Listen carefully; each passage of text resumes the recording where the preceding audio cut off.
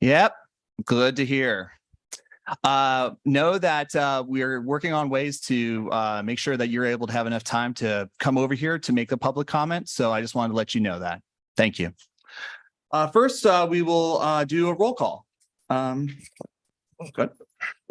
Kevin Alltucker, Here. Mike Eister, Here. Austin Volnaghi, Here. Lisa Fragola, Present. Denise Diamond, Here. Steve Mattel, Here. Zach Mulholland. Here. Excellent. Full board. Next, we are going to do the land recognition. Please note that we are still having conversations with tribal elders, leaders, and hopefully really soon students to look at ways that we can enhance our recognition of the land that we do the good work on. But for now, we are going to continue the land acknowledgement, and Michael Blade will do that. Thank you, Chair Volnaghi. I'd like to start our meeting with the acknowledgement that the land we are on is the traditional homelands of the Kalapuya people. The Kalapuya were stewards of this very land for over 14,000 years before their traditional way of life was forever disrupted and destroyed. We start our meeting with humility and reverence for the original inhabitants, the Kalapuya. Thank you. Next is responses to information requests. Board members, you have the information requests document. Any comments, questions, anything that you want to bring up in regards to this? Looking online. No? Excellent. We'll move on to public comment. Sorry. I was missing on my side here. We do need a motion to adopt the agenda. So move. Second. Excellent. Adoption of the agenda. We'll do a roll call vote. Kevin Alltucker, Aye. Mike Eister. Aye. Austin Volnaghi, Aye. Lisa Fragola, Aye. Denise Diamond, Aye. Steve Mattel. Aye. Zach Mulholland. Aye. Excellent. Agenda has been adopted. Then we'll move on to public comment. First off, I just want to say thank you all for coming. This is really, we want to hear from you and we want to do this as expeditious as possible, of course.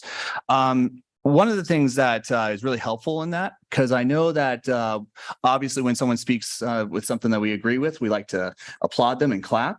That unfortunately does cut into the time for public comment and so forth. So if you're able to do the ASL clap to show your support, you feel free to do so. That will definitely help us get through everything.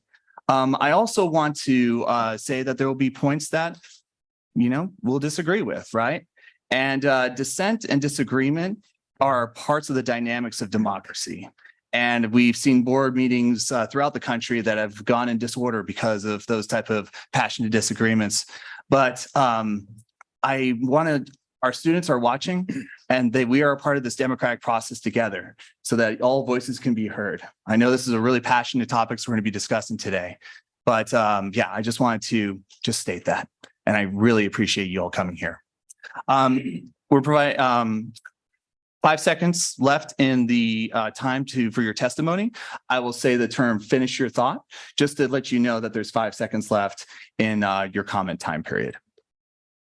Mike. Do we know the total number of comments that are planned right now? And do we need to adjust anything based on the number of people planning to testify?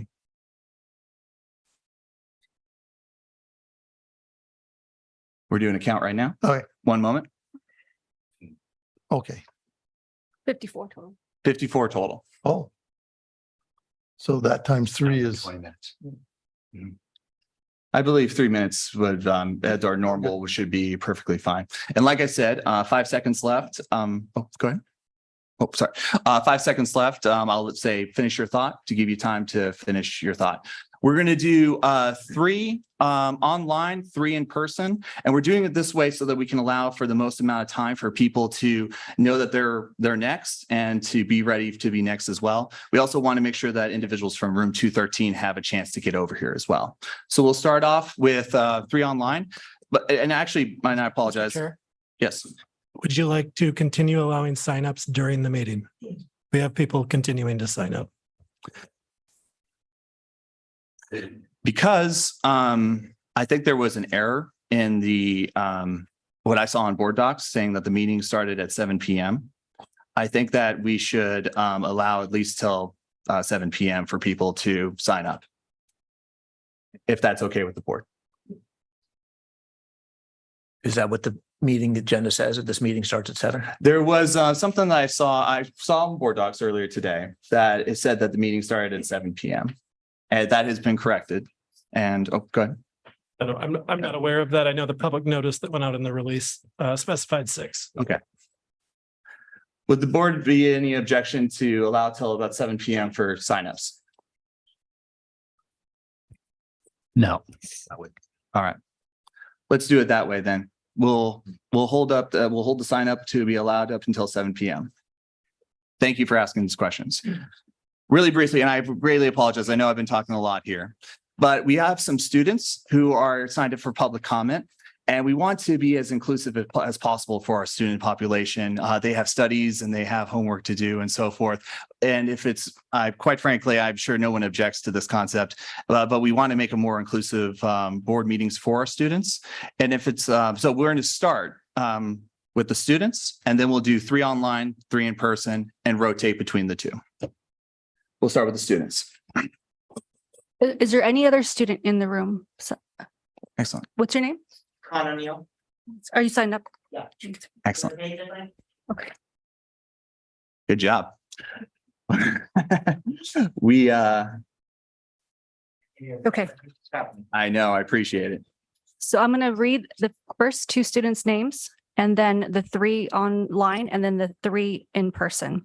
So we have Connor Neal, Maycole Pablo, followed by Tammy Stark, Claudia Riumalo, Paul Suzuki online, followed by Joel McClure, Jessica Alvarado, and Kevin Steves. Oh, really quick. Are you a student? Oh, excellent. Oh. What's your name? Okay, well, I'll add you after Maycole Pablo. Excellent. Thank you. So who's the first student up? Was it Connor? Connor? Excellent. There goes my pen. Every time I do this, there's always something. Hi, my name's Connor Neal, and has the timer started yet? There we go. Okay. I came up here before because you guys did a meeting about shutting down the health clinic that a lot of students and staff benefit from, even if they don't actively know it's there, because I've handed out Band-Aids to people that didn't know we had Band-Aids on campus level of stuff.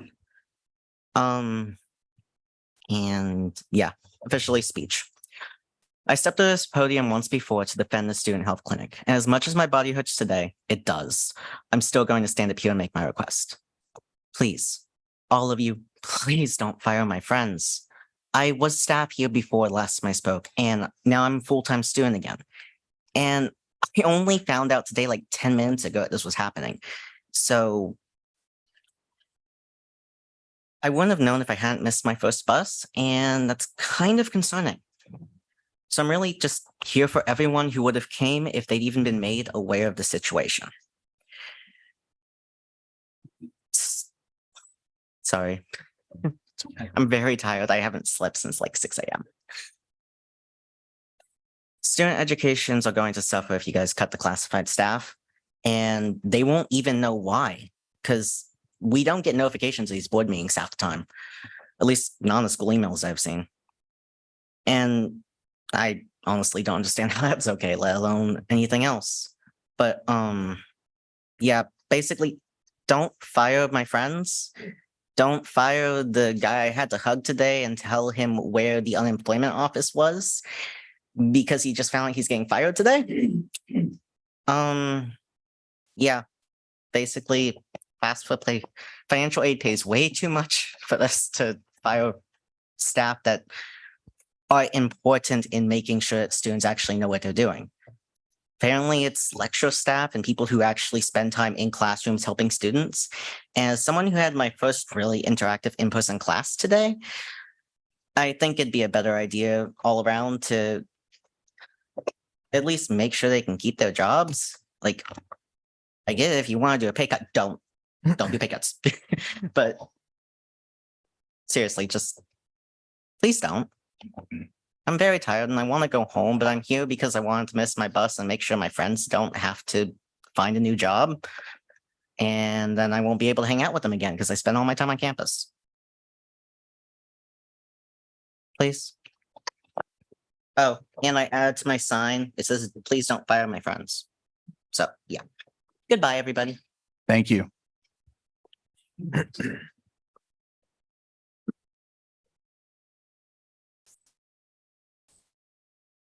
Michael, go ahead.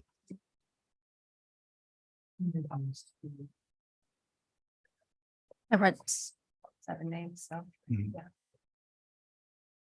Oh, hello, good afternoon, everybody. My name is Michael Pablo. I am I come from Guatemala. I am an indigenous person from the community called Maya. As you know, my first language is not English, it's Spanish. Not even Spanish, it's Quiche from the indigenous culture. Coming here to the US, it's really difficult, or was really difficult for me. And I think some of you know of what I'm talking about. As you can see, now I'm here at college. I have the opportunity to be here at college. And I also have the opportunity to be an ambassador for scholarships. And I also have the opportunity to be a member of the Phi Theta Kappa Honor Society. And I'm also a student here at Lane. You will say that if you don't tell us, we wouldn't know. But I could not have said these words without the help and guidance from my instructors, especially Leslie Soriano. She was a really good guidance for me, and I wouldn't be here at all finishing my Associates of General Studies without the help of her and my other instructors. And I wouldn't even know where I will be without her guidance. She has been a mentor for me, and what I just would like to say is she was so helpful, and all my instructors were so helpful. So I just would like to ask you that don't take the opportunity away from other students to learn from these amazing teachers or instructors. Thank you. Thank you.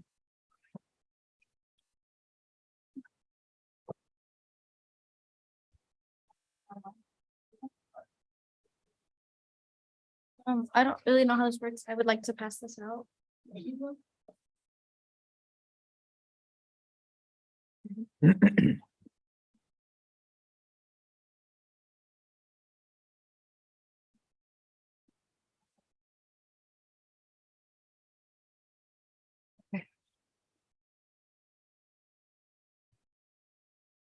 Thank you.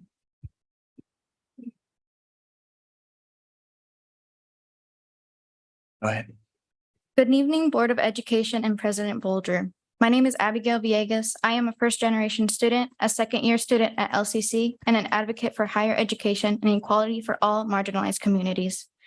The decision to lay off career counselors will affect all students and all minorities on campus.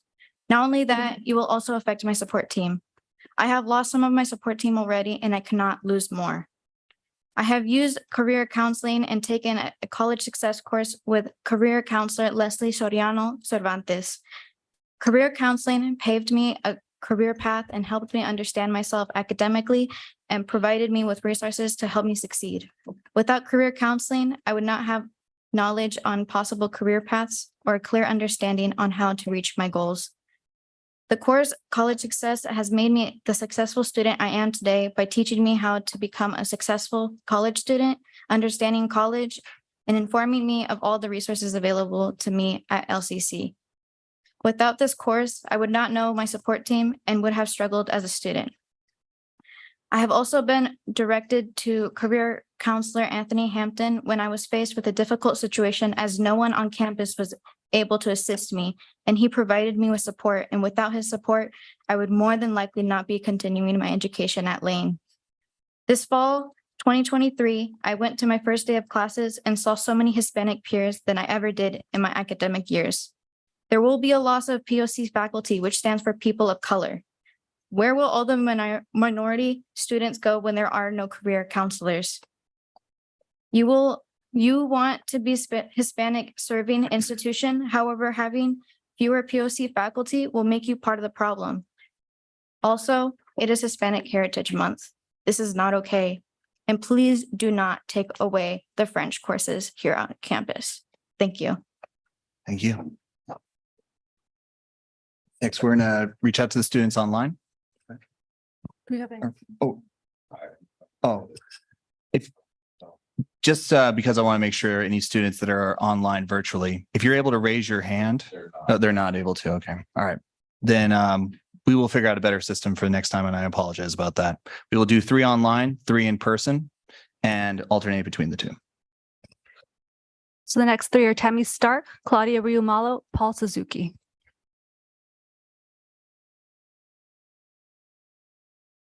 Hello. Good evening, esteemed colleagues and Board of Education members. I'm Tammy Stark, IEC Chair, Coach for Administrative Program Review Teams, and member of the Office of Planning and Institutional Effectiveness. Before my 17 years here at Lane, I worked for the Eugene Water and Electric Board and heard a story. It seems that the freshwater supply piped up the hill to the Spring Boulevard area residents was becoming limited and taxed during peak hours. eWeb could have penalized community members by charging higher fees or raised the cost of water to limit use. Instead, they held community conversations. They laid out the problem and asked community members for solutions. Their solution was adopted. Water use went down and eWeb generated goodwill. It was possible because eWeb trusted community members enough to solve the problem together. Systemic challenges like we are faced now require us to solve our problems together too. For years, stakeholders, our accreditor, and best practices have reiterated the need for stakeholder input into resource allocation decisions, including staffing sufficiency. In the IEC, our mission fulfillment reports have called for the same.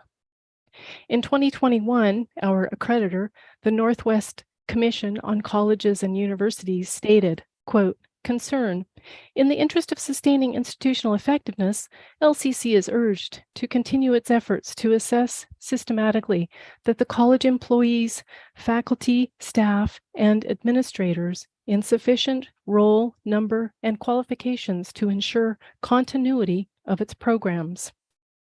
As evidence, they quoted our own data. From 2016 to 2020, classified staff saw reductions of 17.8%, while faculty added 5.6% and management added 3.6%. Lane acknowledged that uneven cutbacks had destabilized workloads, leading to lower morale college-wide. These data indicate that classified professionals bear the brunt of budget costs, whether through layoffs, retrenchment, lack of cost of living raises, or loss of some benefits.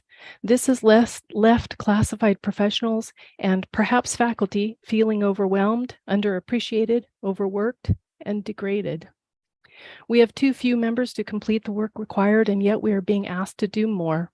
Again, classified professionals are not being supported and should not be asked to forego open positions, cost of living pay raises, or lost benefits to balance the budget. To solve today's complex systemic problems, we must learn how to trust each other, work together effectively, quickly plan, adapt, and grow. We need to meet these systemic problems in a collegial and collaborative way so our students thrive. Let's create better systems, continue to build relationships, and enhance our communication with one Finish your another thought. so that we can avoid these types of problems in the future. Thank you for your time, and a document is in the chat for those of you who would like to check my sources. Thank you. Appreciate it. Thank you. Have a good day, everyone. Yeah, understood. Lost Wi-Fi. I'm back on, but it's unstable, so I don't know. Okay. I will also put on a timer. I counted when I saw it gone, I counted on that last one. So yeah, exactly. Good. My apologies on the timer malfunctioning there. We are going to make sure everyone gets 3 minutes. Next speaker. Claudia Riumalo. Claudia Rimayo, hello, hello board, hello staff and everyone here today. I want to start by thanking Tammy Stark just to setting the context that I want to add the experience to. So there's so many things I wanted to share with this board, but I decided to today show you a good day. Today was a very good day for me. We had a student, I'm an academic advisor, a little bit so the board knows about me. Academic advisor, been an academic advisor at Lane Community College on and off 15 years. I worked for the Women in Transition program as a non-credit faculty teaching the Hispanic Latinx community about college and systems of education and the Women in Transition in Spanish. I worked for TRIO and later on went to the university as an academic advisor and returned to Lane Community College as an academic advisor for the advanced tech area. I love my work.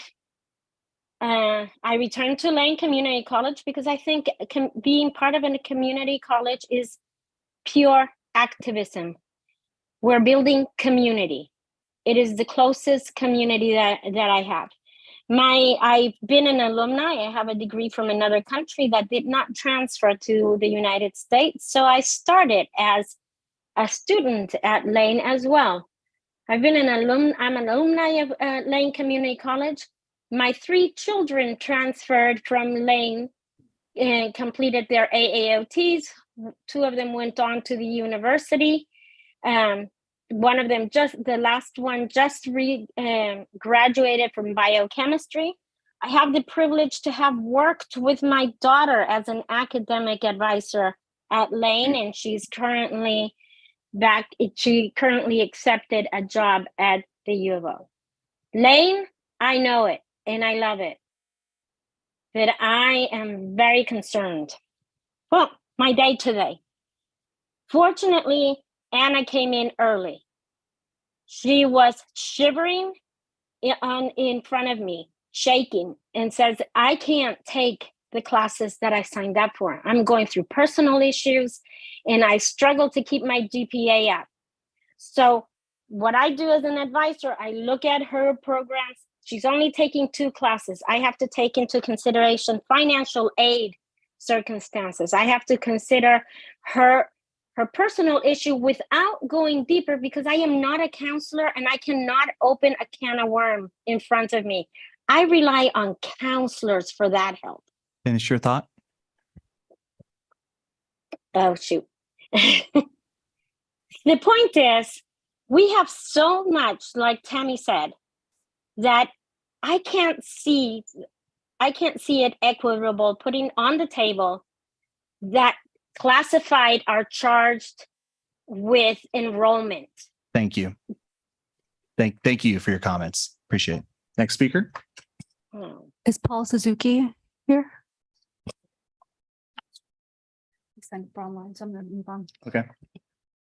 Next, we'll go Joel McClure, Jessica Alvarado, Kevin Steves, followed by online Linda Relling, Brandon McDonald, Austin Fisher, followed by Leslie Soriano Cervantes, Cristal Leal Coronel, and Anthony Hampton.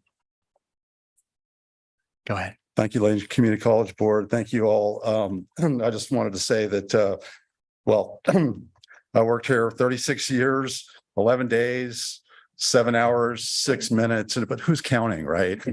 Anyway, it's the process. I've enjoyed everybody I've worked with, admin, everybody. So it's the process, we kind of get caught up with, and it's not the people. So it's even, so anyway, I had a letter that I wrote. I wanted to communicate to the Lane Community College Board how bitterly I feel when I heard of the harsh consideration of eliminating the general services position. With a long history of doing an inexhaustible list of diverse tasks for decades, The course of thinking to get to this point, I find disconnected and illogical, to say the least. I started working in the General Services Department in 1996 and realized that our duties were a much needed function. Our backup services are just as important to the students as the faculty that instructs them. During the recent years, I worked closely with Kevin Hagar. I found him to be committed to the quality of education. We teamed up to provide such to faculty, staff, public, and students every working day. The facilities team as a whole, everywhere from the mailroom, carpenters, electricians, everyone, we teamed up to provide such, the team as a whole have been doing the impossible with lean resources and labor cuts over the years. To eliminate and cut positions now, the college will certainly be making a decision that will not fit the core values of providing the students with the best education possible. Thank you. And also, this wasn't the board that did it, I don't believe, but $60,000 a year for 8 years. I was going to stay here for 8 years and complain about it every day. I think I know what I'm talking about. So anyway, again, not personal, it's process. So I hope the process comes and it's equitable for everybody. Thank you. Thank you. Next speaker.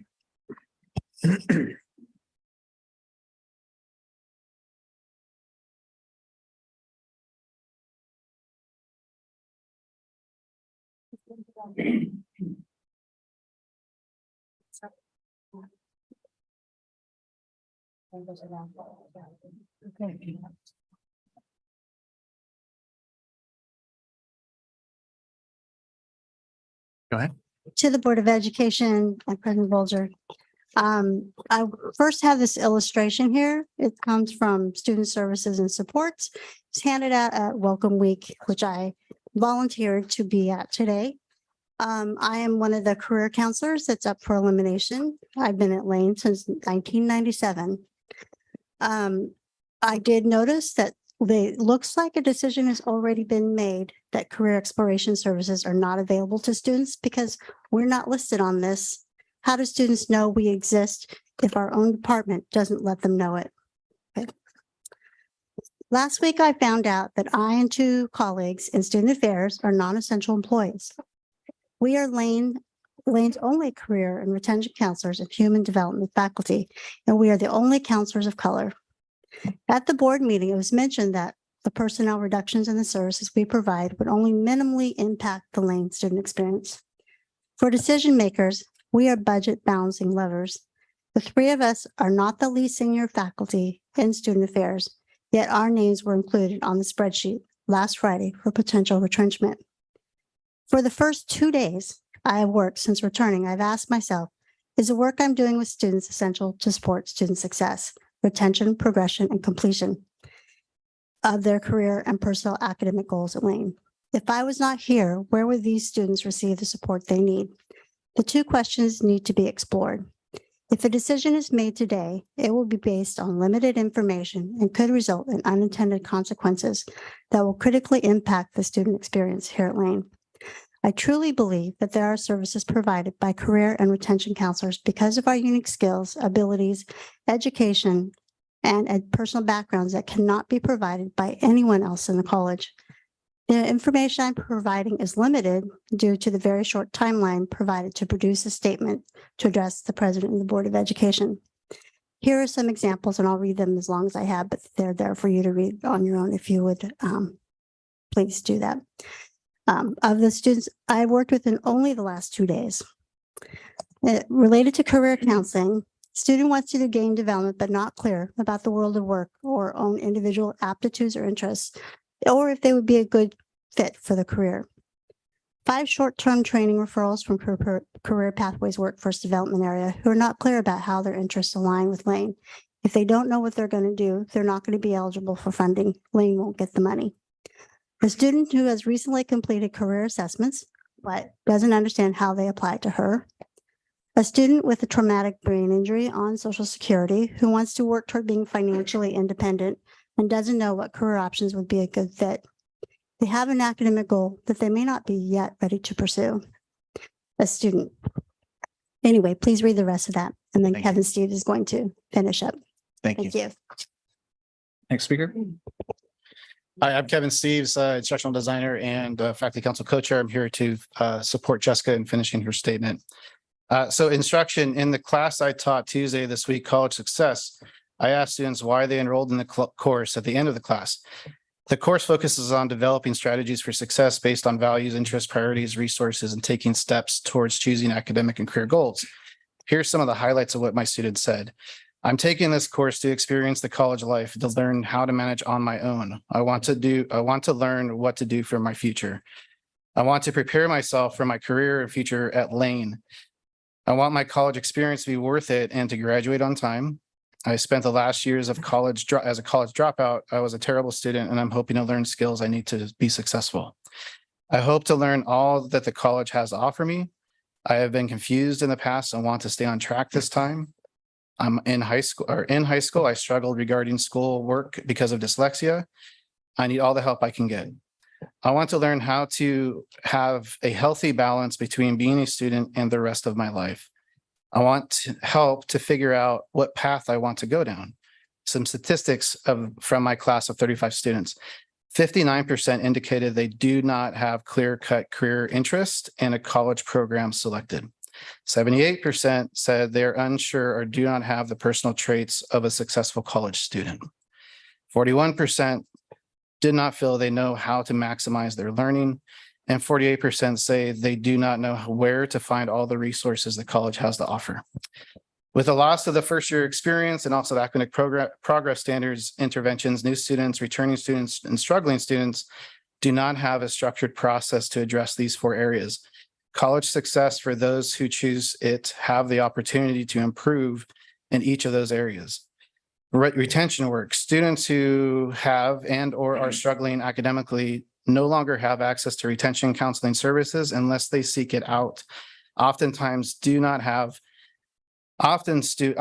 students have to cross a threshold when they are failing courses before they ask for help from anyone. For the students that do ask for help, we're able to support them.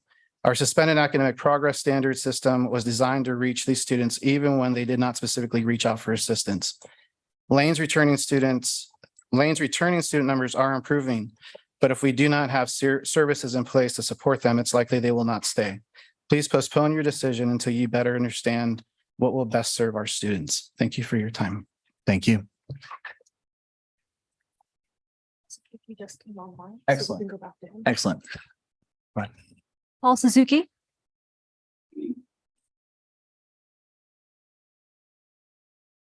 Sorry, everyone. We just had someone online who got back on. So just 1 second. Okay. Let me know if you can. Paul, we'll come back to you. Good. Brandon McDonald, followed by Linda Rilling. Well, good evening, everyone. My name is Brendan McDonald. I've been employed at Lane Community College for over 10 years, 7 of which have been full-time as the mail courier. I have worked to ensure that mail is always picked up and delivered to each department at main campus as well as downtown locations, always in a timely and organized manner. College mail includes very important documents such as student transcripts, financial aid money, invoices, checks from outside vendors, and more. I also deliver course materials from printing and graphics that instructors count on having at specific times each day for their students. During the COVID pandemic, when many services were shut down or became remote, I remained an essential employee and continued to work at campus every day to ensure all these needs were fulfilled. Cutting my position would disrupt this process greatly and make it nearly impossible for these services to be carried out as effectively as they have been. What happens when offices start to not receive invoices on time, or class instructors don't receive their printed materials when they need them? You know, these are just few examples of how the college would be negatively impacted by the absence of a mail courier. I'm the lowest paid full-time employee at LCC, but I remain a committed one nonetheless.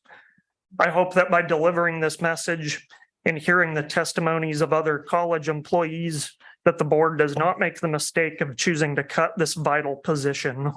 Thank you for your time. Thank you. Linda Relling.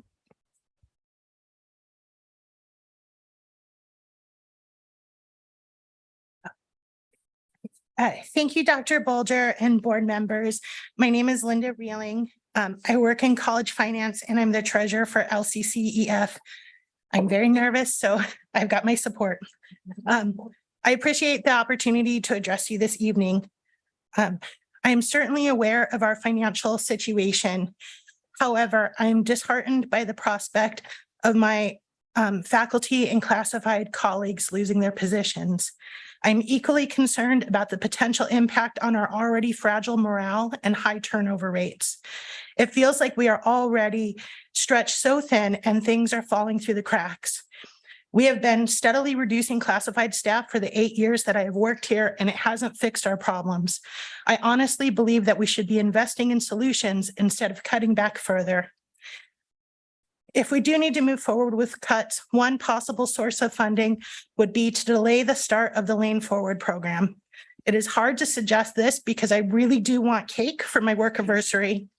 I was in the Aspiring Leaders Program 1.0, and I would love for my colleagues to have the opportunity. We need morale boosters to bring this campus together, but the combined salaries of the 4 named classified members amount to about $213,000.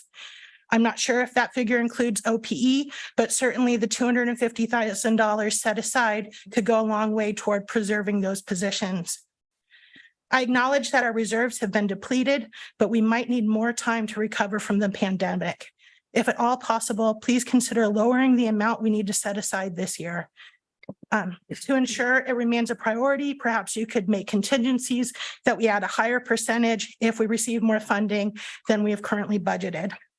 I understand that time is ticking on implementing these savings, but I believe that we can discover more effective solutions if we slow down and take a deliberate approach. Please hold off on making decisions until our campus has had a chance to follow our process. I would like to see town halls and input from students and all affected stakeholders. The virtual suggestion box has been a great idea, but it wasn't a complete replacement for our usual process. I would also like to say that looking at the compilation of ideas, I do feel like they skewed a little bit more towards the management's vision. And although we had some very brave people put in suggestions, you might get a few more proposals if there was a possibility of answering them anonymously. Thank you so much for your time and consideration. This can't be an easy process, especially for all of you new board members. Thanks. Thank you.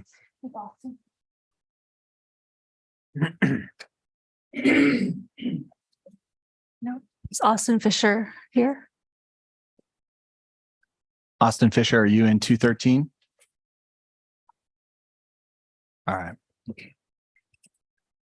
Leslie Soriano Cervantes, followed by Cristal Leal Coronel and Anthony Hampton.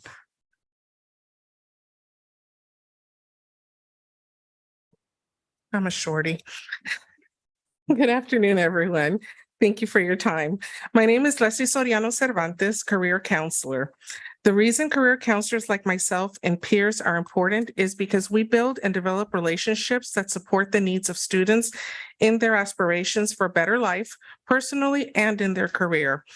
We are the connective tissue between what is learned in the classroom to gainful employment or further university studies. Speaking for myself, I bring a unique skill set that relates to a multitude of diverse students. I am the only bilingual, bicultural counselor at Lane and one of the few in community colleges across the state.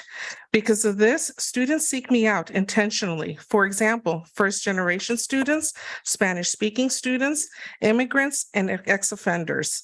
Almost every one of these students relates to me because of my own personal and professional experience. Colleagues across campus, such as advising, enrollment services, career pathways, seek me out for my expertise, and I gladly serve as a collaborator and thought partner. Few professionals have the capacity to work in a culturally fluent and competent manner that maximizes the potential of the students we serve. We career counselors meet every student we serve exactly where they are at. If they are in crisis, we help. If they are in financial need, we refer. If they are homeless, we link to community and campus resources. If a student is hungry, we help find them food. If a student is challenged by red tape on campus, we advocate and provide warm handoffs. But most importantly, we serve students to help them find what they are searching for, be that a career, a vocation, or finding their purpose.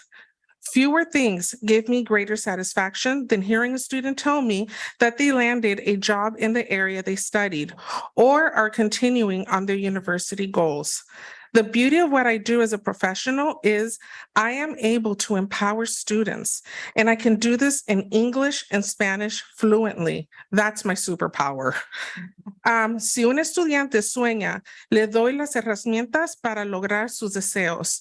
If a student has a dream, I give them the tools to reach their goals. Just so you know, Lane's future is a diverse one.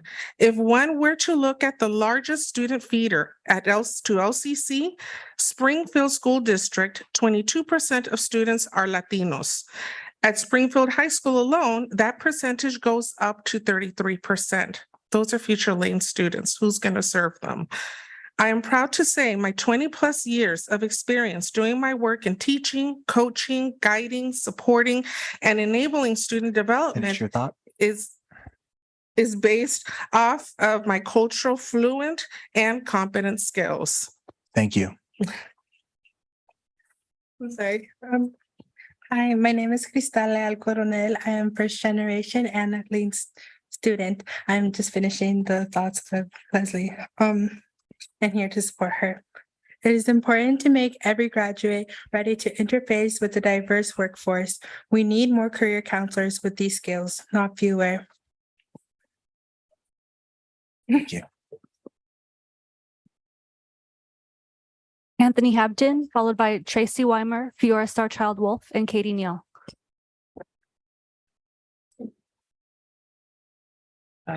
Before I start, I just want to thank the students for sharing their experience and because that's really what's most important. We're here to serve and to help our students be successful. So thank you.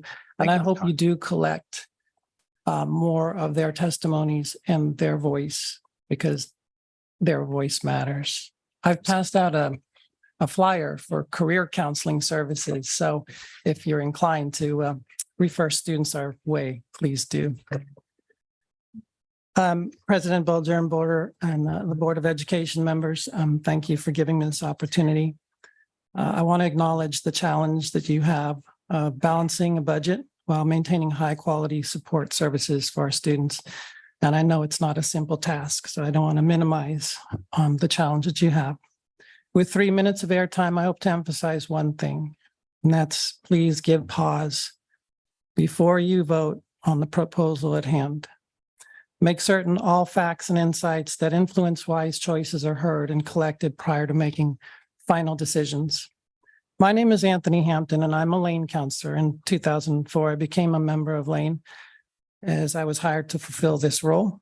At the time, we had a complete team that served students and the college in the following ways: human development, instruction, personal and academic counseling, career exploration and planning, as well as mentorship to future counselors through our internship program. We also serve on various various committees and contributed to the research and development and implementation of key student success practices, many of which were proven to be successful. While our current duties may have remnants of this, several key responsibilities in practice have been reduced or have been eliminated altogether.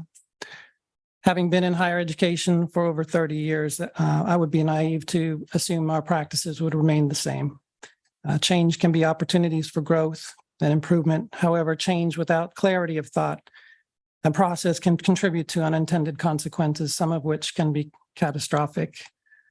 Helping students get clear about their academic and career goals is critical to student success. Additionally, identifying and addressing the barriers, obstacles, and challenges that face is necessary. Our lane students reveal these real and perceived barriers through initial and ongoing interviews and consultations. As counselors, we are able to assist and guide students through it all. We often cultivate relationships from beginning to end. And that's why you will always see counselor representation at our lane commencement ceremony. In fact, in 20 years, I've never missed one. I know my time is coming to the end. Again, I ask that a pause be applied before voting on such an important decision. Please consult with those that serve students in the key areas of support, such as recruitment, retention, career development, and goal attainment before voting on this current proposal. Whatever information is needed or questions that you have and that need to be answered, I ask that you give us a chance. That helps inform the decision to be made. Thank you. Next speaker. Tracy. Oh, Tracy. Excellent. Can you Tracy. hear me? Yep, can hear you. Thank you, Tracy. Excellent. I'll pull up my notes. So what's the rush? Subject line, urgent appeal, protecting our classified employees from budget cuts. Dear esteemed members of the Board of Education, I write to you today on behalf of the LCCEF Classified Professional Union, imploring you all to reconsider the decision to cut personnel in the current effort to replenish our reserve savings. While we acknowledge the importance of financial stability, we must maintain we must maintain sight of the human cost that such measures can entail. Our classified employees are the backbone of this institution. They work tirelessly behind the scenes, ensuring that our students, faculty, and staff have the support they need to excel. They are the unsung heroes who keep our operations running smoothly, from administrative tasks to maintenance and beyond. Balancing the budget or rebuilding our reserves is a crucial responsibility, but we must do so with the keen awareness of the impact on the dedicated individuals who make our community college thrive. These employees are more than just numbers on a ledger. They are parents, caregivers, and community members who rely on their jobs for their livelihood. We ask you to explore alternative strategies to restore our reserve savings without resorting to personnel cuts. There are efficiencies to be found in other areas or opportunities for revenue generation that still need to be fully explored. By thinking creatively and inclusively, we can find a solution that safeguards our financial stability and the well-being of our classified staff and faculty. Remember, we are the community college. We are the community's college, committed to education, growth, and support. Cutting positions should be a last resort, not the first response. We urge you to lead with empathy, considering the long-term consequences of such actions on the individuals and families who depend on these jobs. We implore you to reconsider this course of action in the spirit of collaboration and shared values. Together, we can find a way to preserve our institution's integrity while preserving the livelihoods of our invaluable classified employees. So I didn't write that, actually. Chat GPT did. And there's been a lot of buzz lately about Chat GPT, and I thought I would use it and let you know that's who wrote that. They're talking about the human. I mean, even this AI bot probably cares more than a lot of folks in the room tonight or on the Zoom, however you want to put it. Yeah, that was AI testimony. I put very little prompt in, just a little blurb, and got that entire message. And it feels like AI cares more. The folks who are on the chopping block, one guy, he does all of our events and tables. You're not going to get tables now, besides not getting your mail. If this goes That's through, your thought. please don't fire my friends. Thank you. Next speaker. Fiora Starchild Wolf, followed by Katie Neal, Laura Pelletier, Paula Thani, Jerry Meenigan, and Sarah Erickson. Thank you, students. You've heard from me before. You'll hear from me again. I'm Fiora Starchild Wolf. I have been an enrollment services advisor for 20 years. Before that, I was a part-time faculty member going through layoffs, and that's how I ended up as an enrollment services advisor. I'm standing here after the last few days and I'm nearly speechless, which, if you know me, is not normal. The contract being offered to classified professionals at Lane was already hard on my mind. It's going to result in a net loss in many of our paychecks. Simultaneously, we're being heralded by our managers as the ones who have done the heavy lifting of increasing enrollment levels after the pandemic. Just yesterday, my manager came up to me and told me just how much she saw and all the other managers in Building 1 saw me doing with those students yesterday, helping them get in their classes, helping them get off of the wait list, helping them deal with whatever they needed. When the parking lots were empty, there were classified professionals on campus, keeping grounds and maintenance, keeping things secure, running our computer systems, providing healthcare, among other things.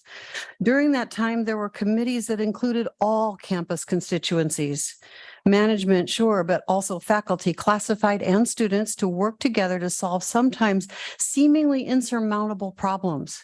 Many of you sitting around this table weren't here then. We worked together and we came up with good solutions.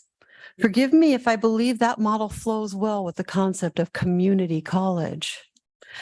The parking lots are full this week, but now just in the past couple of days, in fact, we have had a president and a cabinet with a large percentage of members who are new as of the last few years, who not only do not seem to see any problem in giving themselves a raise while taking money from classified professionals in a contract that dishonors past agreements, hard won, that predate these college leaders. But the decisions they're making both in the contract offer and now in their highly rushed decision to press for layoffs of both key long-term faculty and classified employees, just as we also watch that parking lot fill. Our parking lots are full, our classes are full with wait lists, our offices have been full with students seeking our help and us all working together to guide those students into the start of their school year with compassion and knowledge, and for many of us, history at this college to guide them smoothly. They're full because of us helping smooth the way, full because of the faculty offering guidance and teaching classes that are wanted and needed. College is facing a need to improve the bottom line, and the major goal seems to be revenue. And every person wearing red in this building and in the room back there is part of why the revenue is going up and enrollment's going up. Thank you. Please don't cut us. Please make a collaborative decision. Thank you. Next speaker. Hi, thank you. My name is Katie Neal, and I appreciate the opportunity to speak tonight. I'm a classified employee at Lane, and I'm also the officer at large with the LCCF union, which was a position that's vacant for a very long time because it represents 1039ers. And you might understand why it would be a difficult position to fill because the 1039ers barely get enough hours on campus to really be a part of campus life at all. So when we're looking at these current budget crisis and the cuts, what I find myself thinking is that the president, the vice president, and the managers all got really good raises this year. And when I think of raises, I think of them as being given for really stand-up, successful jobs. And I wonder if community college that's in a continual budget crisis is being managed well. These are questions that I have. I know it's difficult, but I don't understand how you can build up the top while you're letting your infrastructure on the bottom crumble. It seems like you think you're more important than the classified professionals who provide the backbone and the structure for which the community college can succeed and thrive. Classified employees are essential to the function of the college, but I've often observed that many programs could function without so much of the excessively paid, top-heavy managerial positions. I know that somebody received a raise this year that was equivalent to the lowest paid classified employee's salary who's looking at being on the chopping block. And I just see that maybe there is money. We're just not distributing it properly to the right people and acknowledging the work that they do. So I really just would like to say that Classified employees shouldn't have to pay for administration's irresponsible management of the financials. And furthermore, without the classified employees here, Lane Community College will literally have no class. Thank you. Thank you. Next speaker. Laura Pelletier.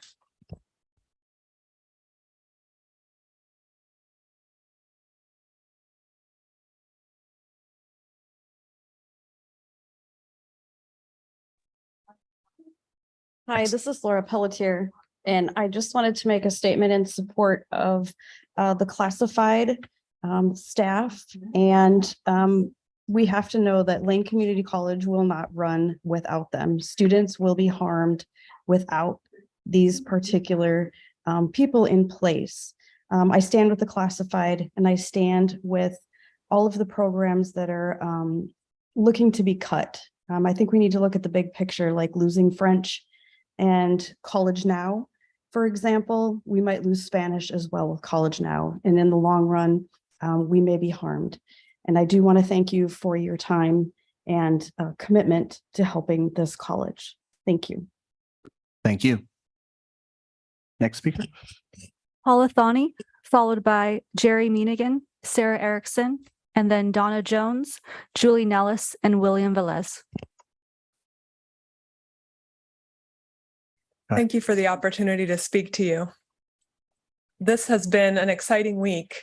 So while I had a knot in my stomach this weekend when I heard the news, I was also just really excited to get this term started, and I always love meeting my new students. And I feel like this year there was some new and special things. The Ask Me stickers felt really great. I saw managers out welcoming students in a way that felt really special. And just the general experience on campus was really positive. I understand that when President Bulger arrived here in July 2022, there already were financial problems. Many key finance and budget positions had been vacant. We now have an interim vice president of finance operations, Sue Fahey, but prior to her appointment, the position had not had consistent staffing for several years since January of 2020. This is alarming and explains some of the lack of information available to inform our budgetary work. Sue Fahey says we will have the results of a budget audit in October. This is one of many reasons we are urging you to wait and not vote today.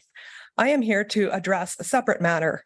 I am concerned with the process that the current administration uses to make decisions. April 25th, we received an email from Dr. Bulger informing us of plans to close the student health clinic on campus. At the May board meeting, many faculty, staff, and students rallied with posters and speeches at the board meeting in opposition to the president's plan to close the student health clinic. We prevailed, and I'm happy to tell my students about the health clinic and the services it provides. As it turns out, the state increased their funding and allocated some funds specifically for the student health clinic. Students also indicated they were willing to bear a small fee increase to keep the health clinic viable. It turned out that we could save the health clinic for this academic year. Could that crisis have been avoided? All of that stress and upset occurred as we were approaching the end of spring term and students were preparing for finals. If the president could work with College Council, the Student Government Association, Faculty Council, and the leaders of the faculty and classified unions, we could solve problems collaboratively by involving all stakeholders. We could work together to creatively and collaboratively solve these budgetary problems. Less than 5 months later, here we are again. The administration has put together a hasty package of reductions without consulting with student government, faculty council, or union leadership. Voting on this package now before we have all the information we need is unnecessarily rushed. It also creates a sense of agitation, disruption, and dismay at this very important point in time when we are welcoming our new students to the academic year. And I was thinking that the first person who spoke said eWeb generated so much goodwill by just bringing everybody in and let's solve this problem together. I wish we could do that here. I wish we could solve our budgetary problems collaboratively together because we know there is a budget crisis. Can we talk? Can we talk about it and come up with a solution? Jerry's going to finish my statement. Appreciate it. Thank you. Jerry? Good evening, colleagues and Board of Education. I'm continuing a statement by Paula Tony. Faculty are focused on getting fall term off to a strong start. We are dedicated to each of our students and preparing quality lessons, but we are standing and speaking here tonight in opposition to these plans. It feels like once again there is an emergency and we are here to put out the fire.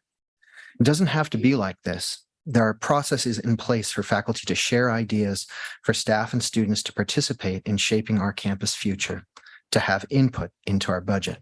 Decisions like closing the health clinic or large budget cuts should be made after careful consultation with college council, students, staff, and faculty leadership. This is why we have a shared governance process. After the uprising of opposition to President Bolger's plan to close the student health clinic, she put together a task force that met in June during finals week to come up with a plan to fund the clinic. Why couldn't the collaborative process have happened before the announcement? Why do these announcements come with little warning, create a sense of agitation, upset, and protest? If we once again prevail in stopping these reckless actions, we will be relieved, but this is no way to run a college. This time around, there is a virtual suggestion box for faculty to share their cost-saving ideas. Few faculty saw the suggestion box, and we don't know if board members have seen the suggestions. Further, submissions couldn't be anonymous, so it may not have felt safe to submit certain ideas. Both the task force and the suggestion box allow for input, but they bypass our established processes for collaborative problem solving, dialogue, and building consensus.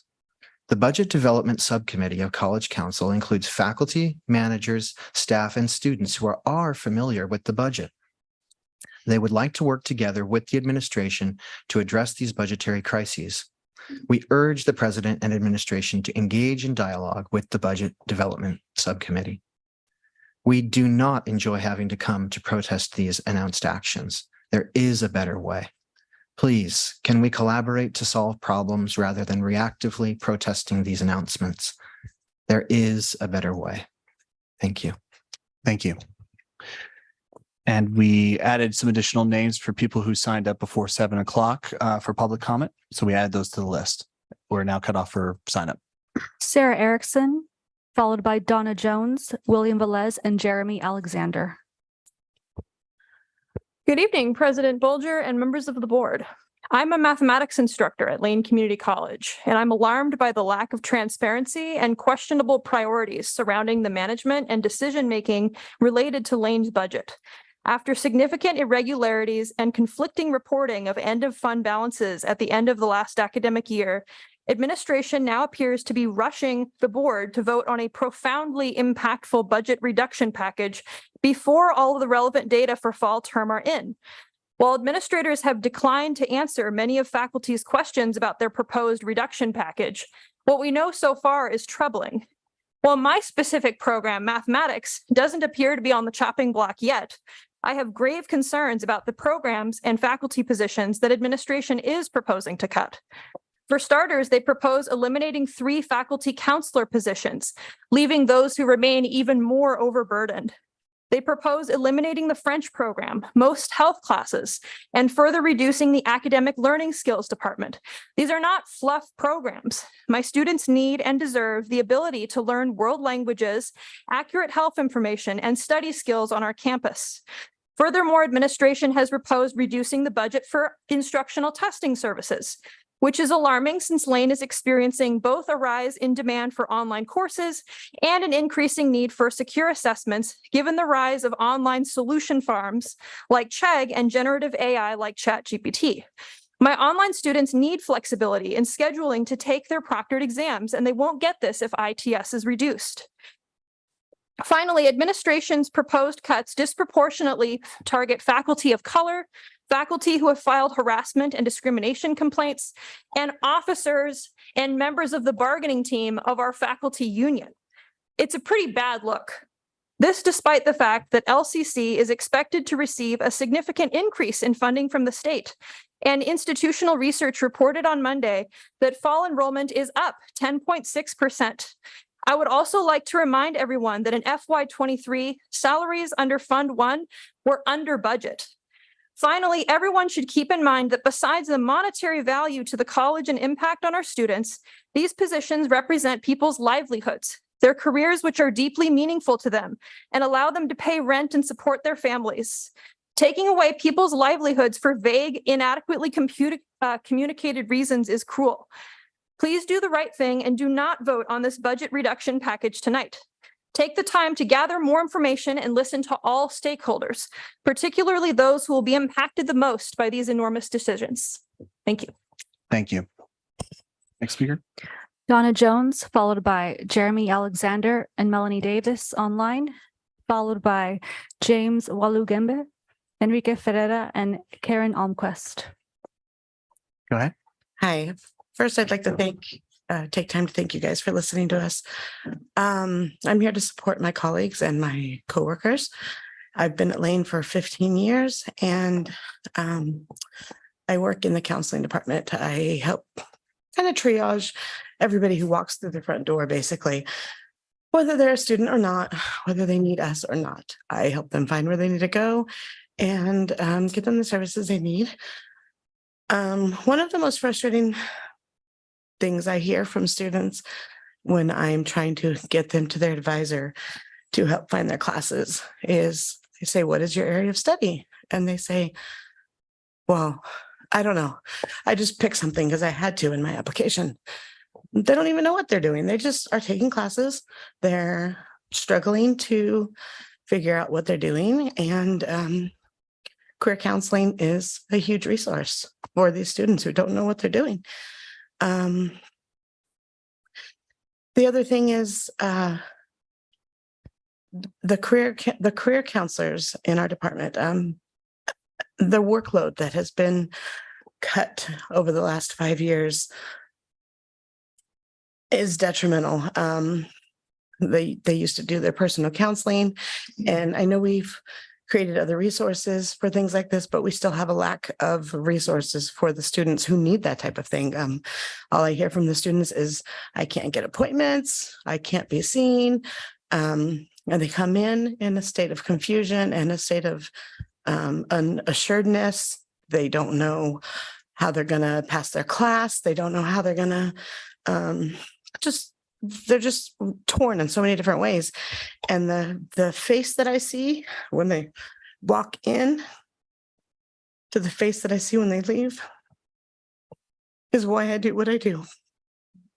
And I think these cuts are not really thought through. Please don't fire my friends. Thank you. Next speaker. Jeremy Alexander. Is he online?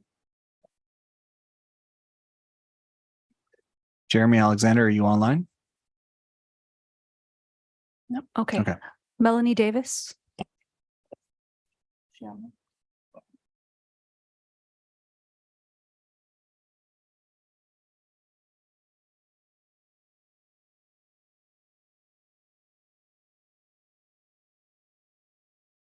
Is Melanie Davis online?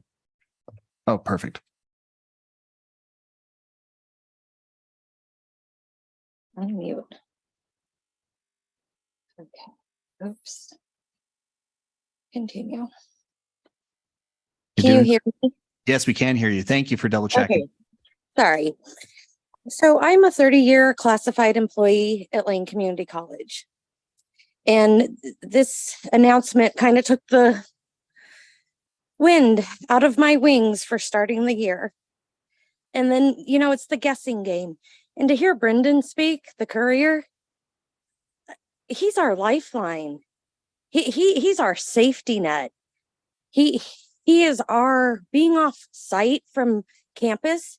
He's our connection, and he helps us in multiple ways. And they're little things, but he's the person who gets our deposits to college finance. And the dental clinic, not only do we support our students, we support our community, and he's part of our team.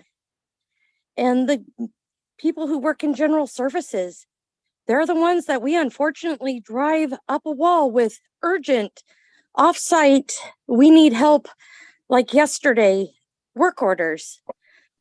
And so these are people that they're behind the scenes, but they're the things that help us keep the public face of the college clear. Our patients don't realize that we had no chairs in our waiting room because somebody accidentally recycled all of our furniture from the COVID closure. And we went to the Rose Room and they helped us get things from point A to point B. We're a team. And I feel like we've taken the team aspect out of Lane. I don't feel like anybody there knows what I do. I would tell you my manager doesn't know what I spend my day doing. So we need to have people who know what each other does. We need to connect and we need to have conversations because we all have value. And I'm a 30-year employee of Lane. I have been through several administrations. And the thing that I think is most important is to keep the team building and have the team be there for our students, because the faculty can't teach without classified support in some way. I'm in a unique position because I don't always have a faculty person in our building, but I'm the catch-all. I'm the person who tracks down a faculty when something's wrong for a student in the dental hygiene or dental assisting program. We're the ones that I have 6 1039s that are there supporting students, finding patients, because we're the one program. We need the patients to come to us. We can't go out into the community. And so the community depends on us and we depend on the people in our team, and we get all sorts of referrals from counseling, from ESL. We collaborate with the other people that are a part of Lane. Finish your thought. So we need to pause and not make any decision until we can come to the table and only say positive Thank you. things. Thank you so much. Next speaker. James Walugembe, Enrique Ferreira, and Karen Almquist, followed by Adam Gabe, Kathy Nolan, and Christina Durrett.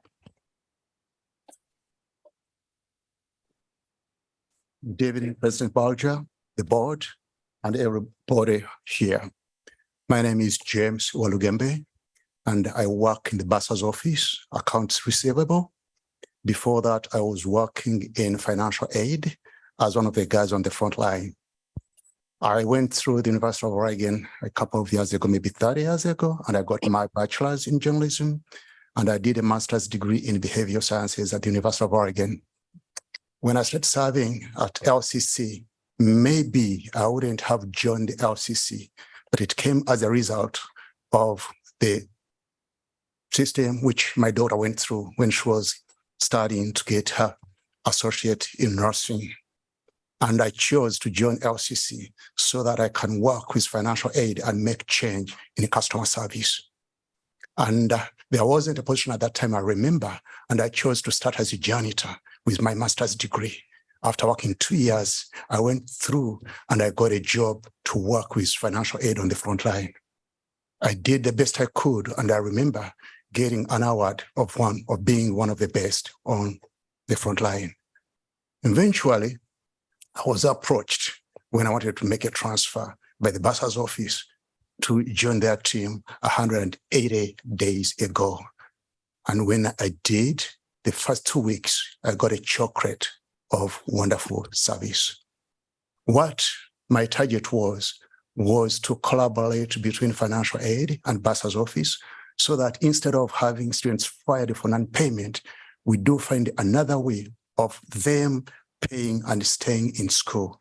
And that process was going on, and I thought things were working.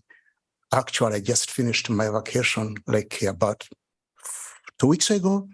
And during my time when I was visiting in Africa, I had a chance of meeting one of the professors at Makerere University who really helped me on improving my skills in my new position. To be flabbergasted, on Friday, I was invited by my director along with the vice president, and I was tipped that I had a wonderful gift of going to be losing my job because my position was going. It was hurting. I never informed my family up to now, and I think they see me talk about it right now. My thinking is, and I've talked to President Bulger a couple of times because I ran into her when she's parking her car, and I throw some jokes to her, and I always say, I think each one of us can make a change at this college if we work together. And that is my thinking. Before you guys vote, I kindly request that do not vote tonight for this. Let us find Finish other your thought. ways of collaborating, working together, and coming up with a creative approach of not hurting people, but doing the best for this college. Thank you. No clapping. Thank you. Next speaker.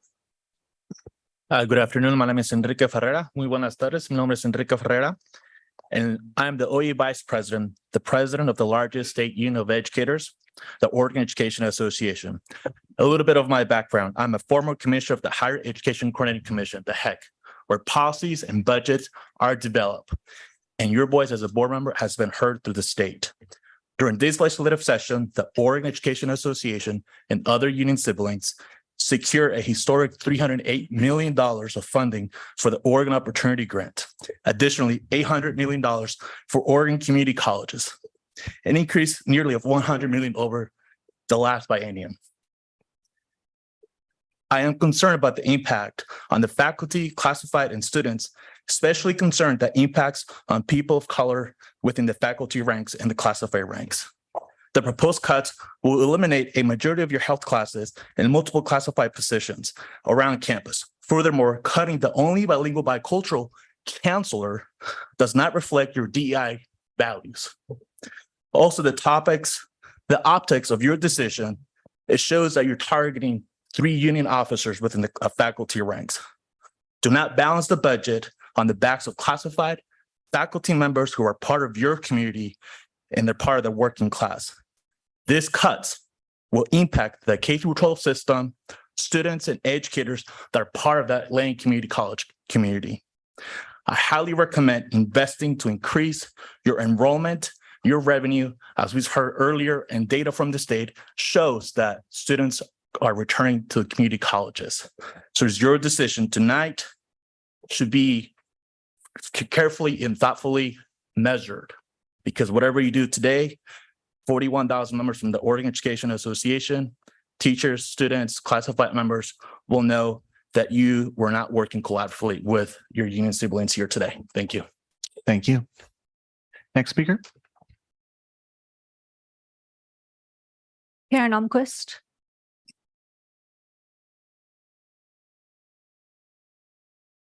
Bonsoir, Dr. Bolger, members of the board. My name is Karen Almquist, and I have been working at Lane for more than 20 years teaching French.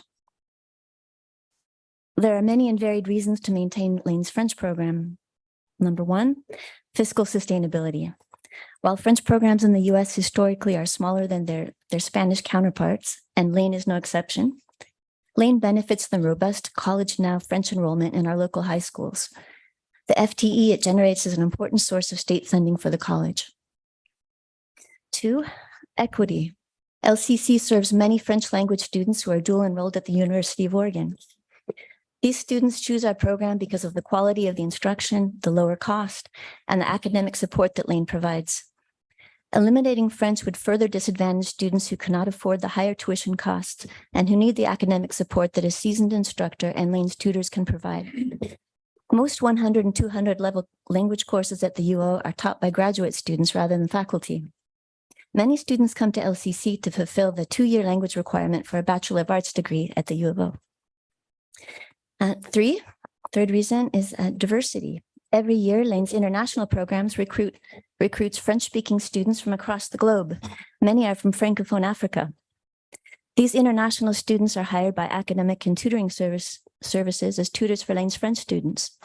During French club meetings and often in our classes, tutors give a presentation in French about their country of origin, and students use the French they are learning to ask questions afterward. All of these exchanges contribute greatly to the intercultural learning and competence of all students involved. 4th reason, inclusion. Lane's French program also serves many Spanish speakers who need to fulfill a language requirement in a language other than one they already speak. They choose French because they know there are many similarities between French and Spanish, and some already have some background studying French in high school. Since English and French are the only languages spoken on all 5 continents, these students are well positioned to find employment in the global economy, knowing 3 of the world's most widely spoken languages. Removing French would disenfranchise a large number of Lane's Spanish-speaking students who need to fulfill a language requirement for their degree. 5, fairness toward 101 students currently enrolled. Currently enrolled French 101 students should be able to complete 2 terms of first-year French to meet the AAOT transfer requirement, including French 101 winter term. Those students wanting to complete the full sequence of first-year French this academic year, from French 101 this fall through French 103 in the spring, should be allowed to stay on course in their academic trajectory. Merci. That's all I have. Merci. Next speaker. Adam Gabay, followed by Kathy Nolan and Christina Durrett, followed by Rachel Knighton, Samantha Gabot, and Tina Davis. Is Adam Gabay on that?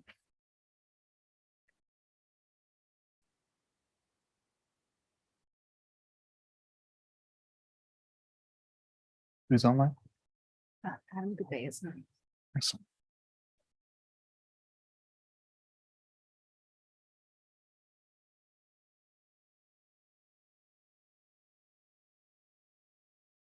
No.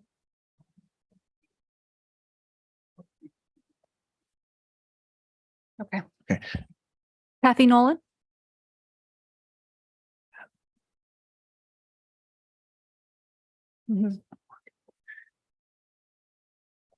Kathy Nolan online. Kathy Nolan. Christina Durrett. Okay, understood. Thank you. So we'll go to Rachel Knighton, Samantha Gabot, and Tina Davis. I was just going to finish with the office statement, and so she had enough time to see if it's Okay. Perfect. Okay. Samantha Gabot.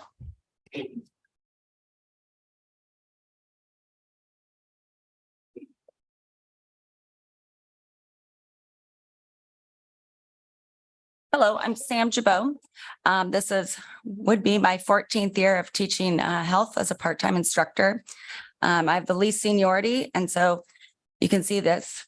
Part-time health people were pretty committed, even though we're part-time. I'm also neurodiverse, which helps me connect with my students and helps them understand that it's all right to be learning disabled. You've heard several voices this evening, but I'm here to give a personal perspective on the value of our health courses. Upon entering my education program, the first assignment I was given was to defend my subject as more important than any other. Here I am, 27 years later, sharing that assignment with you. Guess that instructor was pretty good. I can easily defend my area of expertise in health as the most vital of all subjects, as you literally cannot live without it. If students are sick or dead, they will not be in class. They will not learn about math. They will not conduct lab experiments. And most certainly, they will not complete a college degree. While we can live without learning the hanging participles and binomial math expressions, you absolutely cannot live without health. Every hour of every day, we are partaking with some sort of health issue. It has never been more vital that all students receive courses that increase their health literacy. The vast majority of obstacles students face are addressed in health courses. After more than a year of no in-person classes for our health and safety, how does eliminating the majority of health classes make any sense after a pandemic?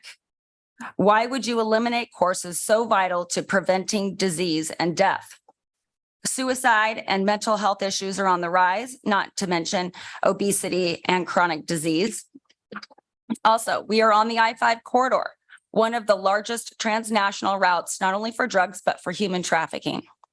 Topics like human trafficking awareness are vital in helping all of us to see the signs of this atrocity happening around us, especially as known traffickers have been seen on this campus. Identifying the grooming techniques used by these individuals prevents students from being trafficked unknowingly. We are also in the midst of a drug pandemic. Oregon is ranked #1 per capita in addiction rates, and I would venture to the bet that many of my students can find drugs on campus within an hour. We've seen an increase in sexually transmitted diseases. In fact, syphilis is again on the rise here in Lane County. Not only do health courses satisfy the majority of degrees and certificates, health courses lead to student interest in health-related fields, of which we have a deficit as highlighted in the recent environmental study, as well as the college's own gap analysis. Our students will feed that new health professions building out by the track. The vast majority of students are required to take 3 credits, and it's not possible to funnel every student into 15 health classes when we already have 60. Thank you. I'm Tina Davis. Good evening, President Bulger, board members. Thank you, Austin, for your replies as well. I've been here for 20 years and I'm going to read a letter from the health department. I'm a part-time health faculty.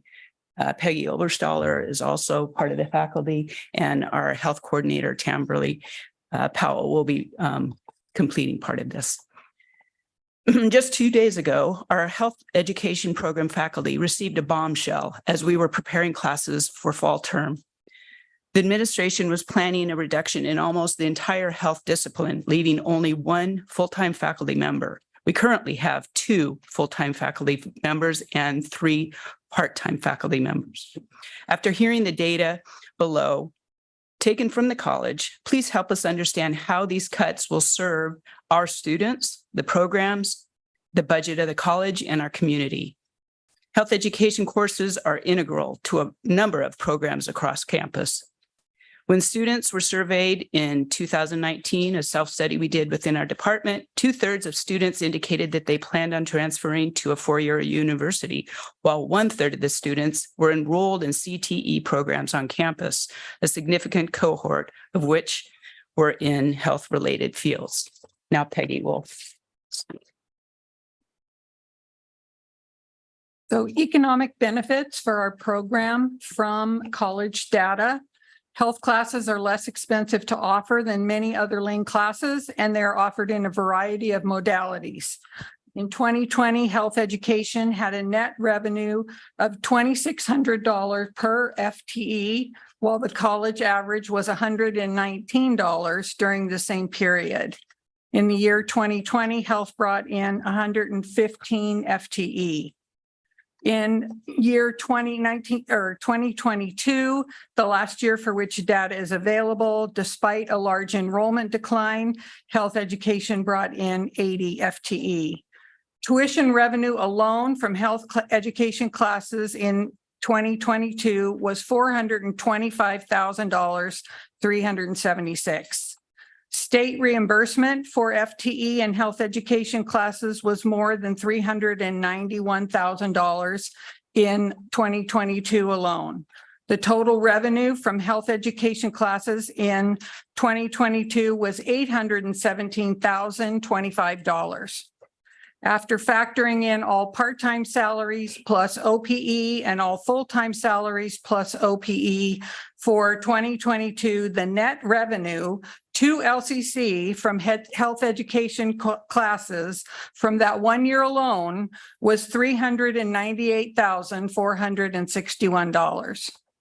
Overall, our classes experience consistently high student success rates ranging from 70% to 97%. We typically offer 17 to 21 sections of 8 different courses each term. Our fall 23 classes are almost at 100% capacity. We are offering 17 sections of 9 different classes. 12 of the 17 sections were full as of September 26th. The remaining sections were at 81% capacity. Health classes also help students fulfill their health, fitness, wellness credits for the AEOT degree, as well as for many other programs. And Tamberly will finish the list. Thank you. So educational value to students, the primary goal of the health education department parallels Lane's vision statement to help students transform their lives through learning, through the evaluation and critical examination of personal and community health issues that impact overall health outcomes. Our explicit mission statement is more expansive. Health education and promotion at Lane develops students' health knowledge and skills, literacy and awareness of self and community, and prepares them for entry into the fields of health and wellness, health promotion, public health, social sciences, and life sciences. Our courses promote community advocacy for issues that impact health negatively and encourage students to become active and healthy participants in our society through civic engagement while attending Lane Community College. Students who take our health courses start out knowing little about disease prevention, the benefits of physical activity, health, sexuality, the effects of drug use, stress management, and the impact that social stigma has on health and well-being. While taking our classes, students learn the why and how of creating their own health-promoting behaviors. Students learn how to overcome the number one barrier affecting a long, healthy life, negative health behaviors. The administration's last-minute call for elimination of a significant portion of health education program shows a lack of understanding of the economic benefit to the college and revenue and FTE and overall benefit to students and the community at large. And I just want to emphasize again that in 2022, at a time when enrollment was at a low, not the increase that we see this year, the health classes brought in close to $400,000 of net annual revenue.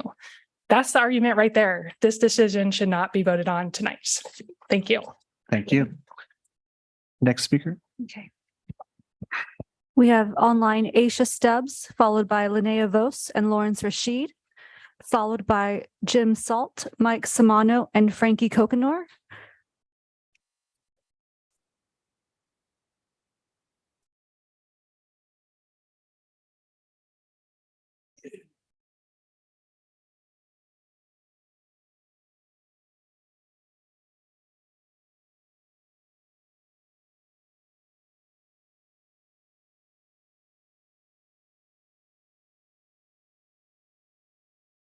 Okay.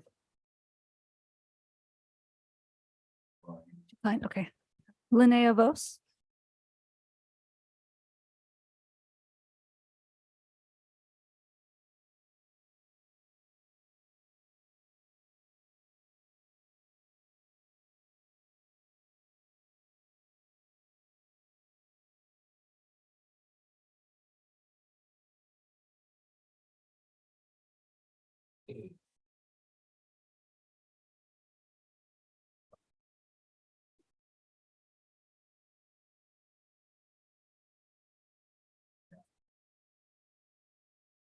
Okay.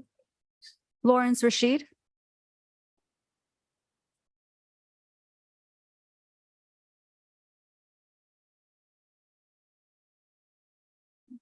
Is this in person or online? These are online. These are online. Okay. I believe Linnea Vos is in the room. I can see her at the top of the screen and she was an attendee. She here? You mean on the Zoom room, right? Yeah, I can see her. Okay.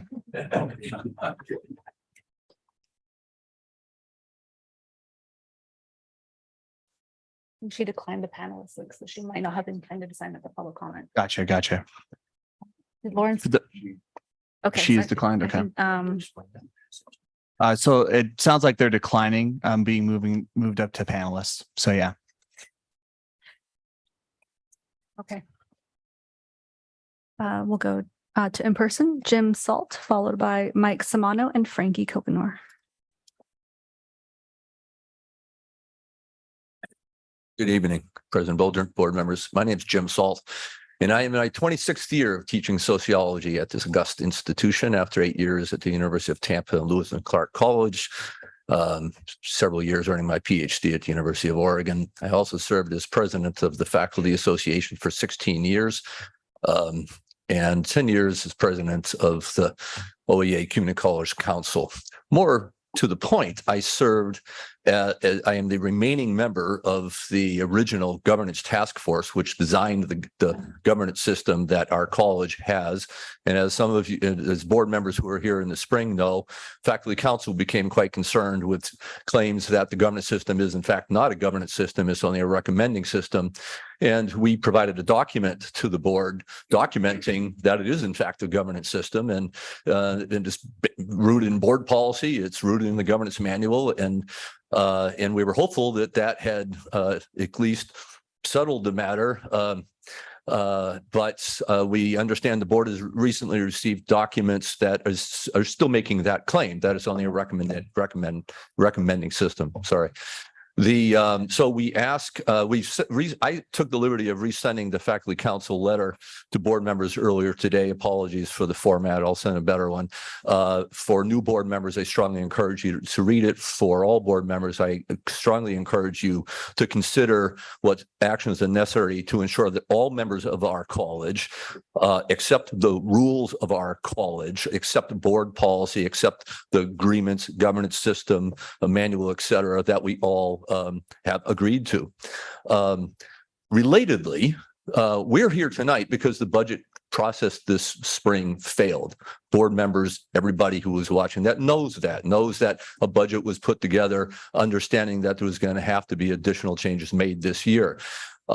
What I don't think any of us expected was that process this fall was going to start with the administration unilaterally telling the board that you have to tonight pass approved unilaterally identified cuts of faculty and staff and programs at this college that nobody has seen. The only reason most people have even seen what we have seen is because the union put in a formal request for it and got that. All right. There's been no communication with this campus. One of the commitments of the president and the board supposedly is to work on campus climate. How is this working towards that goal? Right? Honor the governance system, return this process to the budget developed subcommittee. I served as chair of that committee for a number of years. We successfully resolved these matters. It wasn't always to everybody's exact liking, but we worked together. Administration, classified, faculty, and students. The earliest comment today was about process. Please focus on the process. Don't do what you're told you have to tonight. Thank you. Thank you. Next speaker. Mike Simano, followed by Frankie Kokenor and Adrian Mitchell.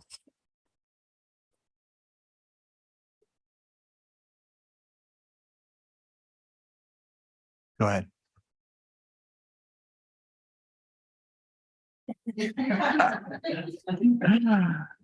Start the clock.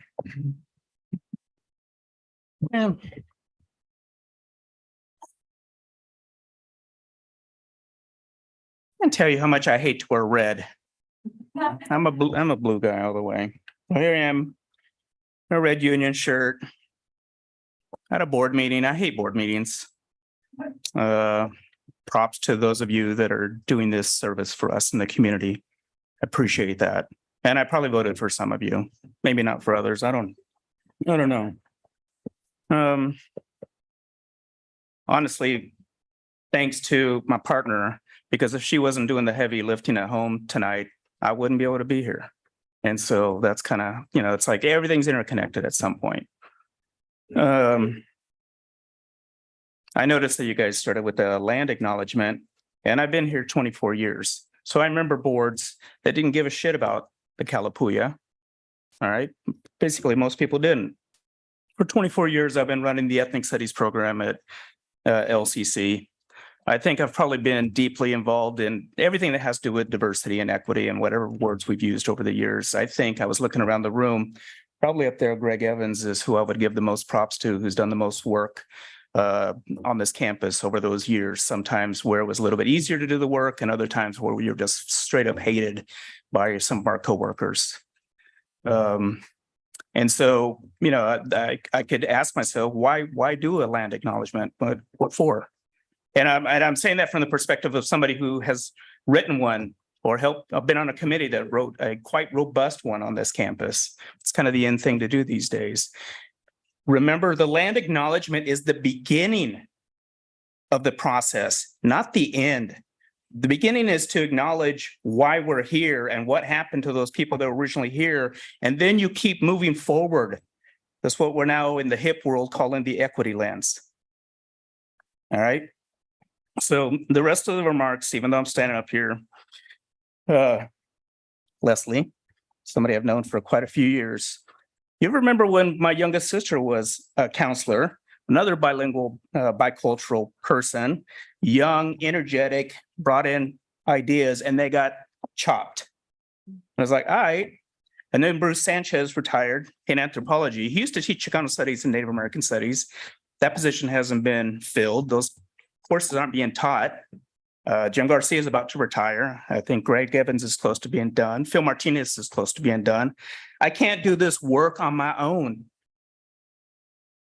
That's the honest kind of, honestly, if I could go back in time, I wouldn't have had a kid at 40 because now I can't retire because they just went in the dorms at university. Finish your thought. So I got to still be here. All right. So I am sorry that you're going through this and very sorry that you're feeling this pain and everybody else who received that really shitty notice. Thank you, sir. Next speaker.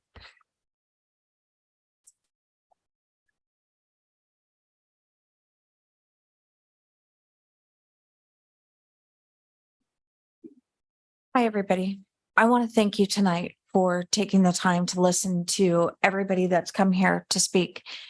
When we're here, we're a community. You know, it's hard because I feel like there's been divisions that have been brought here to the community. How we should be at a community college is we should be one. There shouldn't be management, faculty, and classified. We should be one team. And we shouldn't be looking right now as we're trying to build up our college. We shouldn't be looking at cuts. Lisa, you brought up the 3.8 million and seeing if there was a different way that we could move that revenue over into the reserve. What we are asking tonight, everybody here is asking, is if we can work as a team, put together a task force, come together and find a way to get that money into the reserves, not cutting positions. Somebody that should still be speaking tonight is up to speak is Kevin Hagar. What you missed tonight is that man broke down in tears. And that cry that we have been saying, don't fire my friend. It was about Kevin. And we've got Brendan. Brendan he's the lowest paid full-time classified member.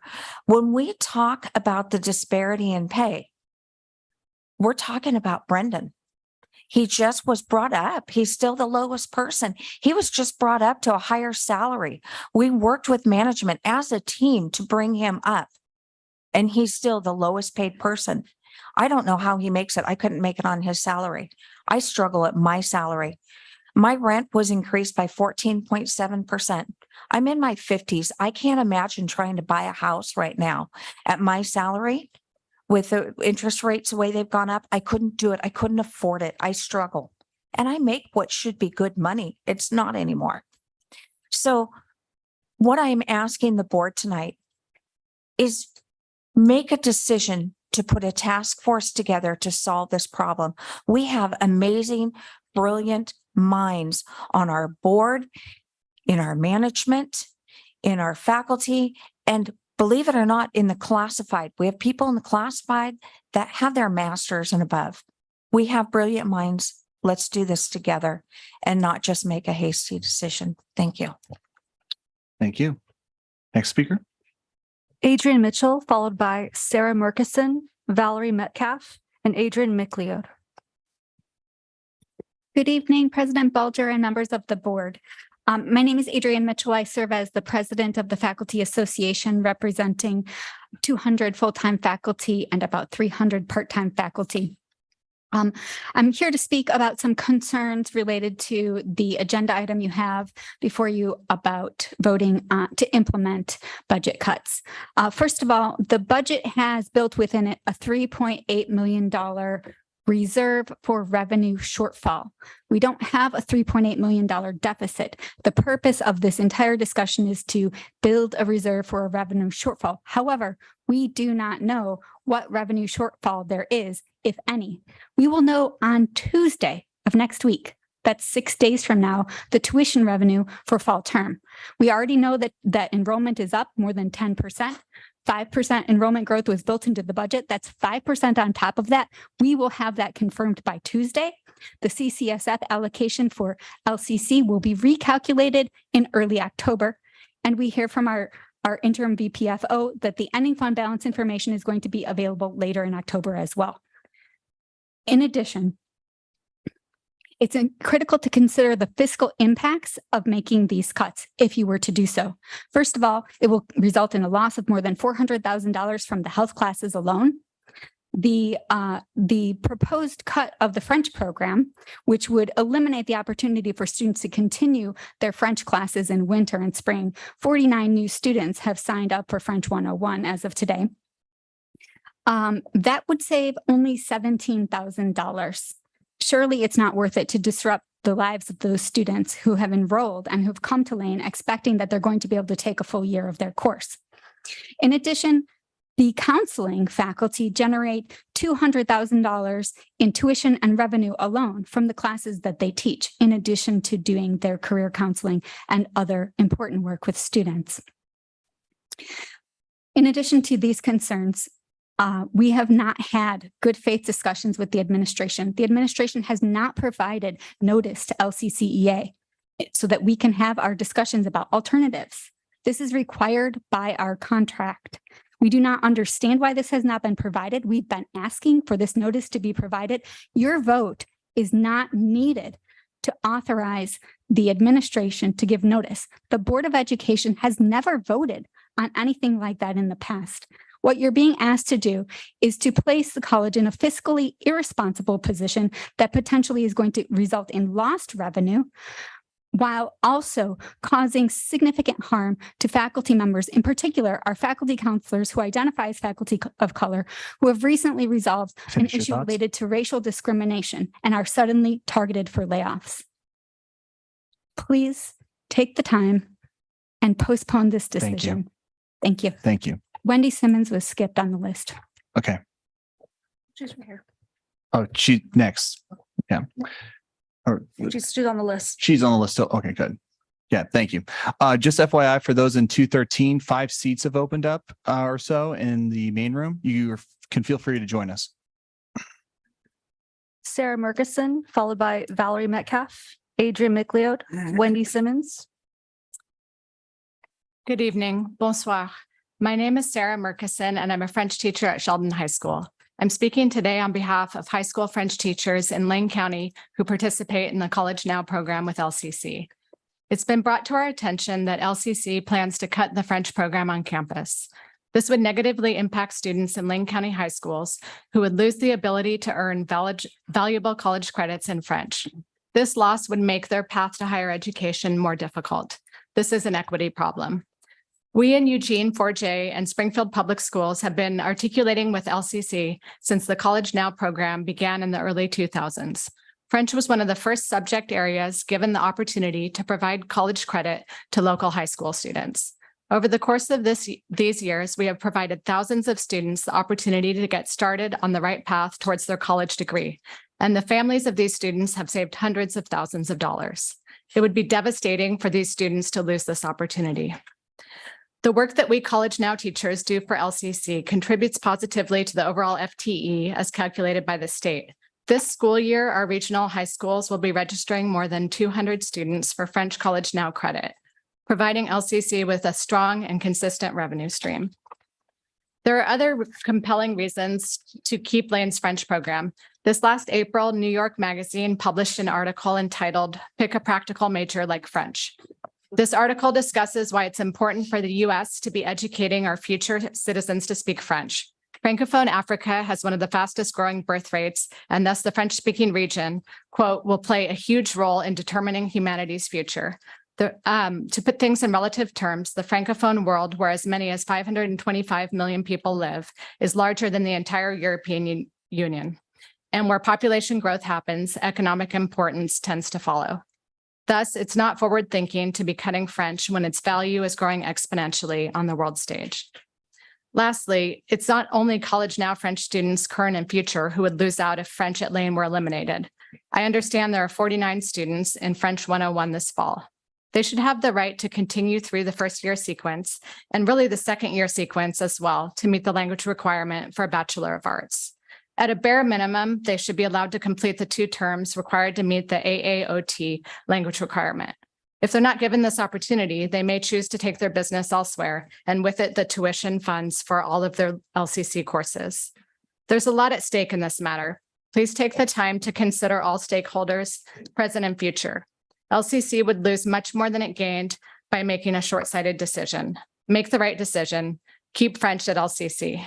Thank you for listening. Merci beaucoup. Merci. Next speaker. Excellent.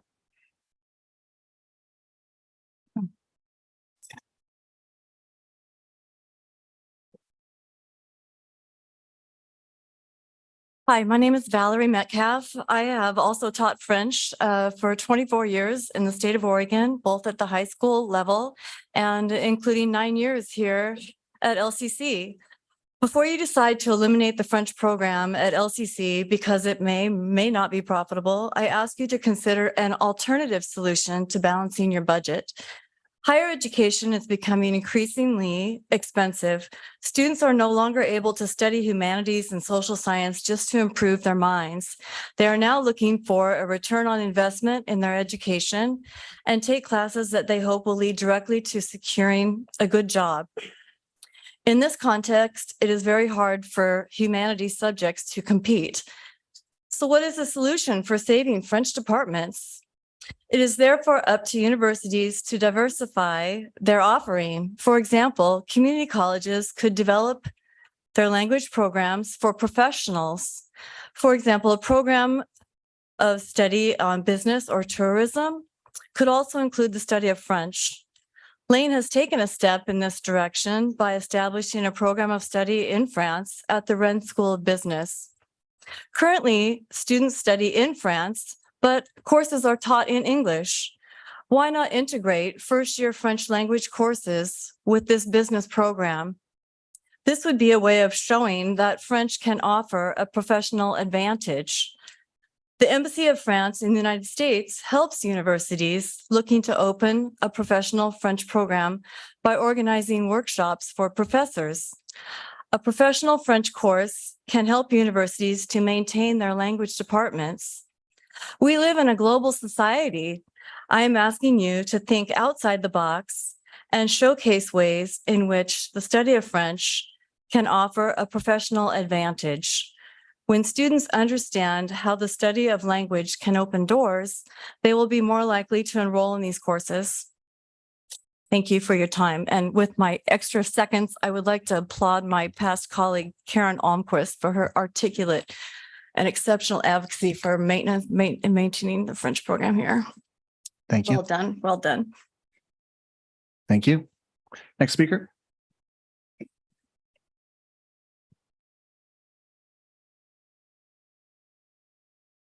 Good evening, President Bulger and members of the board. Is this, I don't want to yell, but is this all right? I think so. Yeah. Okay. My name is Adrienne McLeod and I am in the mail services lead. I'm in the mail services department as a lead.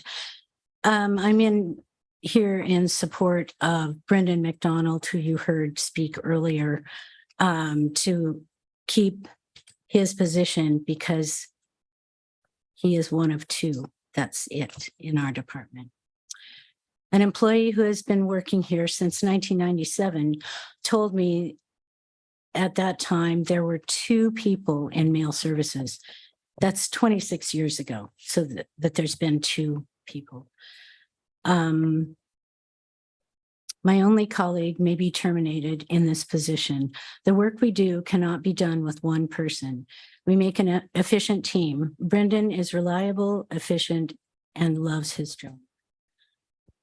Besides delivering mail to 52 departments on and off campus, he also delivers print materials, cases of copy paper, and printer toner. The burning question is, who is going to cover for the one person that will be left? So that's what I'm concerned about. There's nobody else in facilities management and planning who does this job. So anyway, just a thought. The other thing that I keep thinking about is, Lynn Benton is just right down the road. So we need to figure it out. And I, of course, am in support of, in solidarity with the faculty. Thank you very much. Thank you for your time. Next speaker. Wendy Simmons, followed by Kevin Hager and Kendra Rivera. Good evening. I'm Wendy Simmons and I teach in the physical education department. Luke Kazava, attorney for LCCEA, has written a letter about the unlawful targeting of faculty in the vote. Before you tonight, I will read excerpts from the letter. The college's proposed retrenchments include layoffs that would violate the seniority clause, Article 10, Section 10.3 of the party's contract. Several faculty have been unlawfully targeted by the college for layoff.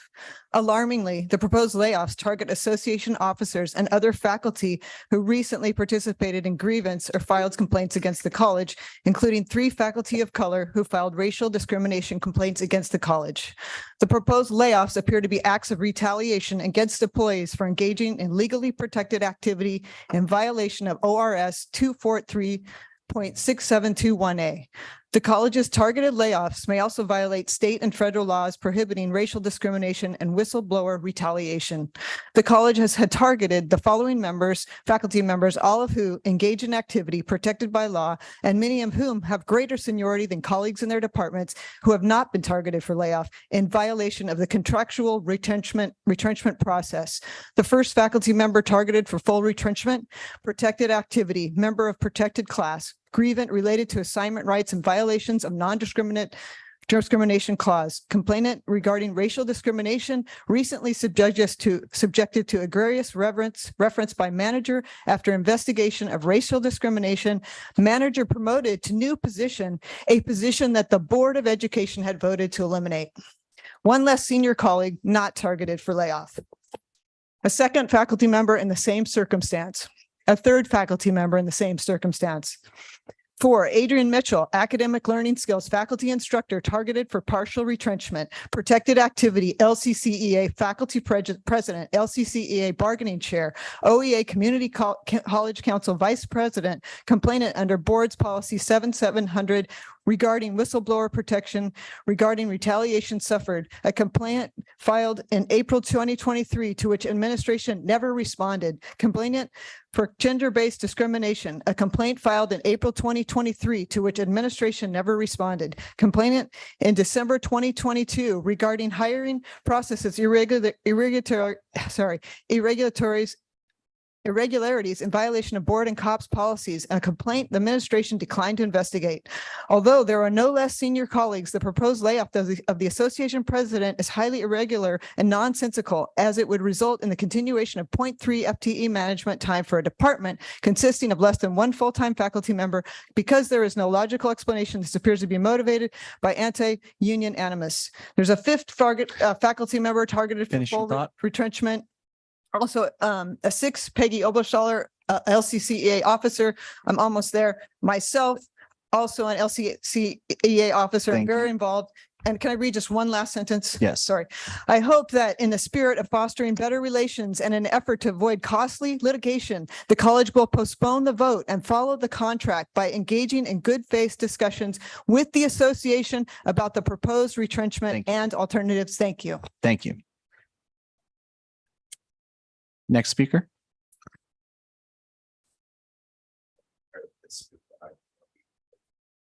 Understood. Thank you. Hello. Many of you may recognize me, but there are a few new faces. For you, hi, my name's Kevin Hager. Someone call me Casey. I was hired February 15th, 2000. For 16 of those years, I was a housekeeper and a lead custodian. When I got the opportunity to move to general services, I was delighted. It was a move that came with better opportunities for cross-training and career advancement into leadership roles. I had great plans for the department. Some of them can save you money. The title of general services sounds a little vague. A little of what I do includes being the integrated pest management coordinator. I work closely with a contractor to effectively control campus pest populations and ensure a system of safe practices to protect staff and students from pesticide exposure following federal and state laws. I also provide setup and tear down for events. I set up and track ADA accommodations, provide trash service to all the external dumpsters. I assist with office moves, setups. I move property to be archived. I clean up biohazard spills and gross contaminations across campus. I pick up medical waste and sharps for proper disposal. I assist the other trades when needed. I inspect and replace the flags for campus. I clean during COVID protocols. I install and maintain portable air filters. I respond to a variety of work requests and radio calls throughout the day. I provide campus directions and assist students and visitors to get them where they need to go. One of my biggest goals was to finish my pesticide applicator's license so that I can provide the service for LCC, eliminating the needs for outside pesticide service. Another goal was to work with the college to get a grant to replace the damaged ADA accommodation furniture to ensure that campus is accessible for all the students. This is a career that is very important to me because it allows me to support my family and still be able to spend time with them. My household includes my father, who is a disabled veteran, and I am his caregiver. 3 young daughters, 2 of them are disabled. And I have a newborn son who's 2 months old, who I'm here tonight and I didn't get to put to bed. And I have a wife with an autoimmune disorder. But this is a career I'm very passionate about. I'm proud of the things I've achieved in this role over the years, and I wish to continue them for you. I am also a member of the community who is of color. I'm a Native American, and I couldn't just let this go. We're a family here. I've worked with all of you and supported you for many years. I may not recognize the new board faces, but I'm here for you, and I will continue if you keep my job. Thank you. Next speaker. Kendra Rivera. Sorry. It's okay.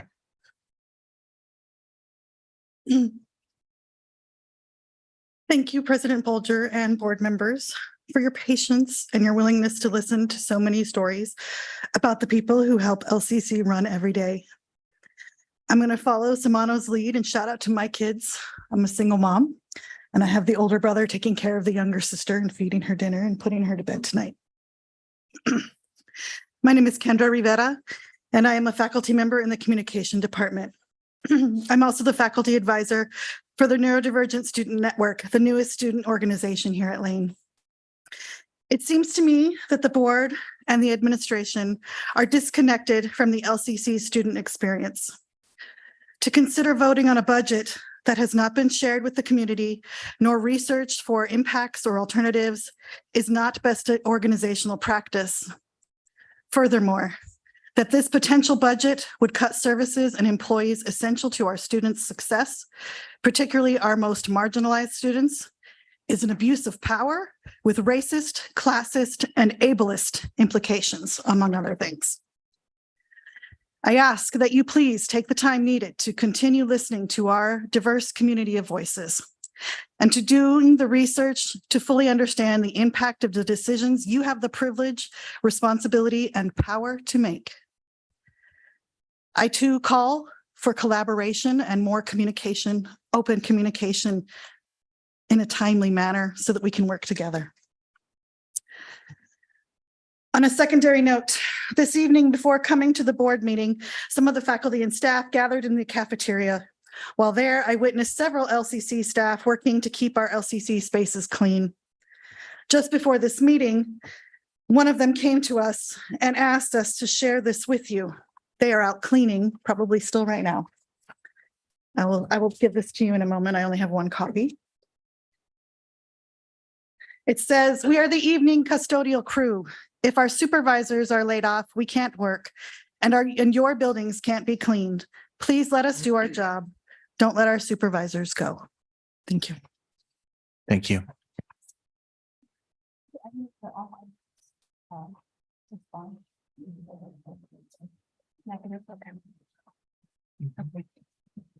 Dennis Gilbert, followed by Monica Weathersby and Nancy Nelson.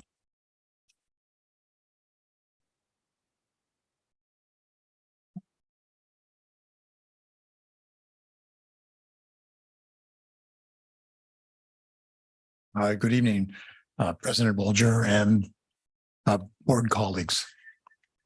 My name is Dennis Gilbert. I teach physics. I have for a good 30 years here. I'm deeply familiar with Oregon funding of community colleges.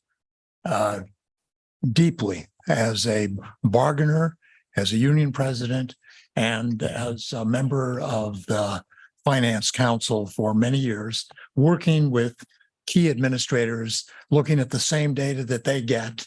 And that's what I'm basing my comments on. I see the present a moment as an opportunity to move beyond dysfunctional budgeting and create a more productive involvement of faculty and classified staff. Okay, my observation is that as long as we make isolated year-by-year plans, we will be vulnerable to falling into a false one-year opportunity to fix finances that after that year leaves LCC in a worse position.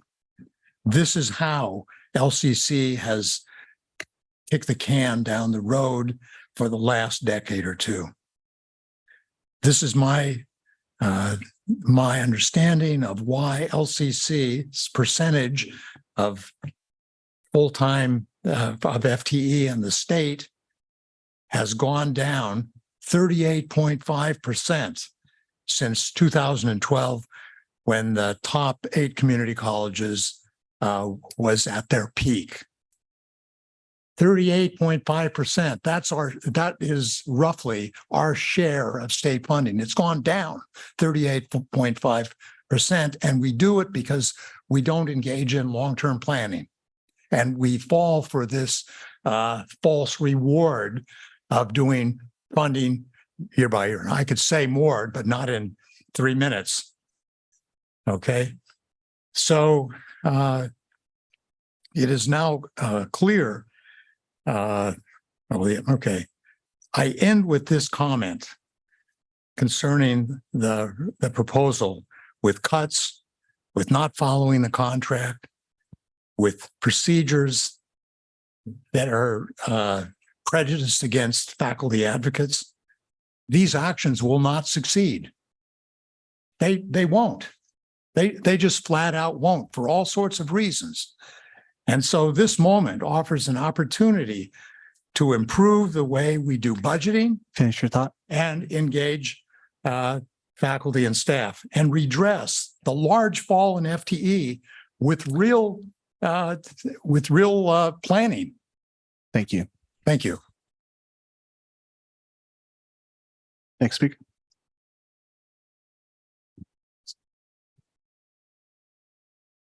Hello.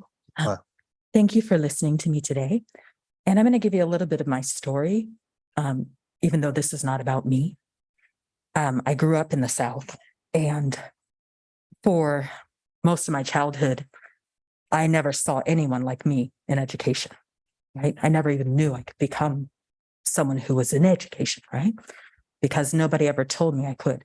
Not until I came here to Oregon. And I was told in high school, yeah, you know what? You can go to college. I thought college was for white people. My mother had attended college. She's a white woman. My father had none of my aunts or uncles. I never knew that was a path I could take. So in high school, I got my GED when I was 16, and I entered college because I was told that I could at the age of 16. I was done with high school. I'm a tag student, and I entered into this world where I knew nothing. My mother couldn't help me. She'd gone through 1 year. And so I depended on social counselors to be able to give me the knowledge, to give me a career path right? Because I had no idea how to get to where I needed to go. And they said, you know, you can enter the medical field. It's really quick. You can get some income. So I could help pay for my family's home.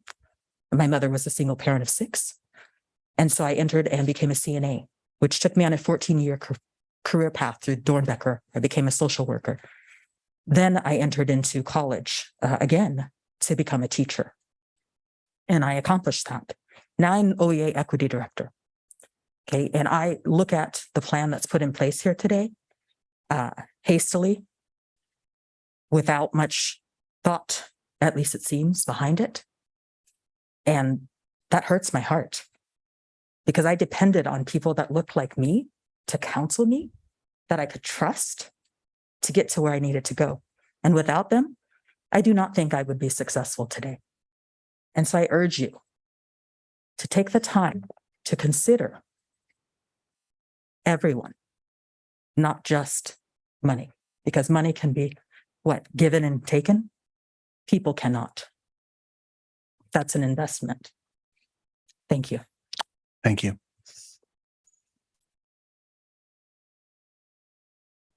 Nancy Nelson?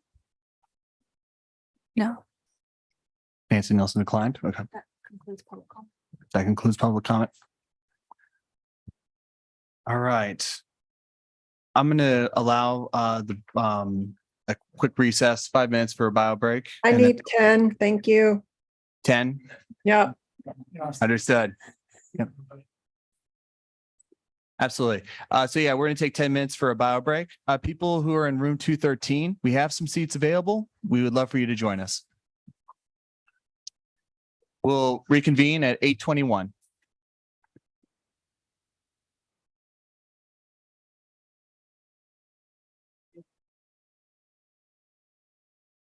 Thank you.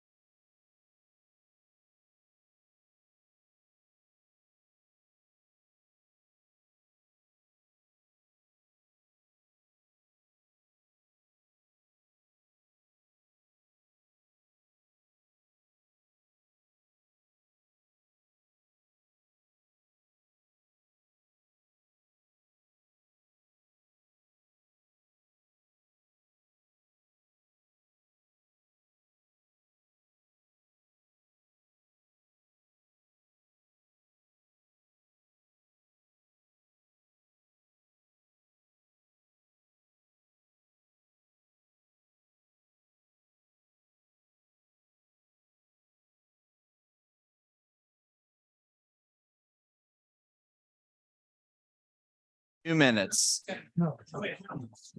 Wouldn't be the worst thing.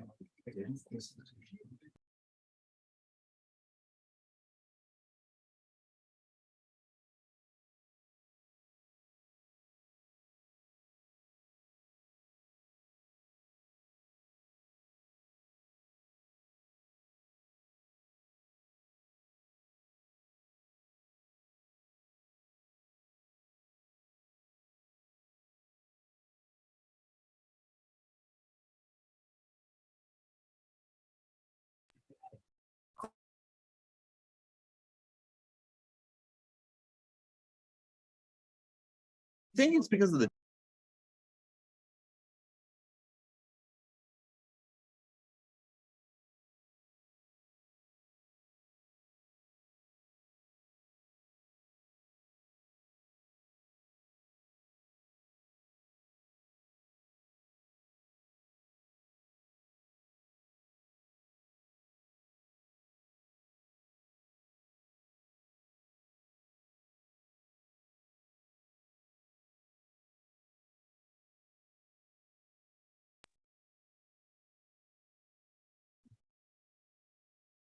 okay.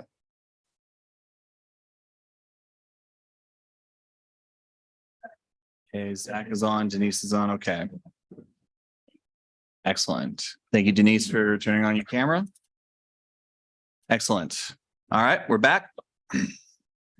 We will go on with discussion items, recap, I apologize. With action items, which is the F-24 budgeting balancing package. Yeah, exactly. I don't know why that's not sure. Oh, okay. Oh, I see. Okay, I see what happened here. Okay. My apologies, everyone. We'll move on to discussion items, which is to recap responses to information requests. Michael Blick. So you have the responses and we asked about questions earlier and I don't think there were any. Are there any? I'm not sure if you want me to go through them or if there are any questions, I'm happy to answer them. Excellent. Any questions from the board in regards to any of the information requests? If not, we'll move on to the budgeting balance package as a discussion item. I have some questions. Yep, Steve. There were a number of things, excuse me, there were a number of things brought up in the testimony this evening that sort of get ahead, for me in any case, of where I understand us to be, right? So just a couple of specifics. I won't try and cover them all. I took a lot of notes. You know, there was discussion about the French program being closed. I haven't heard that from administration yet. I've heard it from staff tonight. Similarly, significant impacts to the health program. And there were others. Those are just the two I'll raise as examples. But the board has not been briefed on that. As far as I know, that gets ahead of where we are at in the process. And that's really my question, not to really work through those issues right here and now. I don't think it's exactly the right time or place for that. There will be time and place for both, but to make sure that I'm clear about the things that I'm hearing in public testimony, my senses get ahead of where we're really at. We haven't yet proposed cuts to particular programs. Information got out that I think that then lets people believe that we perhaps have got ahead of that those things are on the table, but I don't believe they're actually on the table yet. And can you confirm? Yeah, you're right. You all are not going to be asked tonight to vote to approve or authorize any retrenchments or cuts to any jobs, faculty jobs, management jobs, or classified jobs. Tonight, you're simply authorizing us to begin the process. And that is an unusual step. And I will agree. I think Adrian may have said that. Some others may have said it's an unusual step. And the reason that it's unusual times, right? We've got this has not happened, at least, well, I've only been here 3.5 years. It hasn't happened in the 3.5 years I've been here where we've had this situation where we had a budget issue at this time of year, right? And so we are running up against deadlines and the personnel cuts and the M&S cuts are inextricably intertwined. And so what we're asking for you to do is to say, yeah, we like this budget direction that the administration proposed looks good to us. go forth and follow the contract. And so, yes, there will be notice to EA pursuant to their contract, notice to EF pursuant to their contract. There will be a period of time where we meet and discuss alternatives. I submit to you that I would be shocked if the package of cuts that is on the table currently is what the package of cuts at the end, if any, look like. I think I spoke to a few of you. Last year, we had a potential retrenchment proposal of 1 FTE in political science, and I think 1.5 FTE, maybe it was 2. I forget what we started with in sociology. What we ended with was 0 in political science and 0.5 in sociology. I would expect there to be some changes once we sit down with EA. I'm not as familiar with the EF process, but I'm sure that Shane will be involved in that, and we'll probably come up with some changes to that as well. I just find it, I would be shocked if it was the same. So that's where we are. So I think that it's premature to just talk about the board approving cuts. Excellent. Lisa? Well, now I'm really confused. Thanks, Mike. So you're saying that tonight we are not being asked to make any decisions about the 3.8 million reserved for revenue shortfall. That we are not being asked to provide the president with the authorization to cut 5 faculty or 6 faculty positions and 4 classified positions. So you're saying we're not deciding that tonight. You're saying that what we're deciding is to allow you to move forward with the contract and to begin notifications and meetings regarding the proposed reentrenchments and to engage in good faith collaborative discussions. So that's what we're being asked to do tonight?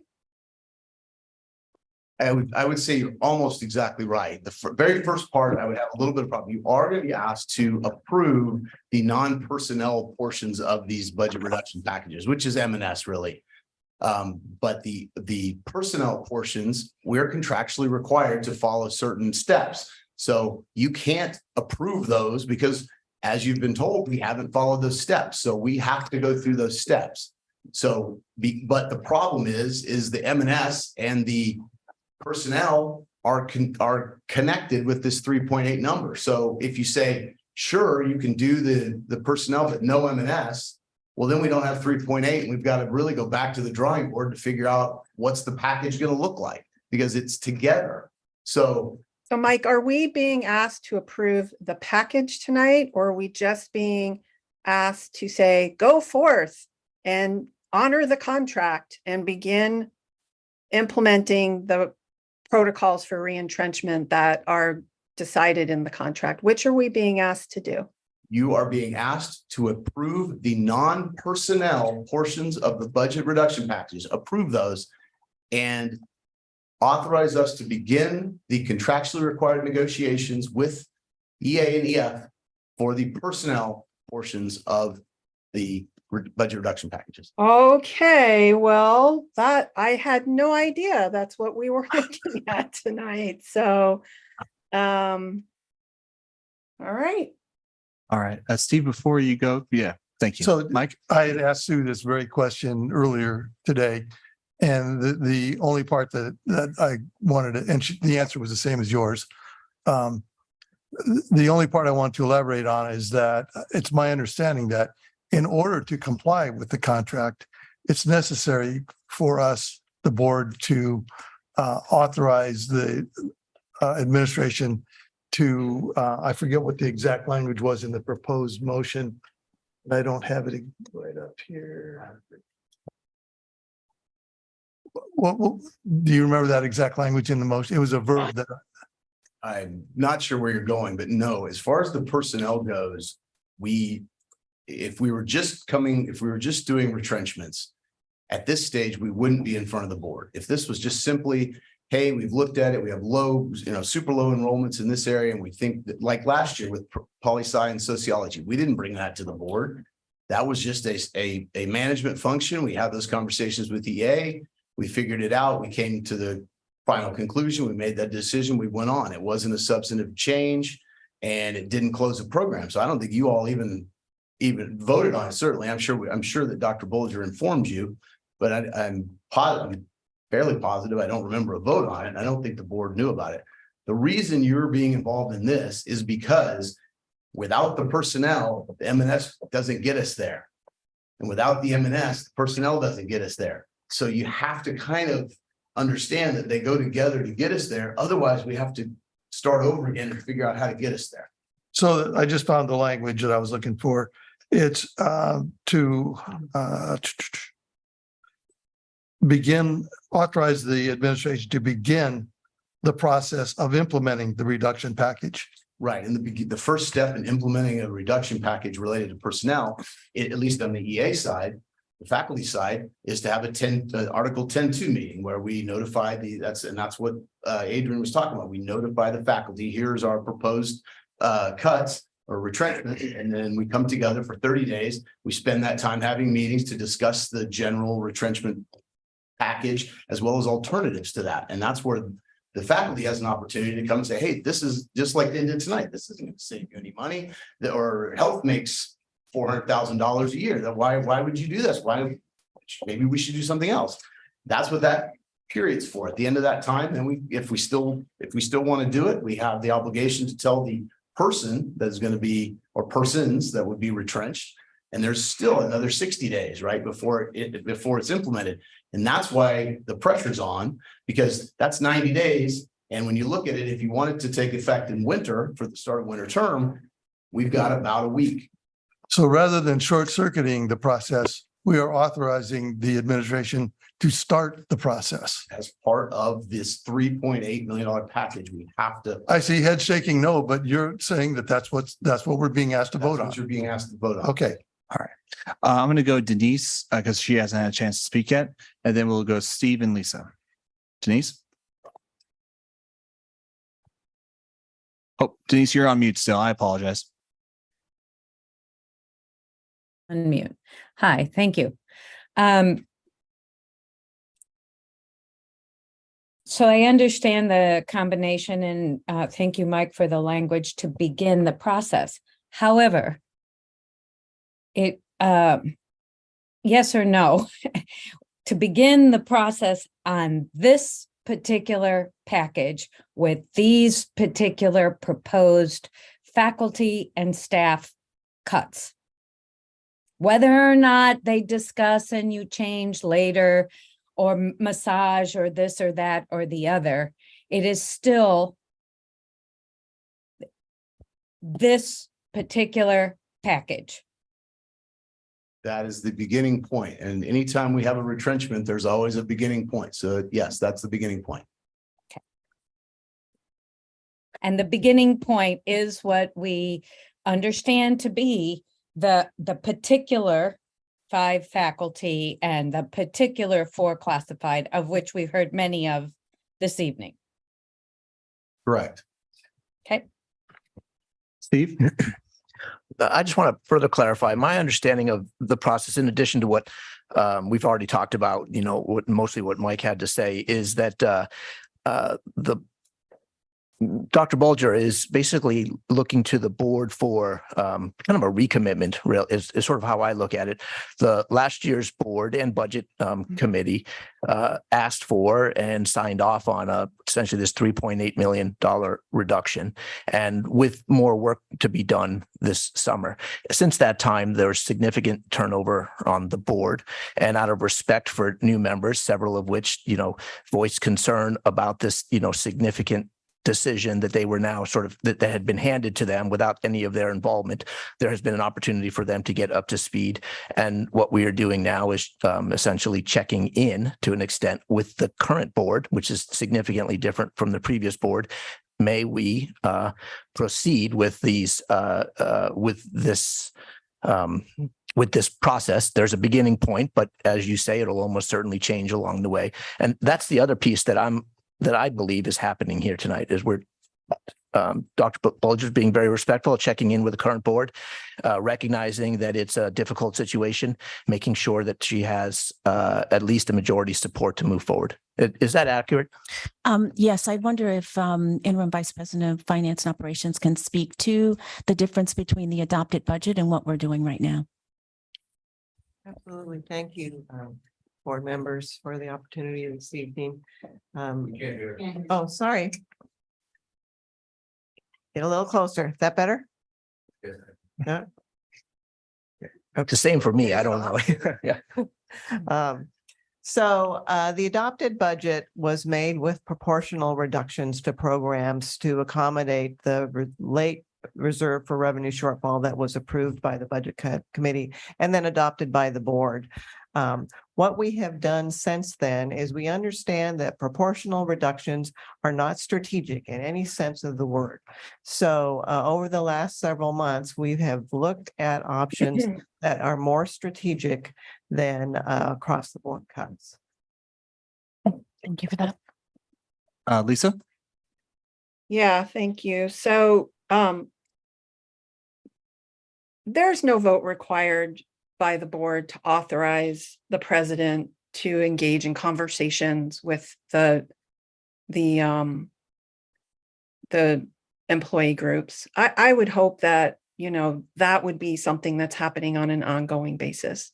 There's no authorization required to have a robust stakeholder input like we heard people asking for tonight, which is what I am accustomed to, right, at this institution, right? Town halls, collaborative committees. I thought the eWeb example was exceptional. And so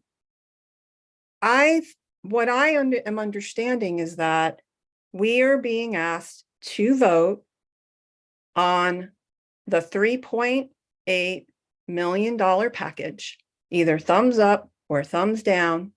It's not about deciding to start the process, because it doesn't sound like you're coming back after that 30 days and saying, is it coming back to us after stakeholder input in 30 days to then approve the employee reductions in workforce?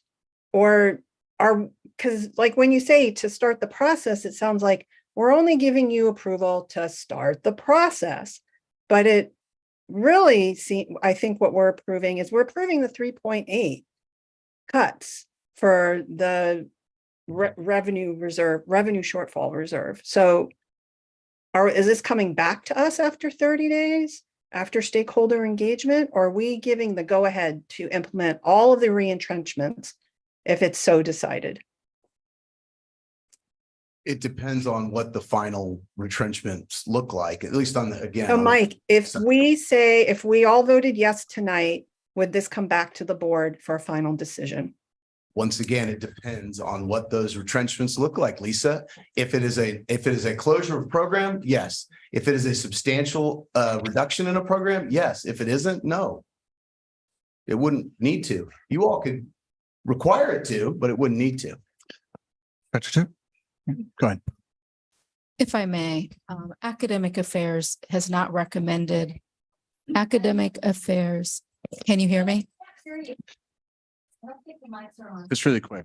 Is that mic on right now? Can you hear it? Can you tap? It's on. Sure. I appreciate that. Thank you. I just want to clear up a misunderstanding that Academic Affairs is not proposing an elimination of any program, and that is inclusive of French. We are not I have not proposed eliminating that program.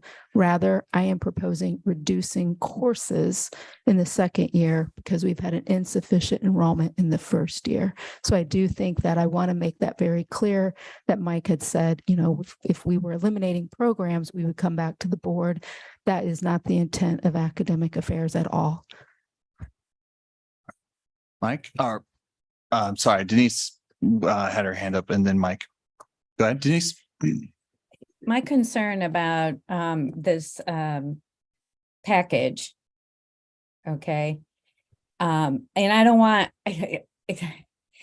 to Okay, I'll start with my concern about this package is even the slightest appearance of some of the people that are in the package, some of the positions. It's an overwhelming amount of direction towards how a union president can even be on this list is remarkable. Okay. Hey, decorum. I'm Sorry, sorry? Denise. Sorry, Denise. Just trying to keep decorum. Okay, so that is just even the appearance of what is the targeting of some of the individuals who have some grievances towards the college or who hold positions in which they also will be representing others in any kind of retrenchment or changes. Now, when I hear the language of it comes back to the board if or when there is a program change, there's a lot of issues, as we heard this evening, that occur even if there is no program change. So I think a strong message is that the board wants to know. Okay, the board has been approached by community members, faculty, students, staff. So the board does want to know. Mike, and then Steve. If I were the president of the college, knowing that there are 3 board members currently sitting who were not on the board that passed this budget originally, I would want the board to endorse this action tonight to authorize starting the process. To me, that just makes sense, whether it's required or not. Maybe that's all I'll say for right now. Thank you, Steve. I just want to pick up where Lisa left off, just so I'm clear on what we're being asked to do tonight. I recognize there's 2 motions to separate things out, but the totality, as I understand it, is essentially I'm going to use the word recommit because it is a new board, but in any case, authorize, recommit a total of $3.8 million in reduction from the current year's budget, right? And that we recognize that there's a starting point that essentially leaked out. And so lots of folks are aware of what that is right now. And as we've been told, it's a starting point. Discussions will happen, et cetera, and it's not the ending point. While we are being asked to support an end result of $3.8 million, we are not yet at all clear on what the components of that will ultimately be. We would be kept informed, certainly, I would imagine. I can't imagine that we wouldn't be kept informed, as Denise asks, because we have constituents that want to know. And when there are substantive changes, program changes, et cetera, we would actually be required we would get involved with a vote. But less substantive changes, we'd be informed of, but not required to support with a vote. That's my understanding now of where things are at. The board can be assured of being kept informed of what is happening with regard to any changes in the institution. I'm concerned about the optics as well. And so the board can certainly feel comfortable that would take place. I wonder if Sue, if you could kind of talk about the adopted budget and why this 3.8 is coming to the board to accept. And just as you explained earlier, but if you could just repeat that. Maybe I might not on. Okay. I appreciate that. Thank you.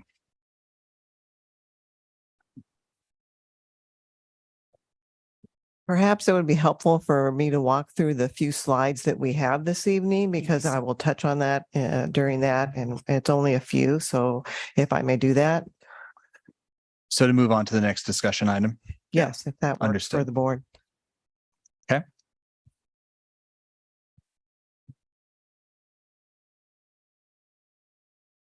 All right, we're going to cover the F24 budget balancing package. Sue Fay. Yes, thank you very much.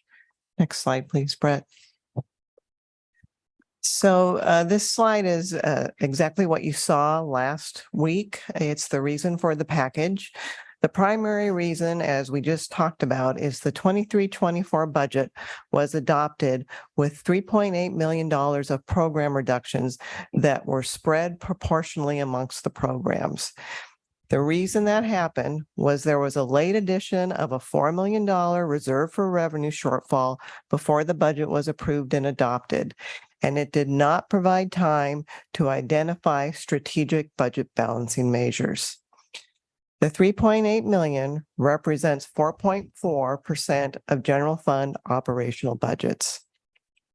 There's a secondary reason for the packages. One is to improve our financial conditions with the issues that Moody's noted when they downgraded our bond rating last month. They indicated that we weren't following our own policy for reserves. We needed more structurally balanced operations and liquidity. If we did not start achieving that, Moody's strongly indicated that when they review us again next year, we will likely see another downgrade. We also were told by experts that the composite financial index, which looks at our audited financial statements to look at our financial strength, LCC at last year's audit was in the barely surviving category, and it had just made it out of the bottom category of critically something. I can't even remember what it was. I was just glad to see us out of that one. So we moved up a little bit, but unless we structurally balance our operations, getting out of the barely surviving category is going to be hard for us. This also would help reduce the 24-25 shortfall. If you recall, at the September 6th meeting, I shared with you some items that we know are going to be a challenge for us next budget year and some projected items. And the budget deficits items at the September 6th meeting that were shared represented $7.8 million of deficit items to next year's budget from this year's budget.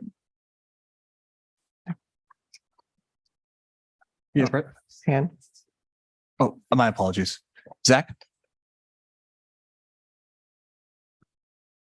Just on these first two bullets here, as a new board member. So the late addition of the 4 million reserve for revenue shortfall, that was to create a reserve. That was not to balance the budget. And so that reserve, assuming the budget stays balanced and money comes in how we expect it to, that would create a 3.8 million additional that could then go into our standing reserves. That is mostly correct.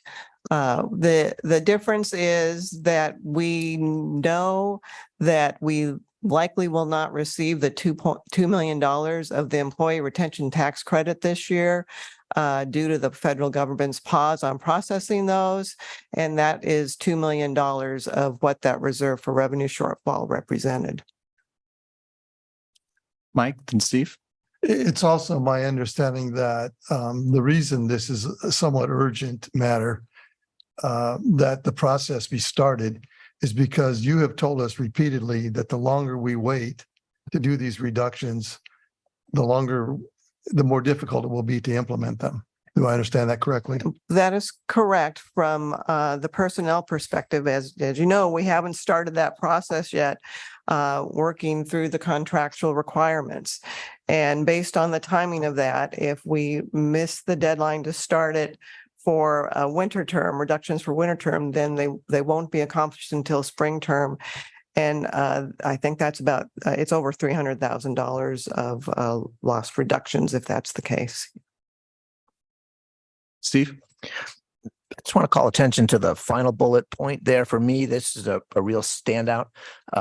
And I call attention to it for a few reasons. It did not surface, as I recall, in the at the end of last year when we finalized the budget for this year, right?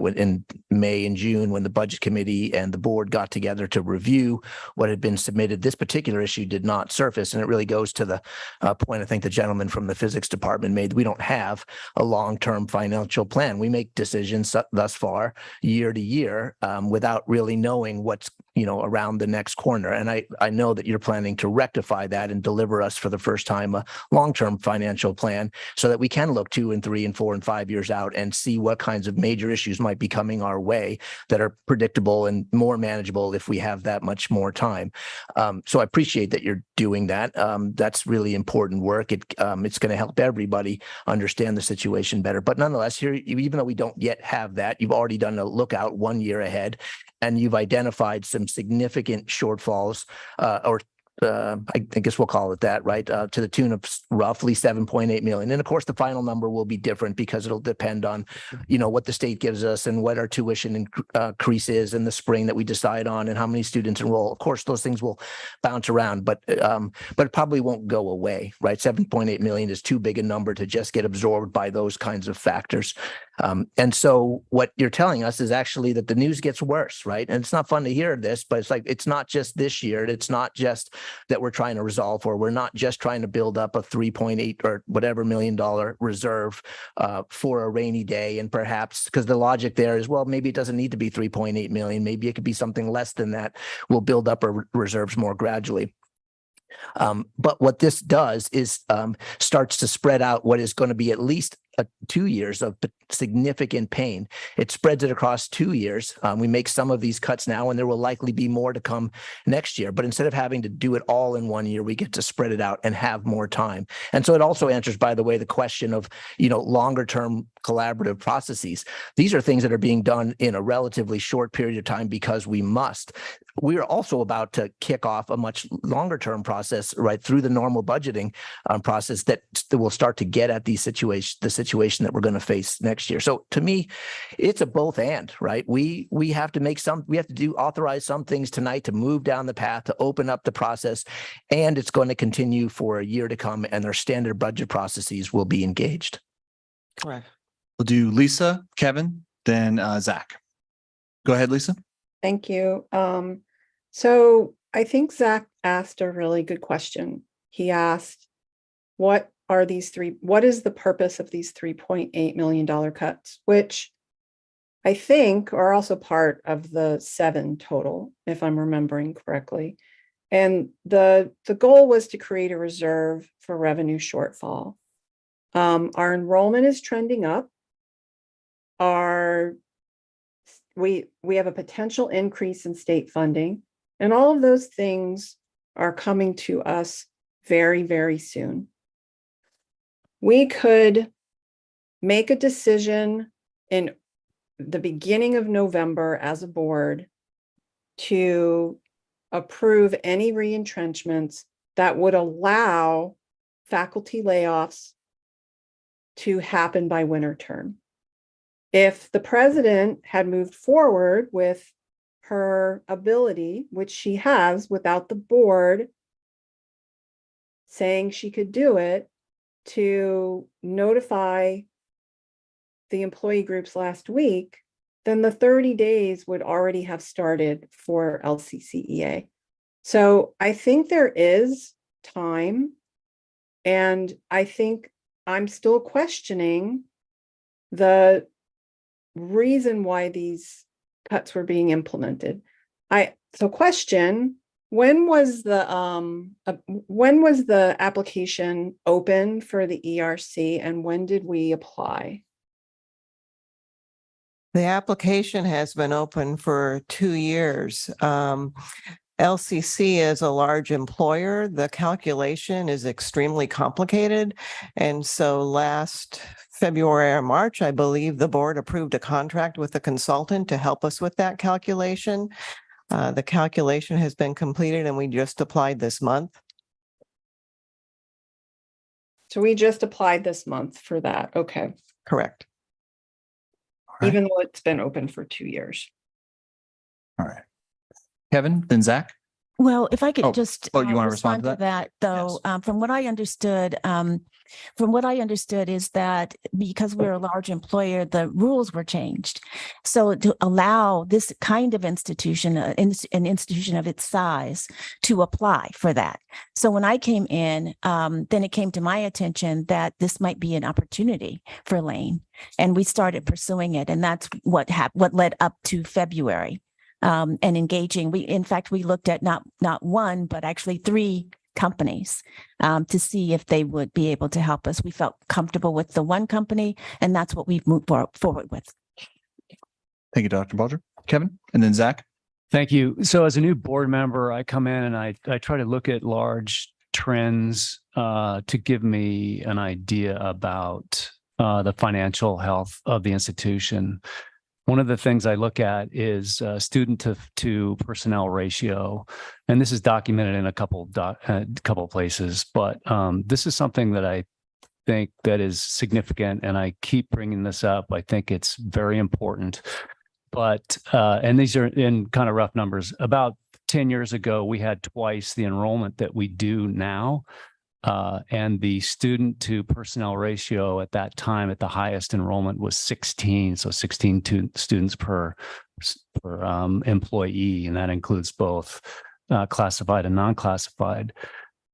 Last year, with our enrollment at about half of what it was 10 years ago, that ratio, students to employees, was 8. And to me, that's going exactly the wrong direction. And I don't think there's anyone in this room or in our community that would believe that that is a sustainable trend for this institution. So I'm very concerned about that.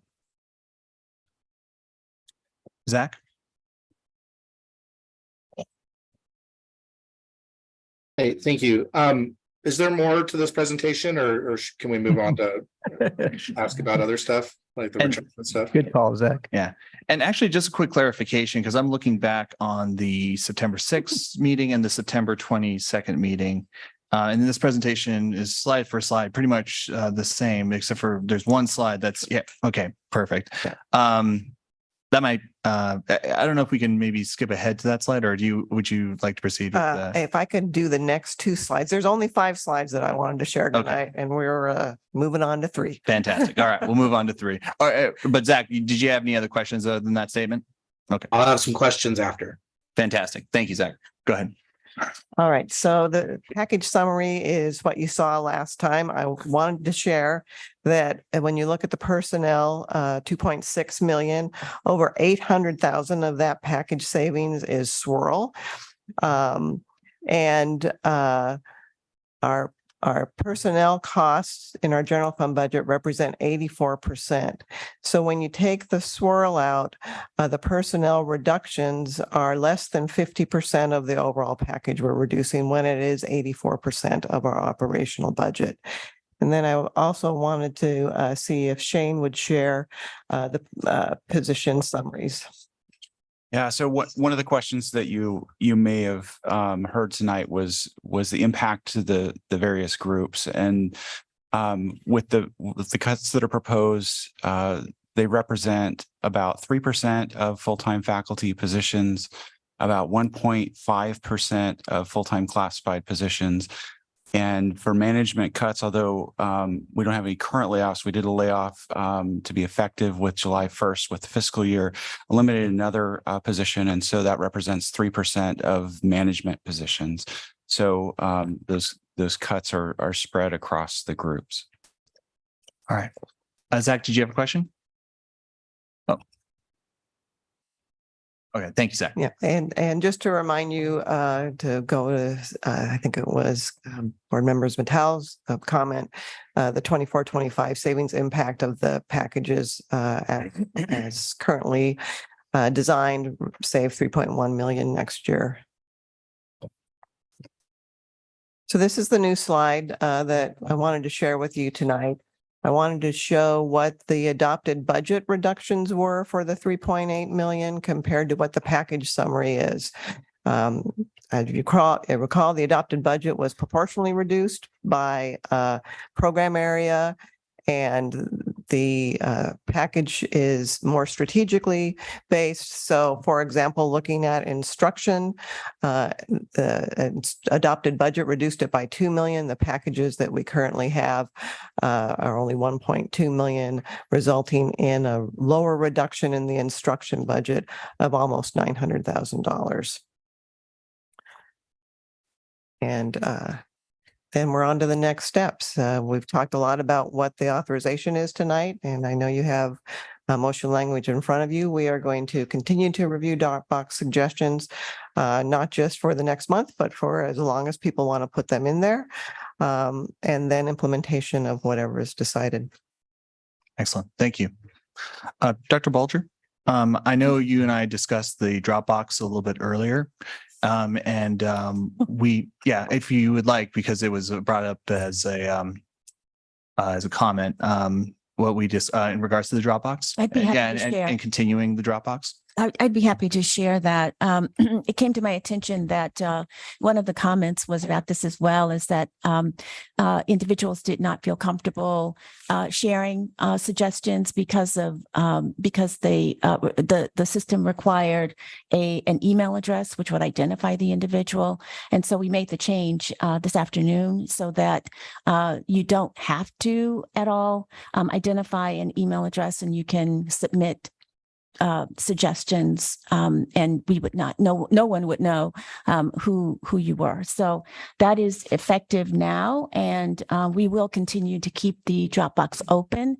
But we also pledge to follow the process, and so we really need the board to make a decision about the package itself, because as Mike Blade talked about, and maybe you can say this again, Mike, is that this time is very, very different from apparently any other time at Lane. And so you've got a commingling of the personnel and the positions, and also the non-position requests as well. And so this is due to the adopted budget, as Interim Vice President of Finance and Operations explained, and we're happy to answer any other questions. We share all of the concerns that have been shared this evening, and I really appreciate all of the input and feedback, and it's heart-wrenching. I'm deeply, deeply touched by what you all said. I want to echo just simply that we want to hear your suggestions and we want to hear from you. Any further questions? Zach, I know you have additional questions in regards to the discussion. Go ahead. And then Denise, did I see your hand up as well? Yes. Okay, great. All right, Zach, then Denise. Can you talk about how the positions were determined that you're looking at cutting? Like, was that done through scoring, or looking at low enrollment, or done by admin of each department? Each department talked with their managers and deans. They use the guiding principles that are in the slide deck from last week, and also in this one that just wasn't shared, about impacting the least number of students, using the equity lens, and several other guiding principles that were in there, adhering to the contract. So. Denise? Or Zach, did you have a follow-up question? Just double checking. Go ahead, Denise. Okay, Denise, go ahead. Thanks. So I'm not sure I understand as much as I would want to understand why the M and S section cannot be separated from the personnel. I am deeply concerned that the starting point for personnel is deeply, deeply flawed. Okay, I don't see guiding principles that took into account what is usually contract language and understanding of seniority, principles of seniority.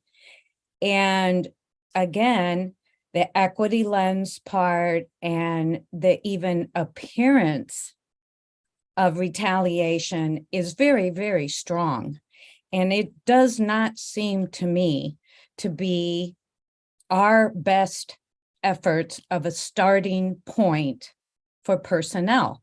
And to get there, it seems like we need to reverse a little bit the process, pay attention to the process, but have paid more attention to the Dropbox suggestions and the commentary that has been made from various groups this evening. Almost every group has expressed their concerns about process.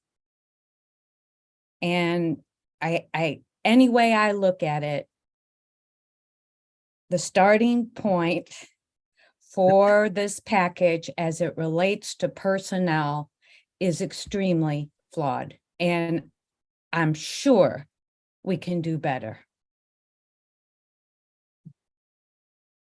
Any other questions under the discussion item of the budget balancing package? Mike? Yeah, Dr. Bolger, there've been several back and forth about timing.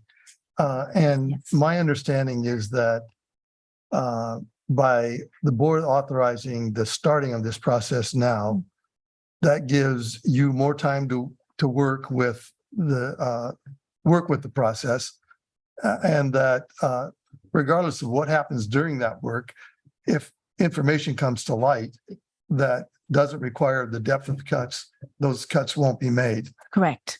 Can you talk more about the timing of why it's important to start that process now? Sure. And I'll defer to some others as well with regard to the process. Also you, Shane, with regard to the process, because they know it so well, is that we must give 30 days at first, we must give notice. And so we're talking about October as those 30 days, and then some other things happen after that. Okay, so for the faculty, you have to give 30 days notice to the union. You spend that 30 days looking at alternatives and discussing it and trying to come up with a better plan. At the end of the 30 days, then you notify the individuals, then there's 60 more days. And so it's a total of 90 days. So again, if you count back from the beginning of winter term, which is first week of January, second week of January, you count back 90 days, I think that day ends on October 10th, or October 8th, excuse me, which is a Sunday. So it's really October 6th. So here we are, the 27th of September, we're looking at about 6 + 3, 9 days before we have to make that notification to hit winter term. Thanks. And I'd just like to reiterate that if I were the president, I would want the confidence of the board on this decision, since there are 3 board members sitting that were not part of this original budget passage. So I think it's reasonable for the board to pass this and to do it tonight rather than wait, knowing that if there are changes that allow us to reduce those cuts, we'll do that. Lisa, then Steve, then Zach. Zach had his hand up before me. So the president doesn't need our authority to notify staff of potential reentrenchments. I am happy to, as a board, direct the president to notify staff and begin that 30 days of goodwill, good faith, collaboration, and to do the process that many of our stakeholders are asking us to do, which is to have a collaborative process with stakeholder input. And so, 1, we don't need to direct the president to engage with the employee groups. And 2, I'm very happy if she wants to start that process, but I would want it to come back to this board to vote on what the outcomes are. And that's what I think I heard from a lot of people tonight, is there's no reason to rush this decision. The president could start the 30 days, which doesn't actually even apply to EF. And then if it came back to us in October, there would still be the additional time needed before winter term, which starts sometime in January. So I think if we're starting the process, then let's start a process where we do not make decisions on personnel cuts tonight, and we engage with our stakeholders in a meaningful process. And we allow ourselves the time to have the information needed about what are our actual revenue shortfalls. Zach, then Steve.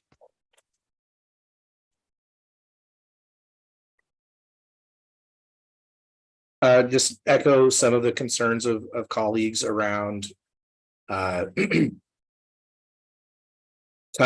cuts. Can you speak a little bit to the potential for lateral transfers for some of the staff that are under consideration for cuts, and what that looks like differently on the classified and the faculty side, please? Shane? Thanks for the question.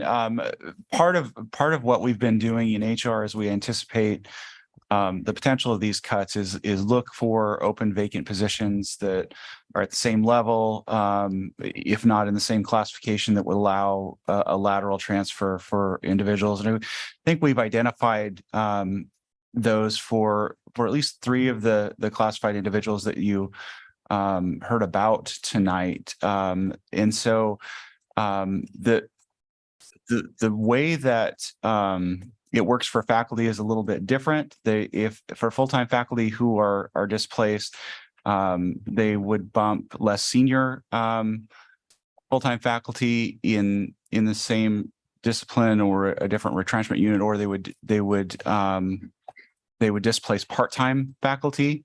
And we haven't really mapped that out yet, again, because that's part of the process that happens when we engage the union on the notice that we've been discussing. Steve, then Lisa. Zach might have a follow-up. Oh, actually, sorry, Zach, do you have a follow-up? Yeah, I probably have 2 more that if I could just get through. That's fine. Go ahead. Appreciate it. How many open positions are there currently that are being removed from this budget, and how many are still in? Unfilled positions. So unfilled positions that represent savings within the 3.8 million, is that what you're asking? How much is in the 3.8 million, and then how many are still in the planned budget that are open? So I believe it's around 20, correct, for the 3.8? 20 vacancies that are being removed from the budget. About total 20 positions that would be removed. So that's both vacancies and filled. Okay, and then how many are still open positions that are still in the budget? Zach, I couldn't answer that on the fly for you. I'd have to check with my recruiting staff and get a current census on it. Okay. And then have you guys done any types of cost benefit analyses on what type of revenue we might lose by losing these particular faculty? Is there, have you looked at, this is going to reduce our ability to offer this many health or French classes, and that's going to result in such and such revenue surplus or loss? Want to answer?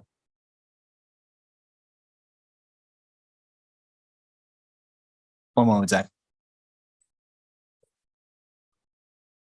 Yeah, that analysis was done.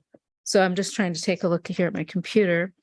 For French, there is a chair. Fabulous. Excellent. For French, we would be saving in that we essentially don't have enough interest in our first year courses to carry on to a second year cohort. And currently, we are not offering any second year courses this year. So that would be a saving. So essentially, we have about 0.25 load in French at this point in time. So, I think the thought here is, I think what's really important is that word retrenchment sounds just awful. It doesn't necessarily mean a layoff. So, we're confident that there's other areas where faculty are going to be able to contribute. In academic learning skills, and we've done this analysis since June. We've noticed that there's almost an 80% reduction in courses since 2018. Again, that's not an elimination of the program or elimination of a position, but rather an adjustment with academic learning skills and other areas. In health, health is the one area that is, wasn't on the top of my list, but you all gave us the marching orders of $3.8 million. So we had to make some difficult decisions in health. The idea there is that we would be reducing courses. Now, what's important to notice about health is that these are general education health courses. These are not health profession courses. They represent about 7% of total health, wellness, and fitness courses altogether. So the idea there is students would have the option of taking general education courses elsewhere. So if you recall, the idea here is that we're trying to reduce the risk or reduce the impact on the broadest number of students. So that was one idea that we had. Again, we're not going to be eliminating the general education health courses, but the proposal is that we're reducing the courses and trying to look at things in other ways. Again, this is very difficult work. In academic affairs, we could not get up to that 6%. We got up to 2.8, and that was one proposal that we are considering. And through this process, I think both Shane and Mike have said there could be all different alternatives that we might be able to realize. But those are the three areas. This would be up to a 2.5 FTE. So it's rather, we know it's significant for those faculty members. We don't believe that these are not actual layoffs, they are retrenchments. And so we're confident that we can find other places.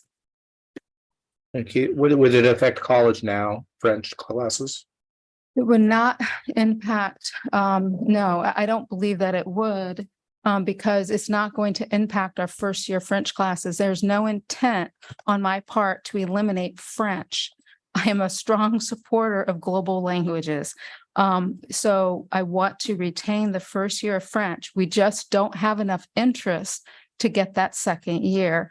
And we are not going to be offering second year courses this year. So whatever we're doing in College Now in French, we're going to be continuing to do. I also want to stress, we do have other languages for students. And for example, in the event that we start getting more demand for French, we're going to be retaining French and we can add it. Right now, we just haven't been realizing it. And again, these are incredibly difficult decisions to make, and we're doing our absolute best to minimize harm on students and also, to be as equitable as possible and trying to spread it as much as possible. Again, we're not eliminating any programs because, our consultants even said be incredibly mindful. When you eliminate a whole program, you're really impacting your enrollments. And also, then that's felt very deeply by those particular students. So again, academic affairs, we are not proposing the elimination of any program, any division, or any department. Rather, we're looking at reductions. And again, I hopefully anticipate that we will be able to find individuals, other disciplines. Thank you. Steve, then Lisa, then Denise, and I'll put myself in the queue as well. Steve? Yeah, thank you. Thank you. So I want to come back. I'm looking at the draft version of motion 2, the one that I think is generating more concern amongst the 7 of us. I'll start first with a clarification and then a suggestion that might increase the number of folks willing to support it at this point in time. That's where I'm headed to. we're being asked tonight to support reinforce our support for the $3.8 million goal. The rest is real or significantly, actually, that's not true. It's significantly up for debate once you get into the process. Some of it you're asking to move forward right away. I get that, the MNS. So, but the rest is significantly up for debate, depending on all kinds of dynamics that we can't, work through right here and now. We have been asked or reminded by, but you want to have some kind of a goal to shoot for, so that when you're in those that's how I understand it. So when you're in those discussions and negotiations, there's an end goal in sight. Well, we have to get to this much money, so that's somehow or other the package has to add up. I mean, I think that's why you want that number included in there and supported by the board. We also recognize, we've been told many times, that a bunch of new information is likely coming to us next week and perhaps the week after, but in the near future. You've given to me really good reasons why you would want to start now. And folks have reminded us that we may get good news. We may get bad news, by the way, but we may get good news in the coming weeks. And so that might change where we feel like we need to go, right? That could happen. And I just wonder, really, this is a question to my colleagues more than anybody else. If we added a final sentence to that motion, number 2, that said something roughly like, should additional revenues become available to the FY24 budget, excuse me, let me start over. Should additional recurring revenues become available to the FY24 budget, the $3.8 million cut will be reduced accordingly.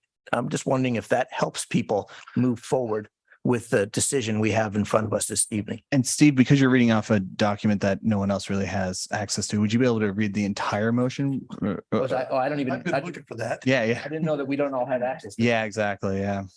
We should all have access to this motion. I didn't Yeah, realize. we don't. Yeah. I think I have Austin's copy because I took it from his desk a little while ago. I didn't realize that this hadn't been circulated. And it's not in board docs. Correct. I think Mike can help. Mike. Yeah, this was something an idea that I, again, trying to make it palatable for the board, I came up with today and showed it to Dr. Bolger and to Austin, and they both were sort of like, okay. And so then the board meeting started. So I didn't have time to make copies for everybody.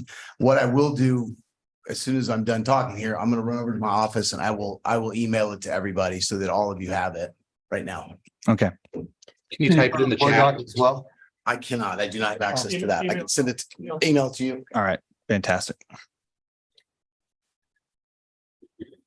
All right, well, we'll have to hold off on that Okay. for a few minutes. I didn't realize that. And also I think, we're in an on the fly, situation with regard to the motion. So I don't feel like anybody deserves blame for that. There's a lot of moving parts here. You'll see it all in a moment or two, but it basically, it's been summarized at least that we're essentially being asked, or the draft motion that we have, and it's a draft, right? It can be worked on, is to authorize, or reauthorize in a sense the 3.8 million cut, but to then begin the process with the unions and move forward without any specific result in mind other than a $3.8 million cut.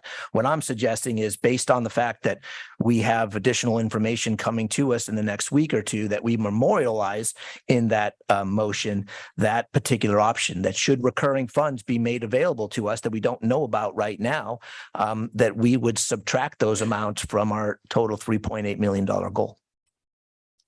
Lisa, and sorry, Sue, you want to respond to that? If I may. So recall, even if we have some revenue, good news in the next couple of weeks, we're still waiting on ending fund balance news. I would hope that whatever revision may be made is not set in stone, that we would add it back, but we would look at adding back. I would highly recommend that you wait until the forecast is presented in December, along with the updated ending fund balance and all the other information before any long-term decisions are made. Lisa, thanks for your patience. Go ahead. And then Denise. Yeah, thank you. So I appreciate your sense of wanting to move the process forward, Steve. And Many of the things you just said, I think highlight the fact that we don't have all the information we need to make this decision. We need more time to move forward on this decision. And I want to take a look at the guidelines for the budget balancing strategies. One of them was to use processes that gain stakeholder feedback on budget balancing strategies. We are clearly hearing from our community that that needs to happen, that they want to engage with us to collaboratively figure this out.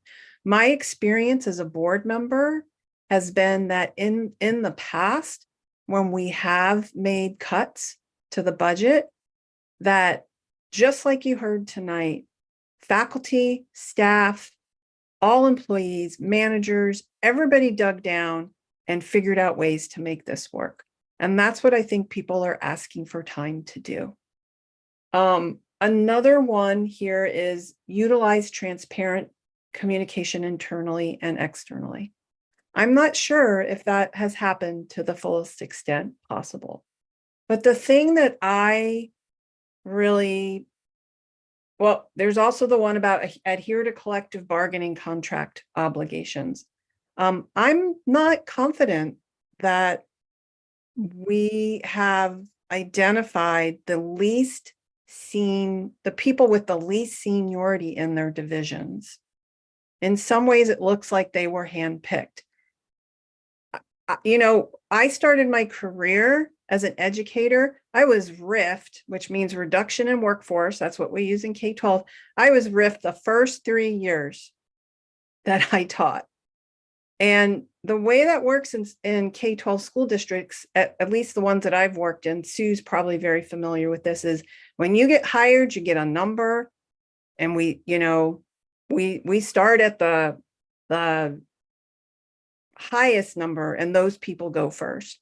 I know it's really different here, but it seems like there is contract language around the least seniority. And I'm very concerned about how some of these positions were identified. It doesn't seem like they were identified based on least seniority.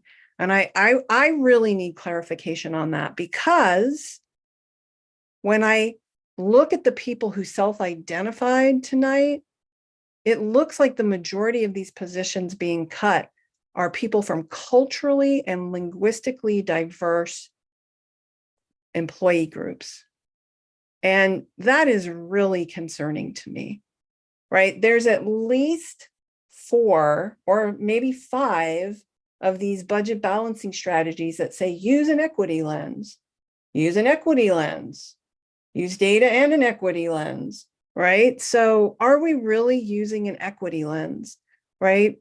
When we are losing one of the few BIPOC and linguistically diverse career counseling members in our state, I don't know, that gobsmacks me, honestly.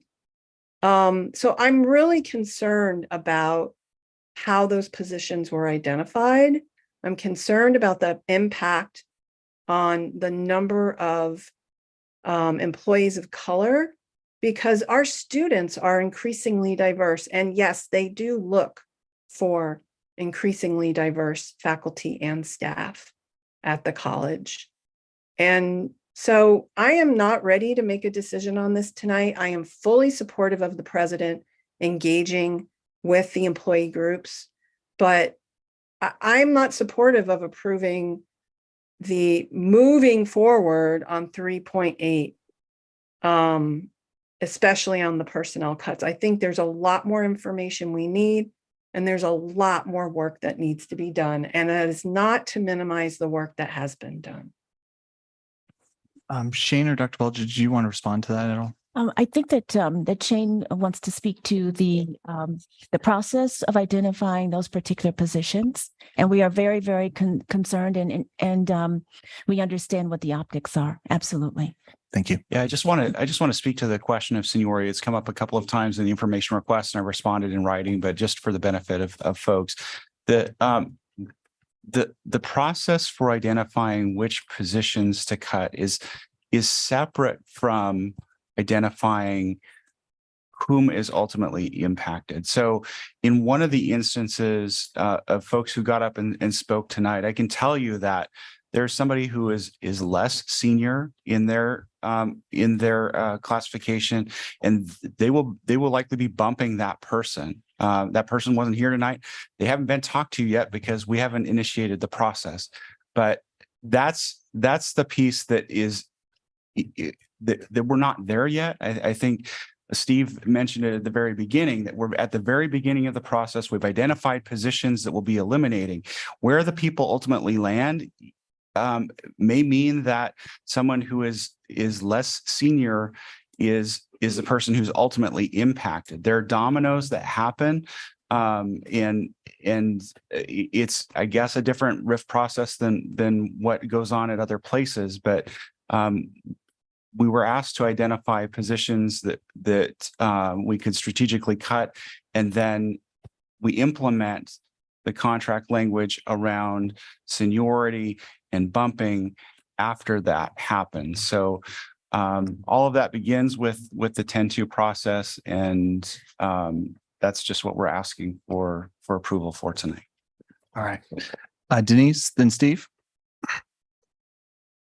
So I do hope that that the president will engage with the employee groups as soon as possible, because goodwill needs to be shown.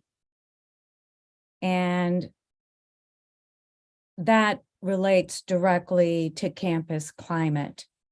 And you can't get a collaborative, cooperative, brainstorming suggestion, we're all in this community together, without establishing the goodwill of listening to the employee groups.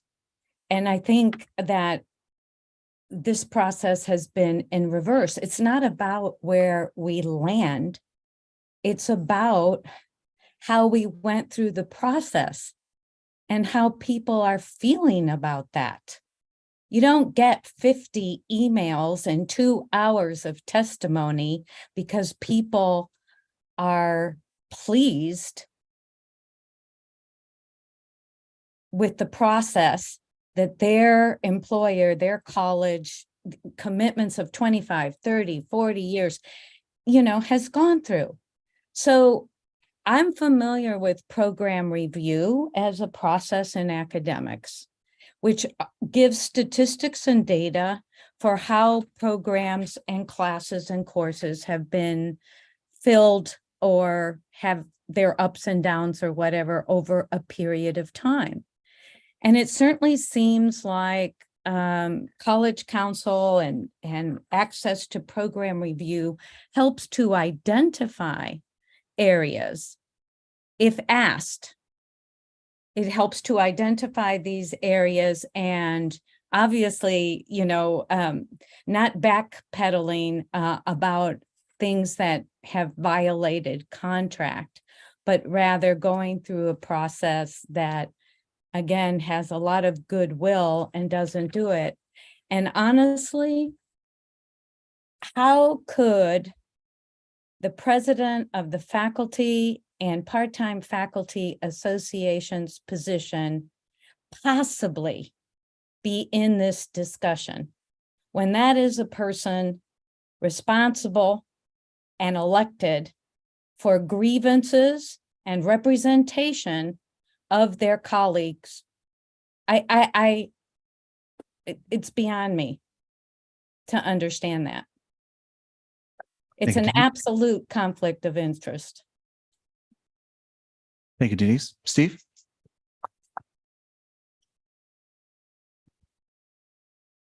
I think we're going to have to get to a motion at some point and just, take the vote and see where things land.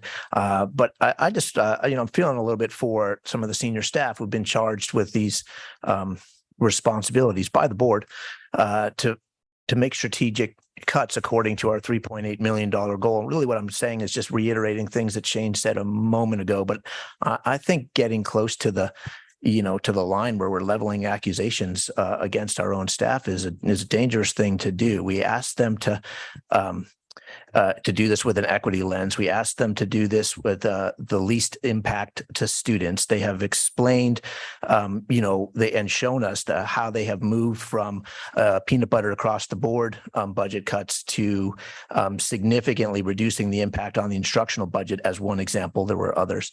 They have laid out the process in general for, what guided their decisions. I for one, believe the fact that when they decided to, they focused on positions, not people.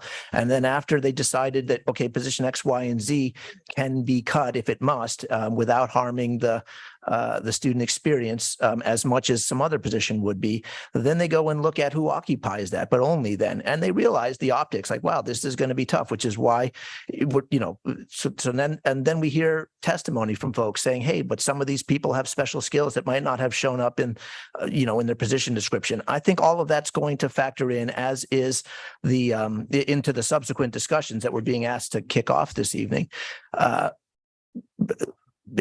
Some of it will be, worked out through seniority bumping rights. Some of it, my guess is that our staff themselves are realizing, maybe we might want to make some changes because they're listening just as we all are. I don't think we want to be leveling accusations the way that I'm sensing that they're coming out right now. Zach, is it okay if I go? All right. Thank you. First off, let me just say that I don't think there's a single person in this room that doesn't have this institution's best interest at heart. Cabinet, I really appreciate you going through this process because obviously this has been really difficult. I know it has been. President Bulger, I know the same for you. Board, I am so proud of you for taking on such very difficult conversations and going through a really lengthy public comment process. I'm really impressed by especially our newest board members. I'm not interested in voting for this proposal until I hear from the HEC. I want to hear what the HEC has to say as far as with enrollments and funding, and I want to hear additional information from the state. I'm not interested in voting for any of these proposals until then. Additionally, I was really inspired by the students who came to talk, and the students, even French students who emailed me as well, articulated their points really well and how this could and can impact students.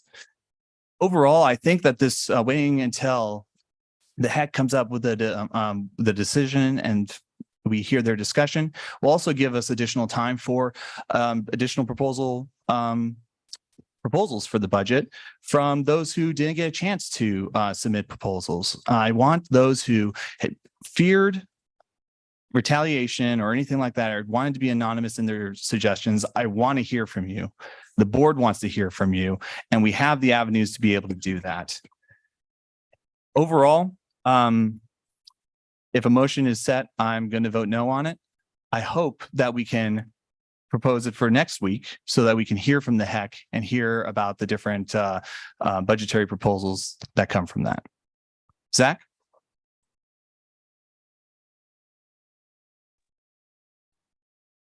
So it looks like the two motions as were drafted, as were sent out, divide this into two questions. The first on the non-personnel reduction strategies and the second on the personnel reduction strategies. To the best of my knowledge, I have not heard pushback on the recommended non-personnel reductions. And so I would be open to approving those now. With regards to motion 2, with respect to personnel, while I'm, open to starting, looking at lateral transfers of folks, I'm not quite ready to approve cuts. It feels like in some way we're starting this 30-day process with like a guillotine over folks' heads. Which doesn't feel good, I think, for the folks on the other side of that. And so, while it's just a lot of trust to, as a new board member, to say, yes, go forth and implement this package that will present, potentially in a worst case scenario, result in some firings that maybe some of us aren't entirely comfortable with or want more information before making. And I think the big piece is that, we want these processes to feel collaborative and like everyone is being heard. And I don't feel like, at least even with the Dropbox ideas, that, has administration gotten the opportunity to weed through, go through those ideas and say, are any of these short term that might be implementable at this time? It doesn't feel like we've really done that listening. That this is this is the admin initial offer, but we haven't actually had that conversation with those other constituencies. And we're sort of being asked, trust us to have those conversations with those constituencies, and that you'll like the outcome. But I think we would like to see the results of those conversations before and say, looks good, rather than just saying, yeah, go forth and have them and tell us how they turn out, which might result in firings that some of us aren't entirely comfortable with. So I'm hoping that collaborative process can start, as soon as possible, but that we can at least approve the non-personnel stuff tonight.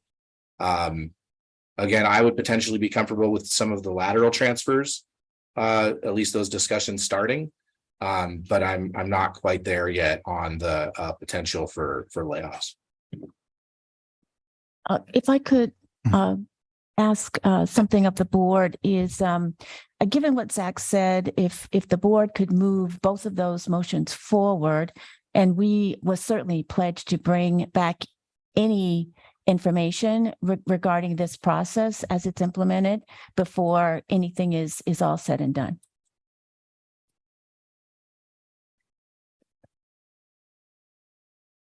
So it sounds like we're on to the actual action item. Mike? I move the board authorize LCC administration to begin the implementation of the non-personnel portion of the fiscal year 23-24 budget reduction packages as presented to the board at the September 20th, 2023 work session. I'll second it. All right, it's been motioned and seconded. We're now in discussion. Any discussion? Lisa? I wanted to make sure that Mike didn't want to speak to his motion first. Oh, I sincerely do apologize, Mike. It's been a long day. With discussion, go ahead. Okay, great. Thank you. I just want to make sure that this doesn't limit us to what is already in the proposal, and that additional savings could be found in other ways. No, that's one purpose for leaving open the virtual Dropbox, is so that we can learn from that and we can have continued discussions about that. We find that in the non-personnel reductions, that there were a lot of efficiencies that we gained. We think that we should continue to do this process. Denise? I guess just from following up on Lisa's, just from a technical, I don't know if the right term would even be legal. Are there any things to be concerned about in separating out so that it is just the non-personnel portion? Is there anything that we should be aware of in making this separation? Mike? No. Mike said no. Okay. Any other discussion? Just one comment, Chair. So if I remember right, this evening, Mike said that either motion by themselves won't get us to where we think we need to be in terms of the budget. So just want people to keep that in mind. Mike, do you want to elaborate on that? Well, so if the board decides that they don't want to pass the second motion, but rather wants to tacitly authorize us to go forward with the 10-2 notification for faculty and whatever's in the, I'm not as versed in the EF contract. Start that process with the EF as well. I mean, I'm okay with that. What Lisa said earlier is you do not have to authorize us for this. This was simply us. I think, I forget which board member put it, I thought very well. We've got new board members. We've got this is a continuation of our president's first budget. And it's sort of, we just wanted the board to be on board, right? And so if you're on board with that, great, we'll go do it. And you pass the non-economic and we'll move forward. I mean, non-personnel, not non-economic, non-personnel, and we can move forward. That's not a problem. It was just, we were looking for the board to step out onto the limb with us. And I want to Sue to also talk about the 3.8 million, because that's really what we were charged to do by the adopted budget. And we want to make sure that we are achieving that unless it's the board's pleasure that we do not do that. So based on Mike's comments that since the board does not have to authorize personnel or motion, but we get support to move forward for it and then approve the non-personnel, I think that will get us the 3.8 million to start moving forward with. Any other discussion? Just comment. Lisa, then Kevin. Thank you. I just wanted to clarify, we are discussing motion 1 right now. We are not discussing motion 2, correct? Mike says yes. Okay, thank you. All right. Kevin? Pass. Okay, I'll make a comment. I was once on a task force. It was back early in my career. I was dealing with, we were young workers who were trying to make suggestions to the state in regards to PERS and how to create processes to allow for the longevity of PERS so that future generations can have a retirement plan. And then the legislators acted as they did and did what they did with PERS in a variety of different areas, which made our task force. I remember seeing that cancellation in my calendar invite of that task force. It did not allow, again, we wanted to approach this state with good faith and in discussions of how we can think creatively and to make suggestions around PERS.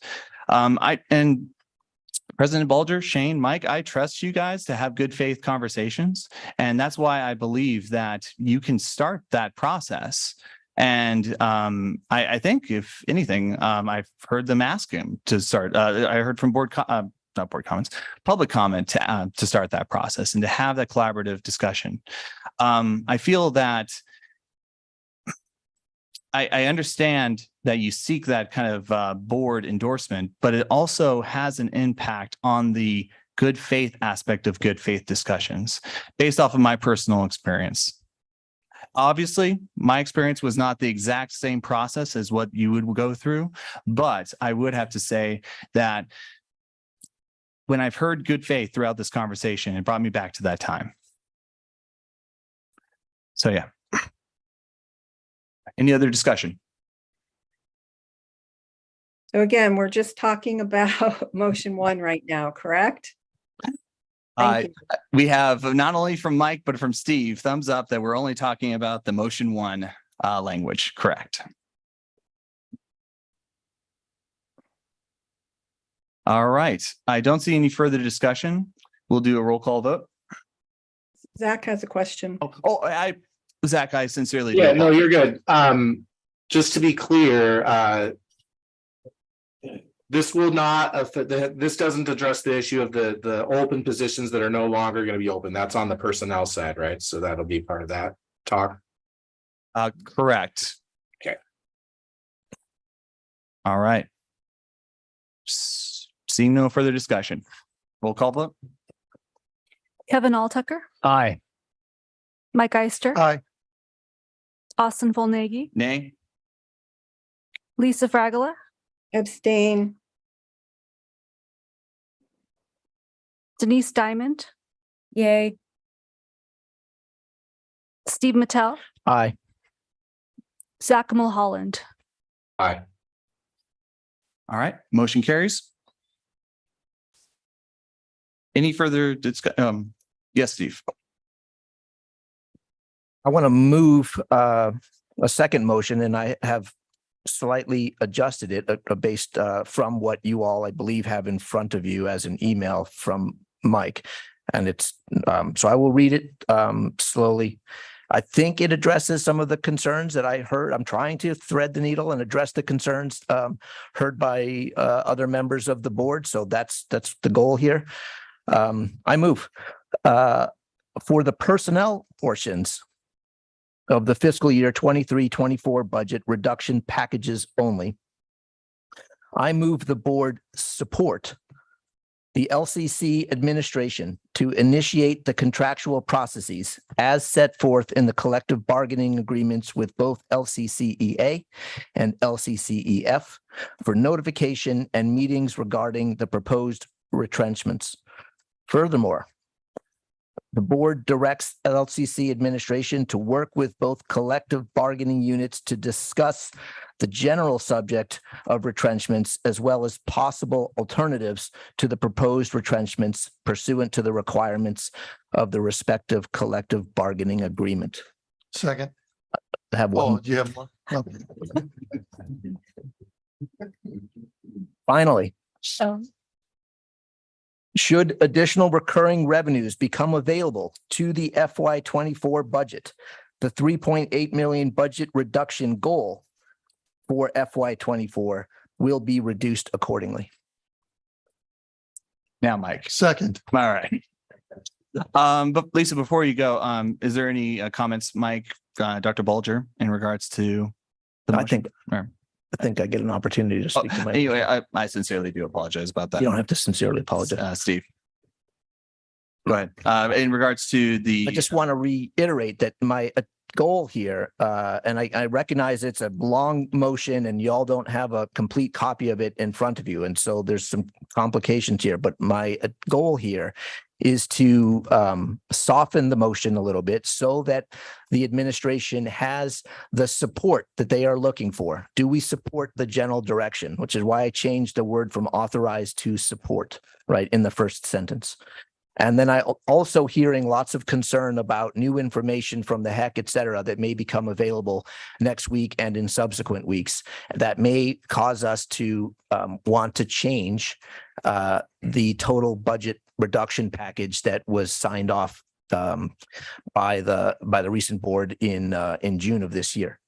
Those are the two things that I'm hearing folks, expressing significant concern on. I will finally say that I think the second out of the three sentences there, the motion clearly outlines the direction that we are asking our leadership to take, which is to engage, I think is one word, operative word being used there, and discuss possible alternatives. And I think that covers the concerns largely expressed by the board tonight. Thank you. Lisa, Mike. Does the seconder get to go next? What's that? Yeah. Just asking. I apologize. 1 second. Mike, go ahead. Okay. To me, this motion does exactly what we've been asked to do tonight. We've been asked to enhance transparency. We've been asked to use the process. This motion sets the process into action. That's the reason I seconded the motion. The process is defined, and this motion simply says we are going to implement what we have already agreed to do. My purpose is everybody has a copy of it. I don't have the ability to send an update to everybody when you do it. All right. Thank you, Mike. Lisa, Zach. So Lisa, then Zach. Yeah, Lisa, then Zach. So I am very supportive of the president having conversations with the employee groups. But I am not supportive of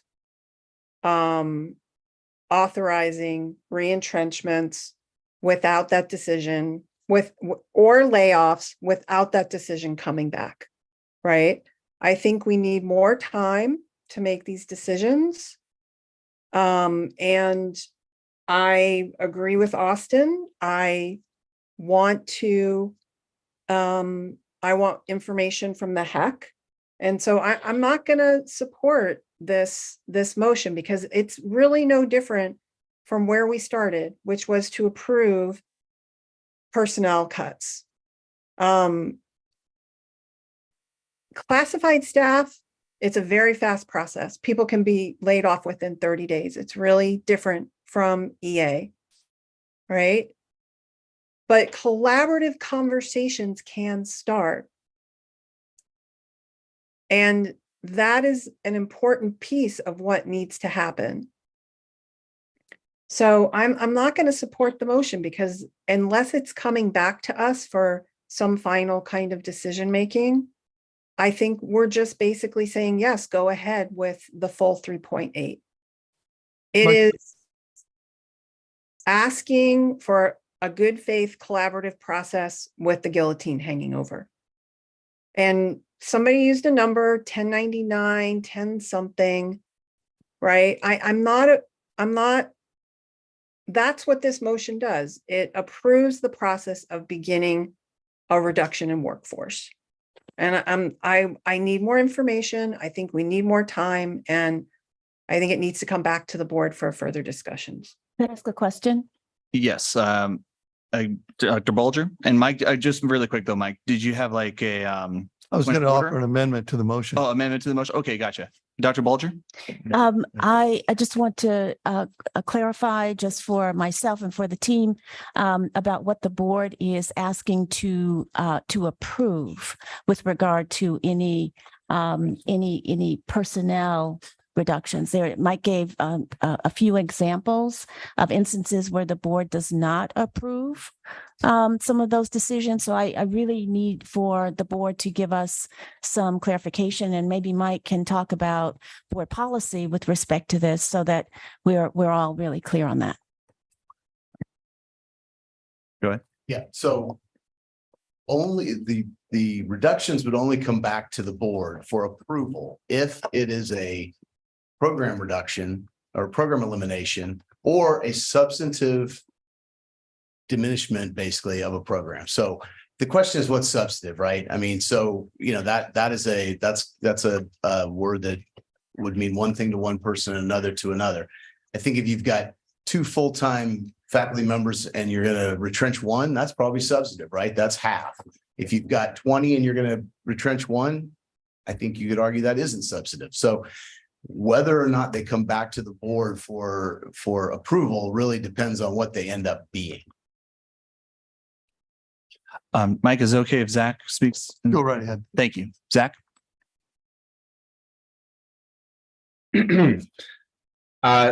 So I agree. It would be nice to get some type of a report back on, you know, what the final, you know, direction that people are thinking is going to be. You know, this definitely seems to be the admin proposal, and I would like to see the collaborative proposal for how to achieve additional cuts above and, you know, even above and beyond what the 3.8 million. So I want to know what the process is going to be, including staff and, you know, potentially the budget subcommittee folks of, you know, how are we involving the campus stakeholders and reviewing that those recommendations from the Dropbox. You know, I could see, you know, instead of the addendum at the end that Steve suggested, maybe having something more around, you know, with a goal of minimizing staff cuts to the maximum extent feasible. But I still feel like what I'd really like to see is the start of a more collaborative conversation with those stakeholders on how to close the remaining gap beyond the non-personnel cuts we just discussed. And I didn't really hear pushback to the closing of the open positions either. And that was 1.5 million of the 2.5 million in personnel cuts. So I wouldn't necessarily be opposed to moving forward with that side of it either. But I would definitely like to have this collaborative process start so that we can hopefully get, this is what, both the administration and staff and faculty think are good ideas to move forward with, if that's even possible. Mike, Lisa, you had your hand up, but you put it down. Just wanted to check in. Did you have a question or a comment? No. Okay. Gotcha. Mike? I'd like to offer an amendment to the motion. At the conclusion of the discussion between the administration and the unions, the administration bring the personnel reduction package back to the board for approval. I assume you offer that as a friendly amendment? No, I'm offering it as an amendment. Oh, There's really just no an such thing as a friendly. Okay, amendment. gotcha. All right. Does that require a second? Yeah, that does. does require a second. Second. Yeah. All right. It's been moved and seconded. We are now starting discussion on the amendment. Do you have that written? Vote on it. Send it around to everybody. Wait, first, can he just withdraw the original and have Mike put in the new one if they both agree to it? No, it's This is an in add-on. addition- This is in addition to the original motion. Yeah. So essentially, an amendment and a second has been proposed, which means that there's discussion and then a vote on the amendment. And then there is a vote on the amendment and the whole motion with the amendment. Lisa? Okay, so I'm speaking to the amendment, right? Yep. I basically think this board is asking for it based on, if that is the amendment, I mean, it's too long of an amendment. I mean, it's too long of a motion. If the board wants to make an amendment that says, bring this process back, that basically means that we're saying, wait, let's not do this part of the reserve shortfall, the reserve for revenue shortfall. And what we want is we want more work done, we want more information, and then we want it to come back to the board. I fully recognize that the president may engage in collaborative conversations with the employee groups, but this board is asking for a role in this decision-making process. And so if we're going to ask it to come back, I don't think we need a motion. So I'm not going to support the amendment. I'm not going to support the motion. Just let folks know that Brett's sending the updated. Brett is sending the updated amendment to the motion. Mike, I have a really quick question in regards to the amendment and to the motion. But yeah, if we vote down the amendment and the motion in this meeting, would we be able to bring it up in the next meeting for a vote? Because I don't believe we. Yeah. Well, it depends on who brings it up. Understood. Right? It has to be somebody that was on the losing side. No. Yeah. Other way. Yeah. The other way. Yep. Yeah. Somebody on the winning side would have to bring it back up. Absolutely. So the no voters would have to bring it up. Absolutely.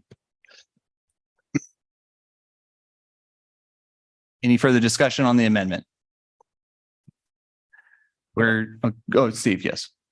So we're working through this on the fly. I'm going to support it because what I'm hearing, I think it threads the needle, honestly. I'm hearing from our leadership that we really need to move forward with the process now if we're going to achieve the cuts outlined at the end of the last fiscal year for this fiscal year. It simultaneously, very clearly states that should we get some good news from the hacker, whatever it is, tuition, not tuition increases, but enrollment increases, et cetera, that will be absolutely factored in. It also says that the leadership will engage and, in a collaborative process with the unions starting tomorrow, presumably. And finally, it says that the and this was probably a step honestly beyond what the leadership has asked for, but we're inserting ourselves here because that might be what we need in order to achieve a yes vote here. We're now saying also, and the final package would come back to the board, presumably in December for its review. For me, that covers all of the bases, not just that I have concerns about but that I think most of, or a majority of my colleagues on the board have expressed, and what our leadership, starting with our president and our cabinet, have said to us for months, that we are in a dire situation and we need to move forward. And I think we are now covering all of the bases. We are extending, an opportunity to our unions to become more engaged as they're requesting. So I just want to be clear about that. That's where we are at. And the reason for the urgency is because our leadership, the experts that we hire, have told us time and again that we need to get started now. Kevin? Thank you. I appreciate the amendment. I think it does thread the needle. And one thing that goes through my mind is that this is clearly articulated in a motion form to the president and her staff. And I've witnessed and observed a couple previous occasions where the board has not given a formal motion, and there was some miscommunication between the board and the president on some issues, and it caused a little bit of a problem. So I think a clearly worded motion as we have before us will avoid that miscommunication. Mike? Taking off on Kevin's comment, again, I'll reiterate a point I've made 2 other times tonight. This is a board that almost 50% of which was a different board that passed the original budget. If I were the president, I would want the assurance that this board supports going forward. And we are simply asking the president to go forward with the process that it's already enshrined in an agreement. We're simply saying, go forward and do what we've agreed to do.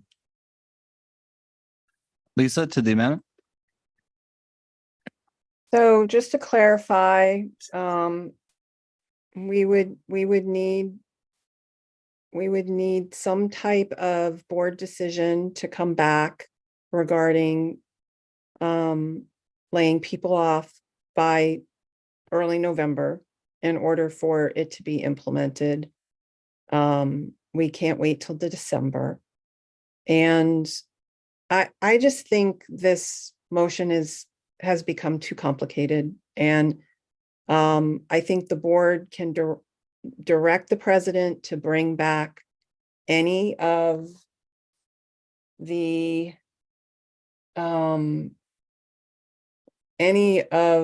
personnel changes or cuts for the reserve for revenue shortfall for approval. And I think she has the authority to begin to initiate a collaborative conversation. And so I don't understand the need to contort ourselves. I did like the suggestion that Zach made about the open positions in the budget.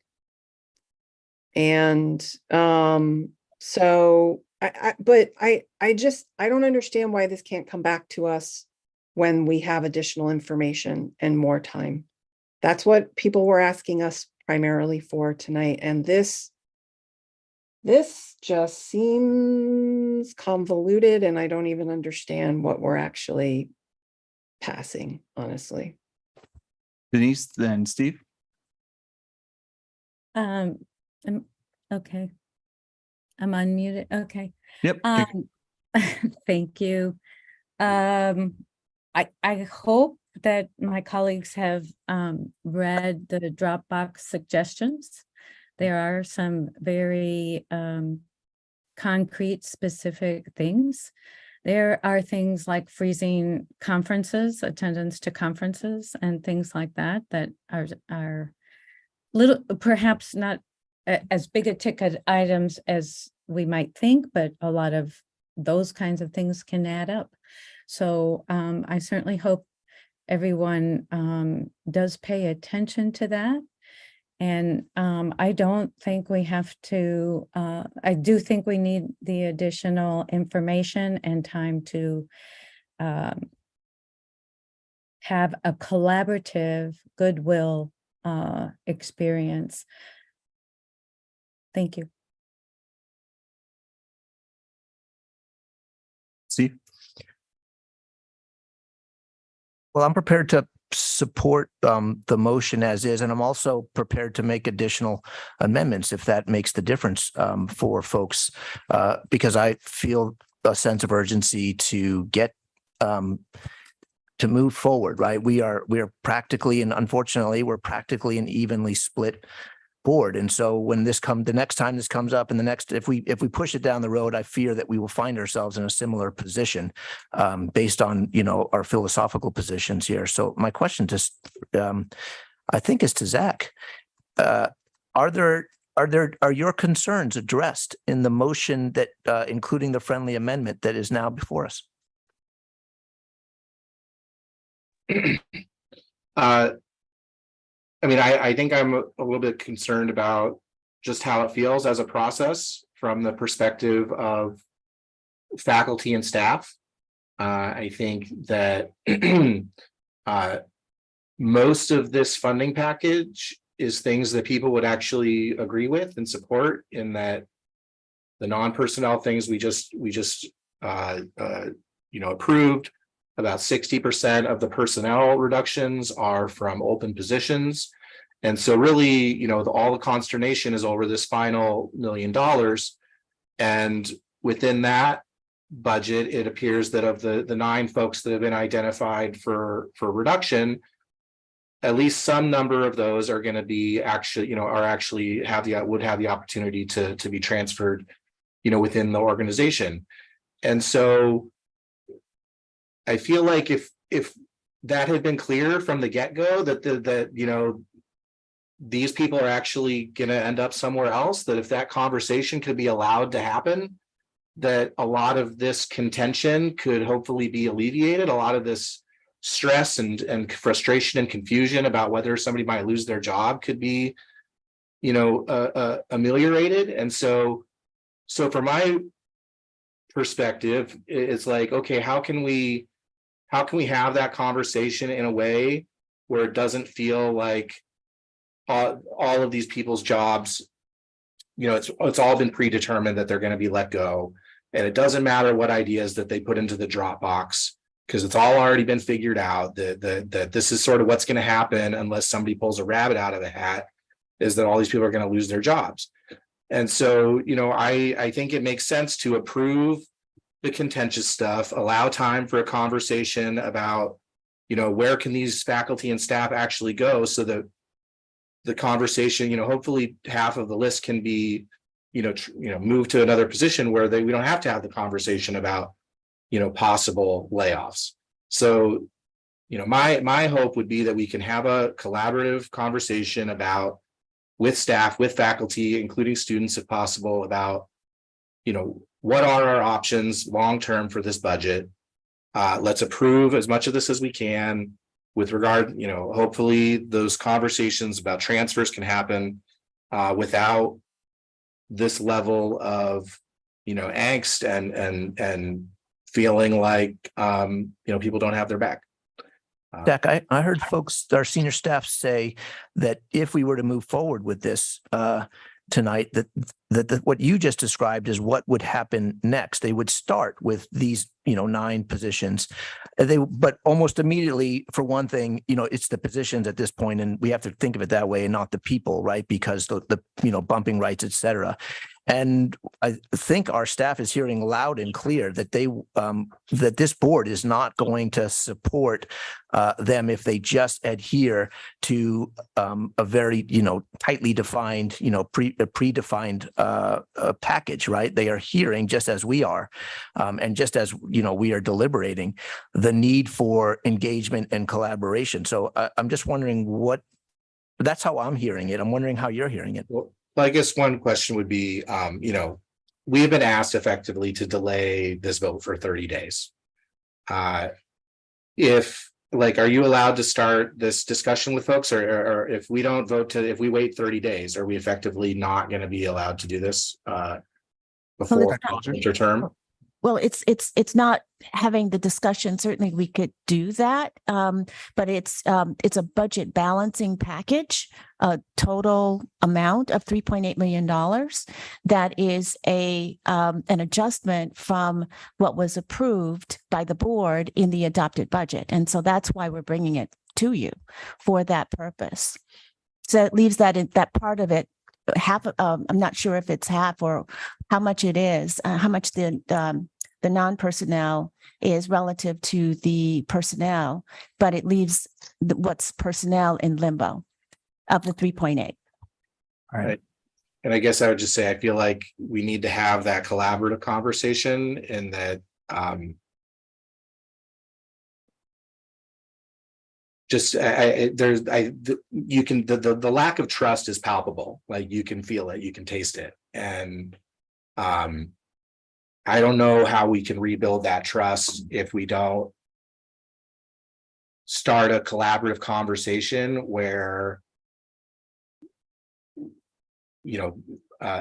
cuts to personnel have sort of been approved in advance. And it sounds like these amendments are trying to get there. And I don't know if I'm quite there yet. Okay. All right. We got Lisa, Denise, Mike.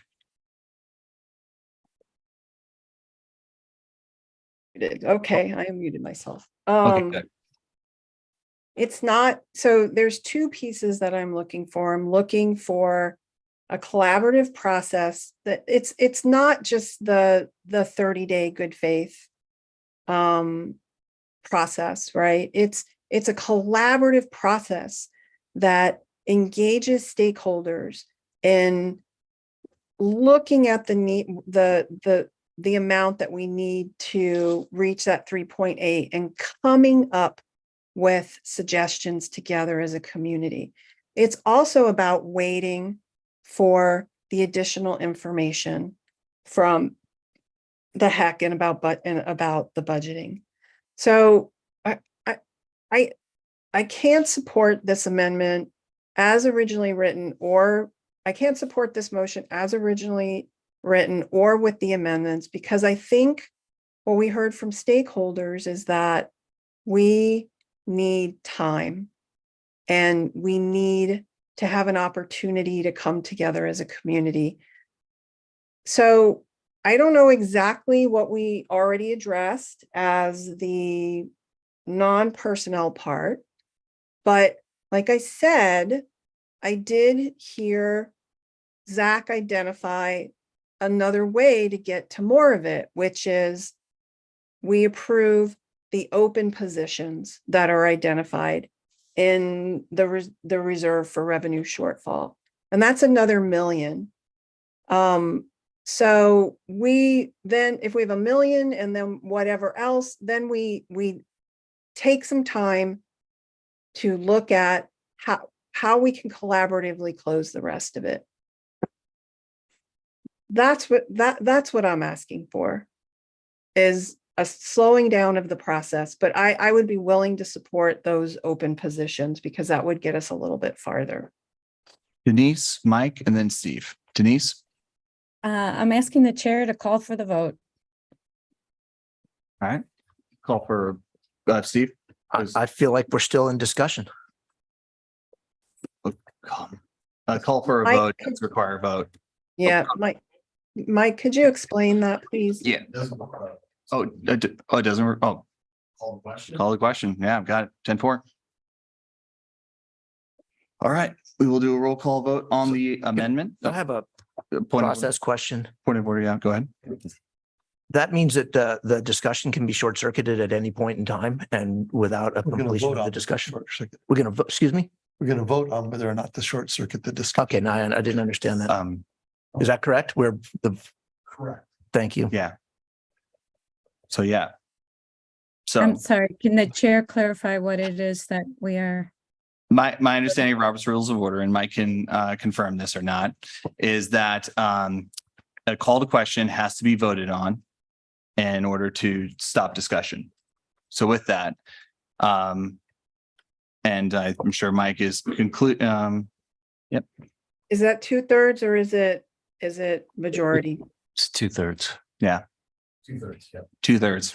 All right. We'll do a roll, point of And order question. If you vote yes, that means you're voting to cut off discussion now. Correct. 2/3 of us have to say yes in order for discussion to be stopped now. Correct. Roll call vote. Kevin Alltucker, Nay. Mike Eister. No, Austin Volnegi. No. Lisa Fragola, Yes. Denise Diamond, Yes. Steve Mattel, No. Zach Mulholland. No. Denise, I just want to give you the privilege if there was anything else you wanted to say other than that. Otherwise, I'm going to move on to my. Stuart, you know, I think that all the members have articulated their concerns and positions, and I really don't see that more wordsmithing will change what is the factor of process by the constituent groups and also more time. I don't think there's anything that can be phrased to deal with those two, in particular, those two concerns. Mike and then Steve. so I wanted to try to address a specific concern that Zach raised. And the concern that I heard was that the proposal that are the list of cuts that staff cuts that we were sent was a decision that has been made. Actually, that is a starting point for a discussion. And our motion makes clear that that's a starting point for a discussion. It is not a decision that's been made by anybody. So that's just the point that I wanted to elaborate on. Thank you. Steve.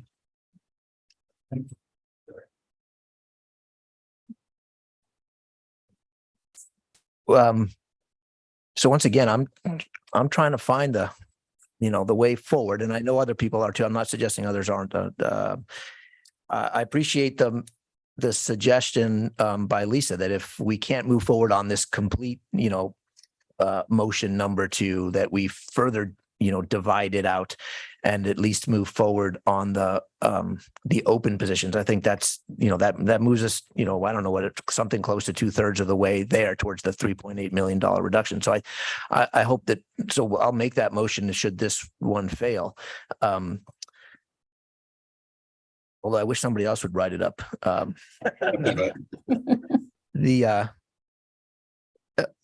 I also want to just ask a process question.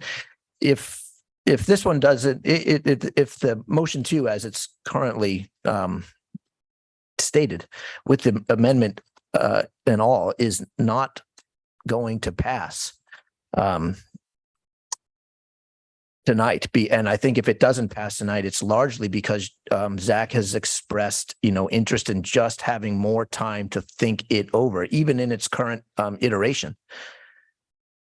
If that's the case, then I would prefer, if it's possible, to withdraw the motion and notice our next week's work session such that we could actually present this motion in its entirety a week from now. We'll have some of the additional information in hand that we don't right now.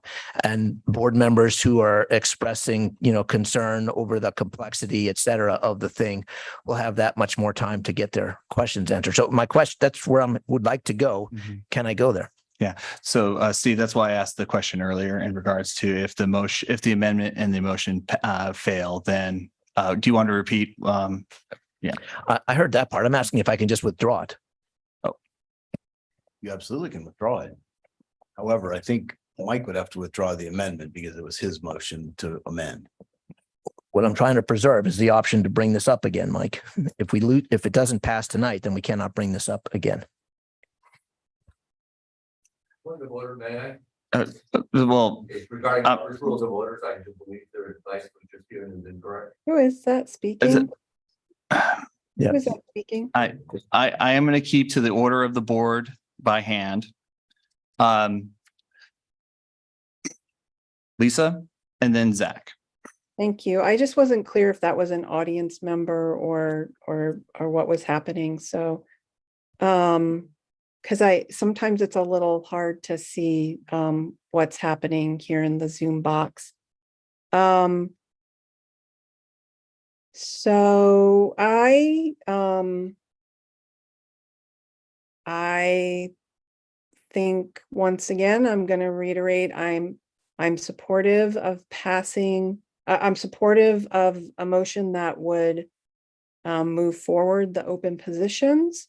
And I want us to take more time and have more information and more collaborative opportunities to engage our stakeholders in the community. And so I would be very supportive of that motion being withdrawn because it would be hard to bring it back in whatever reiteration. It would allow us to move forward with this process in many regards. I believe our next meeting is actually a board meeting, right? No, Yeah. is it? Yeah, it's a board meeting. So, All right, I'm sorry. but anyway, I'm asking that we slow it down. I'm asking for more time. I'm asking more information from the state. And I think that would allow us to do those things. I Zach? would like to say one more thing though. Oh, yeah. Oh, so my apologies. You go ahead. I'm a little uncomfortable with like, and you know, people saying, Zach, what's it going to take? Zach, what do you think about this? I mean, that's a lot of pressure on one board member. We make a decision as a group. I don't know if there's some type of, you know, Robert's rules or, you know, group agreements within boards for governance, but to target one board member in the meeting like that, particularly a new board member who's trying to be thoughtful and intentional, it just feels a little uncomfortable to me. So I would just ask that we direct our comments to the entire board. Noted. Zach? I think at this moment, my thought would be the best course is to approve the closing of the open positions, and then if it would help to do a motion to start a collaborative process to come up with additional ideas to reduce, to help balance the budget or to help create a larger reserve for revenue shortfall. So if folks are okay with that, then I would say that we could put in those two motions. If people are comfortable with that at this moment in time, and then we can get back, hopefully a collaborative package, but open to others' thoughts and feedback if that's a possible solution. Mike? If a board member would write a motion that encompasses what Zach just said, I would be happy to withdraw my amendment. So I will withdraw my amendment with the assumption that a board member is going to do that. I think I see a hand waving. Lisa? No, that Zach's going to work on it. Oh, okay. So have we? I've withdrawn my amendment. Okay, so the amendment is It's withdrawn. been withdrawn. Yep. What about the motion? We are now on the motion now that the amendment has been withdrawn. So point of order. Point of order. Is it possible to move the main motion to be postponed indefinitely? And this is a question to Michael.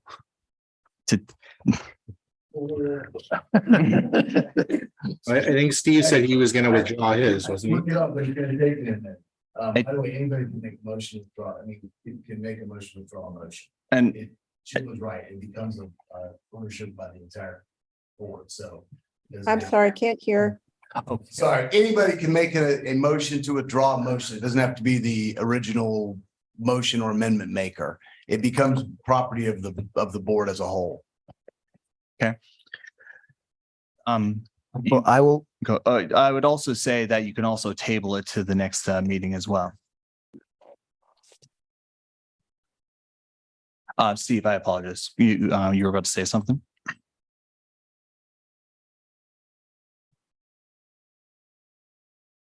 I'm a team player. At the end of the day, I'm trying to figure out how we move this forward. And I think the best way forward as a group, not my own personal wishes, is to withdraw the motion. So I withdraw the motion. All right. Zach? Yeah, I'd like to make a motion. I move the board authorize LCC administration to begin the implementation of the personnel portions of the fiscal year 2023-24 budget reduction packages. Open position, closing of open positions. Does that do what I wanted it to do? This is why I didn't want to be the one to have to write this one. I think that's what you said, Zach. I approve that the I board. second the motion. Yeah. All right. It has been, Close the open positions identified in the budget reduction package. Second that. it's been motioned and seconded. Would the would you like to speak on your motion? My understanding is of the 2.5 million in proposed personnel reductions, 1.5 of that is closing of currently open positions. And I think it's reasonable for us to approve that reduction at this time. Steve, since you seconded, did you want to speak on it? No, I think things are clear enough. I'm ready to move to discussion. Okay, Lisa, and then Denise. So just to clarify, we're only talking about the proposed open positions and no other positions, correct? Okay, and that motion indicates that.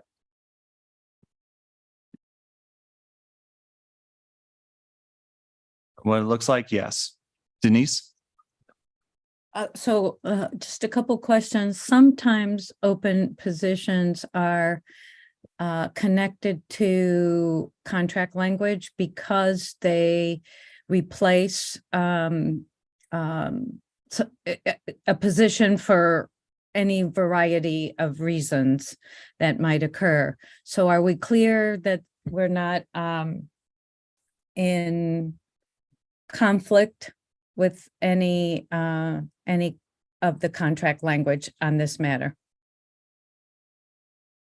Any response to that? I think that would be Mike and Shane.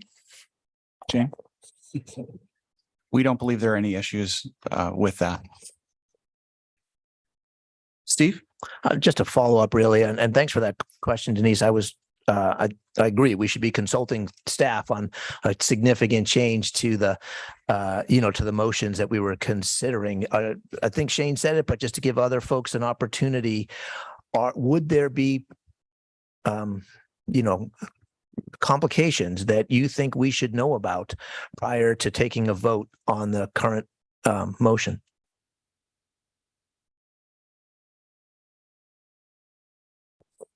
No, we included those positions in the packages thoughtfully and intended for them to be removed from the budget as a part of this process. Denise? So as a part of that deliberation, I'm just trying to cover all the bases based on my experience. Making sure that it doesn't interfere with contract language, and then sometimes, right, these positions represent a program that without the position being filled, okay, it causes some real hardship to the program. Has that aspect, are we good on that? I don't know if I said it very well, but do you get my? Shane, did you want to respond to that? Just speaking for the cabinet and the process they went through, they all evaluated the impact on their operations of not refilling specific positions. And I can tell you that they struggled with some of them, and we ultimately approved those to be refilled. So these are positions, I'm not going to say that we don't need them, but would not result in a program being adversely impacted in a way that folks should notice. Thank you. All right. Looks like discussion has been complete. Oh, Mike. I was a little fuzzy on the wording of the motion, so I'd like to restate what I thought I heard. And Zach, you can correct me if I missed the mark. Yeah. Unless you want to go ahead and restate the motion yourself. I will do my best. I move the board authorize LCC administration to begin the implementation of the personnel portions or the OPE portions of the fiscal year 2023 to 24 budget reduction packages as presented to the board at the September 2023 work session. That didn't say anything about open positions. The personnel. I'm sorry. I think I inserted it earlier than I had done it before. So I apologize. So I move the board authorize LCC administration to begin implementation of the personnel portion of the fiscal year 23-24 budget reduction packages, closing of open positions. Thanks. All right. Somebody write. So did you have a question? I just want to get clear with staff. Does that term closing of open positions, is that clear? I might have used a different word, but if it's clear enough or not problematic. The way I might phrase it is removal of identified vacancies from the budget. And that way it's pulling them from the budget, those expenses, and it's because they're not open positions, they're vacant positions, and I think it's cleaner that way. Right. Okay. So after budget reduction packages, it would say removal of identified vacant positions from the budget. Removal of identified vacant positions from the budget. And everything, it basically is motion one with the removal of non in front of non-personnel, and then what he just added at the end.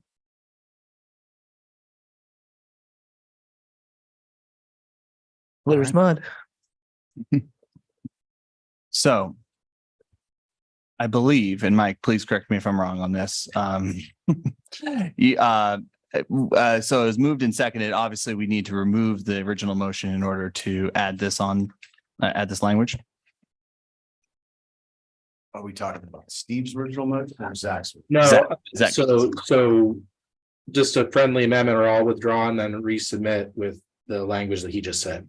I unfortunately think withdraw and resubmit would be the easiest way to go forward. Yeah. Okay, so I withdraw. And then I move the board authorize LCC administration to begin the implementation of the personnel portions of the fiscal year 2023 to 24 budget reduction packages, removal of identified. I'm sorry, can you help me with the final couple words here?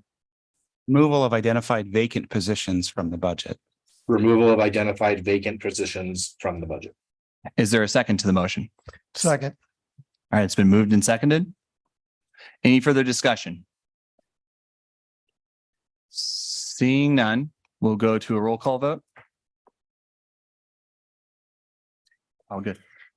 Kevin Alltucker, Aye. Mike Eister, Aye. Austin Volnegi, Nay. Lisa Fragola, Oh, was that an aye, Lisa? Sorry, you were muted. Yes, I. Denise Diamond, Aye. Steve Mattel, Aye. Zach Mulholland. Aye. For the record, I just wanted to communicate the reason for my no vote is that I wanted to hear about the HEC and or I wanted to hear the budget recommendations from the HEC. Just wanted that noted in the minutes. Zach. Yeah, I move the board direct the LCC administration to start a collaborative process to increase the collaborative process with staff, faculty, and the campus community to increase the reserve for revenue shortfall. There's a motion. Is there a second? Might but not be needed, apparently. I'll second it for the sake of conversation. Sorry, I was muted, so. Appreciate that. We're now in discussion to the motion. Any discussion? Steve, Mike? I appreciate it and I may vote. And I sincerely apologize about this, but I have messed up on this several times. Steve, if I could give Zach the opportunity to speak on his motion. Thank you. Zach? Yeah, I just want to have create an opportunity for these conversations to happen in hopefully a less contentious environment where hopefully at the end of it, we can get some ideas that have broad support from the campus community, from multiple stakeholder groups, and just give ourselves a little bit of time to give those groups a chance to feel like their voices are heard, and that we're taking the full breadth of options into account. It's not perfect, but I feel like giving this space and this time will hopefully lead to better outcomes and help build trust among those stakeholder groups. Elisa, you seconded. Would you like to briefly discuss the motion?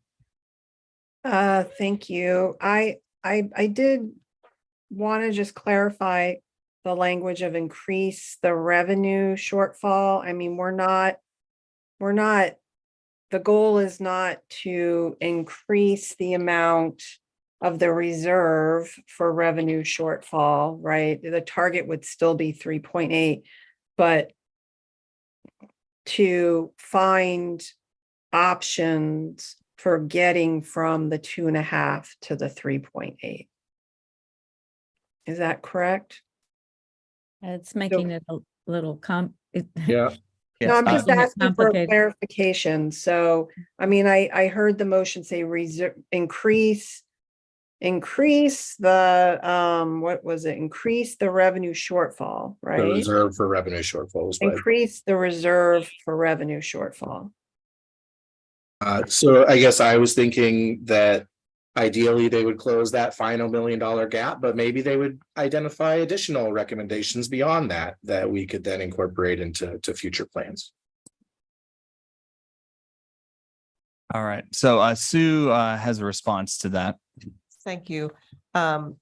Lisa's correct that we already have a $4 billion reserve for revenue shortfall that we do not want to increase. What we, to Zach's point, what we want to increase are options for additional budget balancing packages.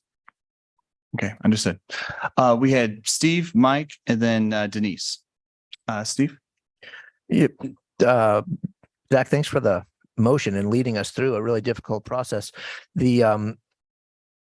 I guess my concern or my question, and maybe it's for staff, I felt like that through the discussion this evening, we have given leadership in the implicit, essentially, support, right? Lisa really led that to move ahead with these retrenchment discussions without express board support. So I'm just wondering if the two motions that have now passed are they sort of make very clear about, very specific things in the reduction package, and that those other discussions can proceed without a motion directing it at this point in time. I certainly heard that the target would still be the $3.8 million. I'm comfortable with that. It's a matter of record now. Mike, Denise, and then Lisa. I'll pass. Pass. Denise? I just wanted to, I'm not sure we need it, but I thought Sue's language, I think I got it right, Sue, maybe please correct me, where you said the language of increase options for budget balancing. So that seems to be the right terminology and gets us away from misleading language. Lisa? Yeah, I did not. I think I was actually pretty clear about saying I am not supportive of any decisions for retrenchments at this time.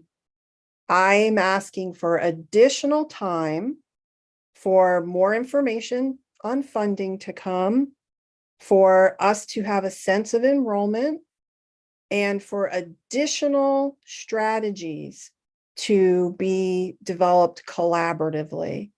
So any type of employee cuts, to positions, I would want us to come back and have a further discussion on it. But what I am looking for is more time for this process.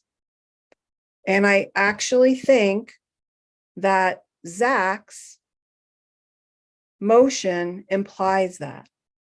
We are looking for more time on this process.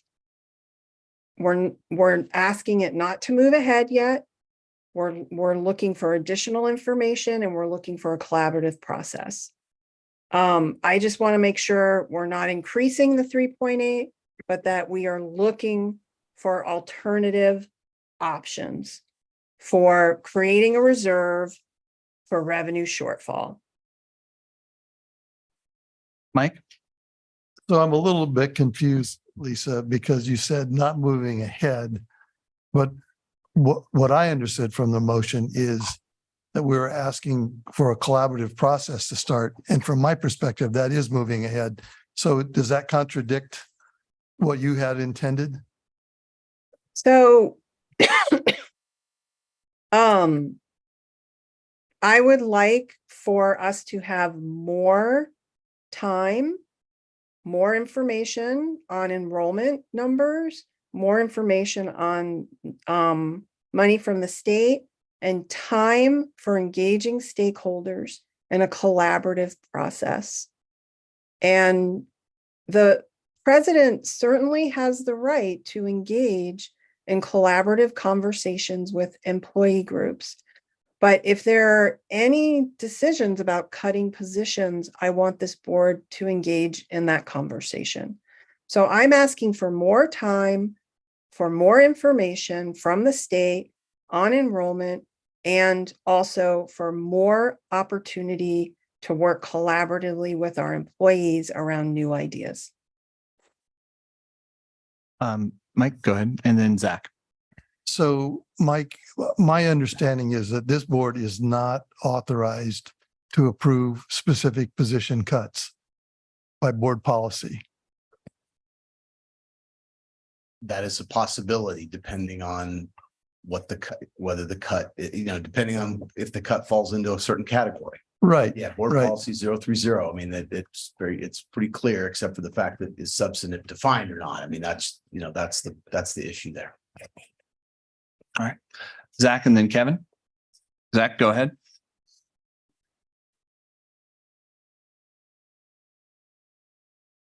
Okay, well, I think if I heard correctly, I think instead of going to the reserve for revenue shortfall, that it would instead go to basically them developing additional budget reduction packages.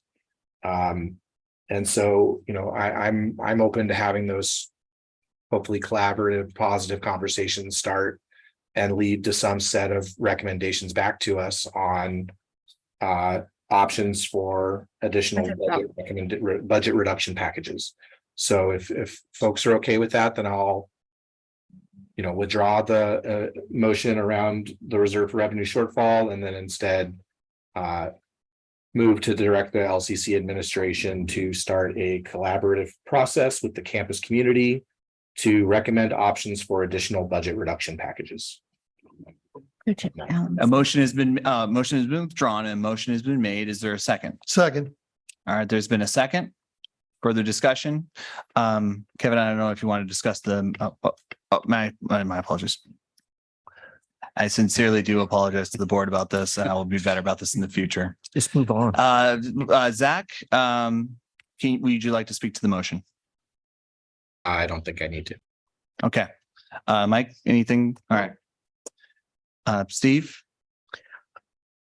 Once again, I want to consult with our leadership. The motion, as most recently stated by Zach, and thanks, Zach, really genuinely appreciate the effort to try and move us forward here. Does it, I'm just trying to, sorry, it's getting late. I'm tired. I can't think straight as I wished I could right now. I'm asking our leadership, Yes. the motion as stated, does that allow leadership to move forward with essentially the goal that we have already set for you and we have not removed, right, of a $3.8 million reduction from this budget? That goal stands. We haven't changed that. We have shrunk the work that needs to be done, or we've signed off on roughly some 2/3. I don't know exactly.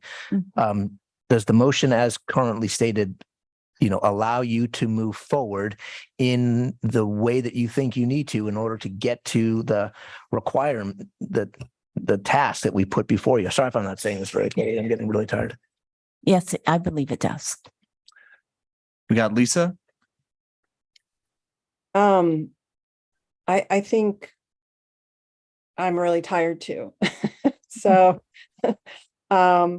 I also appreciate Zach trying to move us forward. I think I'm confident the president understands that we want her to engage collaboratively with our stakeholder groups. And I'm confident that she'll engage in that work.